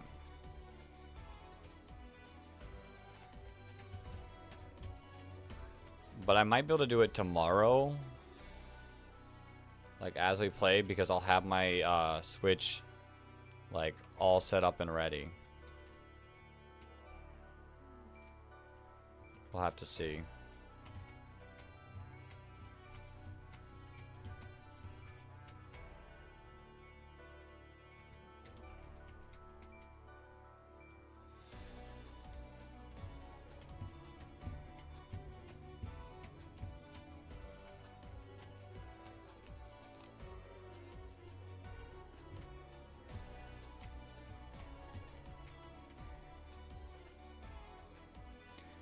Cool, take your time though, you're streaming for 16 hours a day.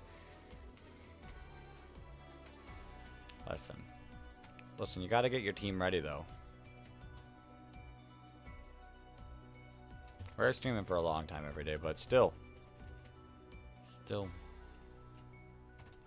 It's not quite 16 anymore, because the 16 would be like 8 to midnight. We have definitely taken a little bit easier than what I initially planned. But it's a lot of hours.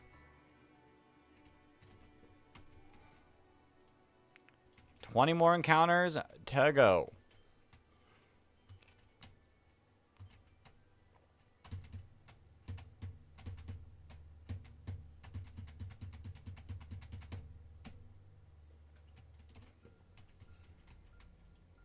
$981.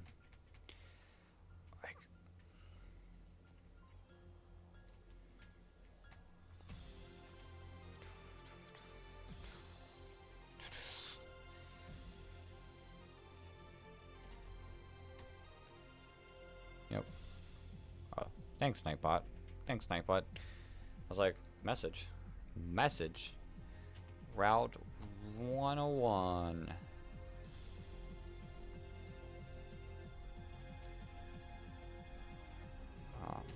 I just realized my team... Let me update the counter. I just realized my team has 2 Pokemon from Gen 2, 1 from Gen 1, and 1 from Gen 3. Take that, power creep. Take that, power creep. Listen, power creep isn't, like... Old Pokemon get, like, helped in power creep. Like, giving them buffs definitely help.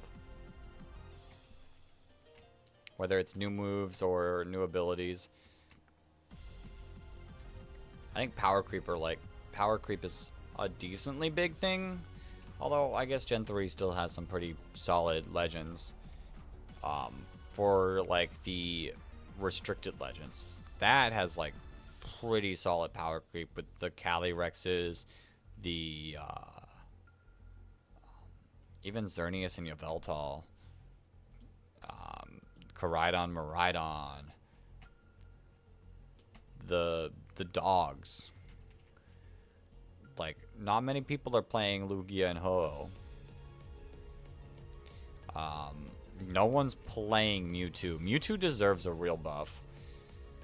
With it being the OG legend. It deserves a real buff. Like a better ability. Or something. A better signature move. Camera Up never got buffed since Gen 4. What about its partners? Did its partners get buffed? Because, like, its partners could have gotten better, which is giving you a reason why to use it. No new moves at all since Gen 4? Like, not even better offensive moves? Like, not just abilities and, like, stat-wise, like, also new moves. I don't know when moves come out in what generation. I just, as soon as I see them and I see it's a good move, I start using it. Magneton got the biggest buff of them all. What, an evolution so he could hold the Eviolite?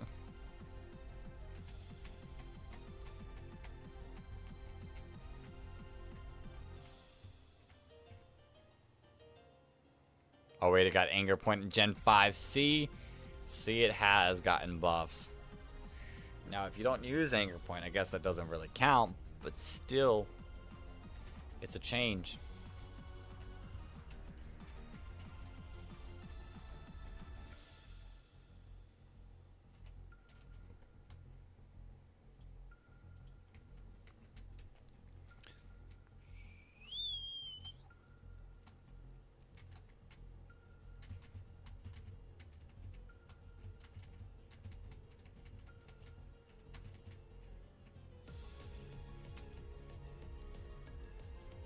You know it lived Stomping Tantrum from Baxcalibur today? Dang.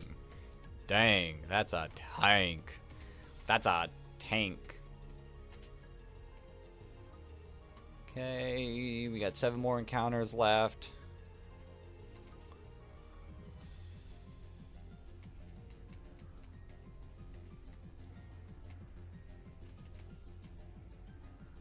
Also, Magneton got Steel type in Gen 2. I guess that is a buff, but it also it makes it worse because of ground moves. 995. Countdown before we're done for the day. We don't want Torchic.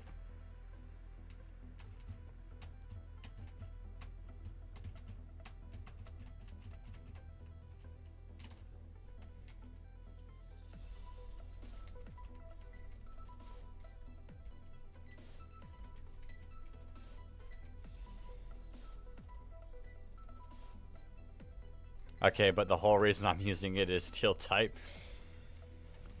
Listen, I'm not saying Steel types are bad. I'm just saying part of the issue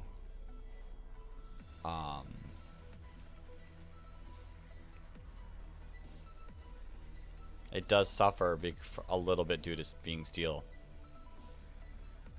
11, 17, 24. Those are numbers. 11, 17, 24, 39. Is this the lotto numbers?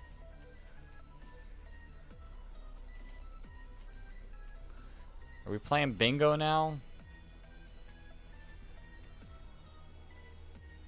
Also, Blissey raids mean endless Terra Shard. You got there's Blissey raids going on?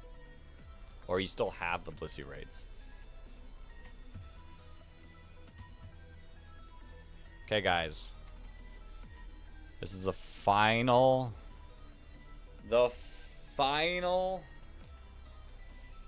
Mudkip of the day.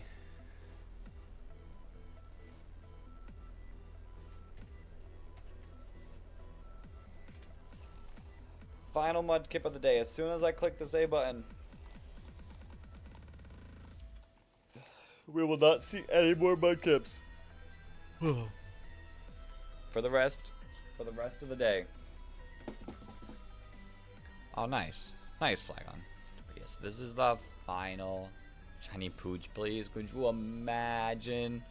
Could you imagine ending the night like that? Okay. We gotta click A. I gotta click A one more time, but we know the Poochyana's not shining. We know that. We know the Poochyena is not shiny. On the big ol' 1000 is Mudkip.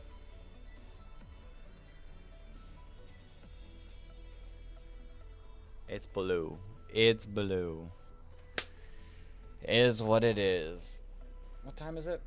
9:07. Okay. Okay, we had a good day. We had some technical difficulties in the middle of the day, but we had a long, rewarding day of just relaxing, shiny hunting. And we didn't get it. But I mean, look at the number. 1,000 soft resets. It's blue. No way. No way. How could it be blue?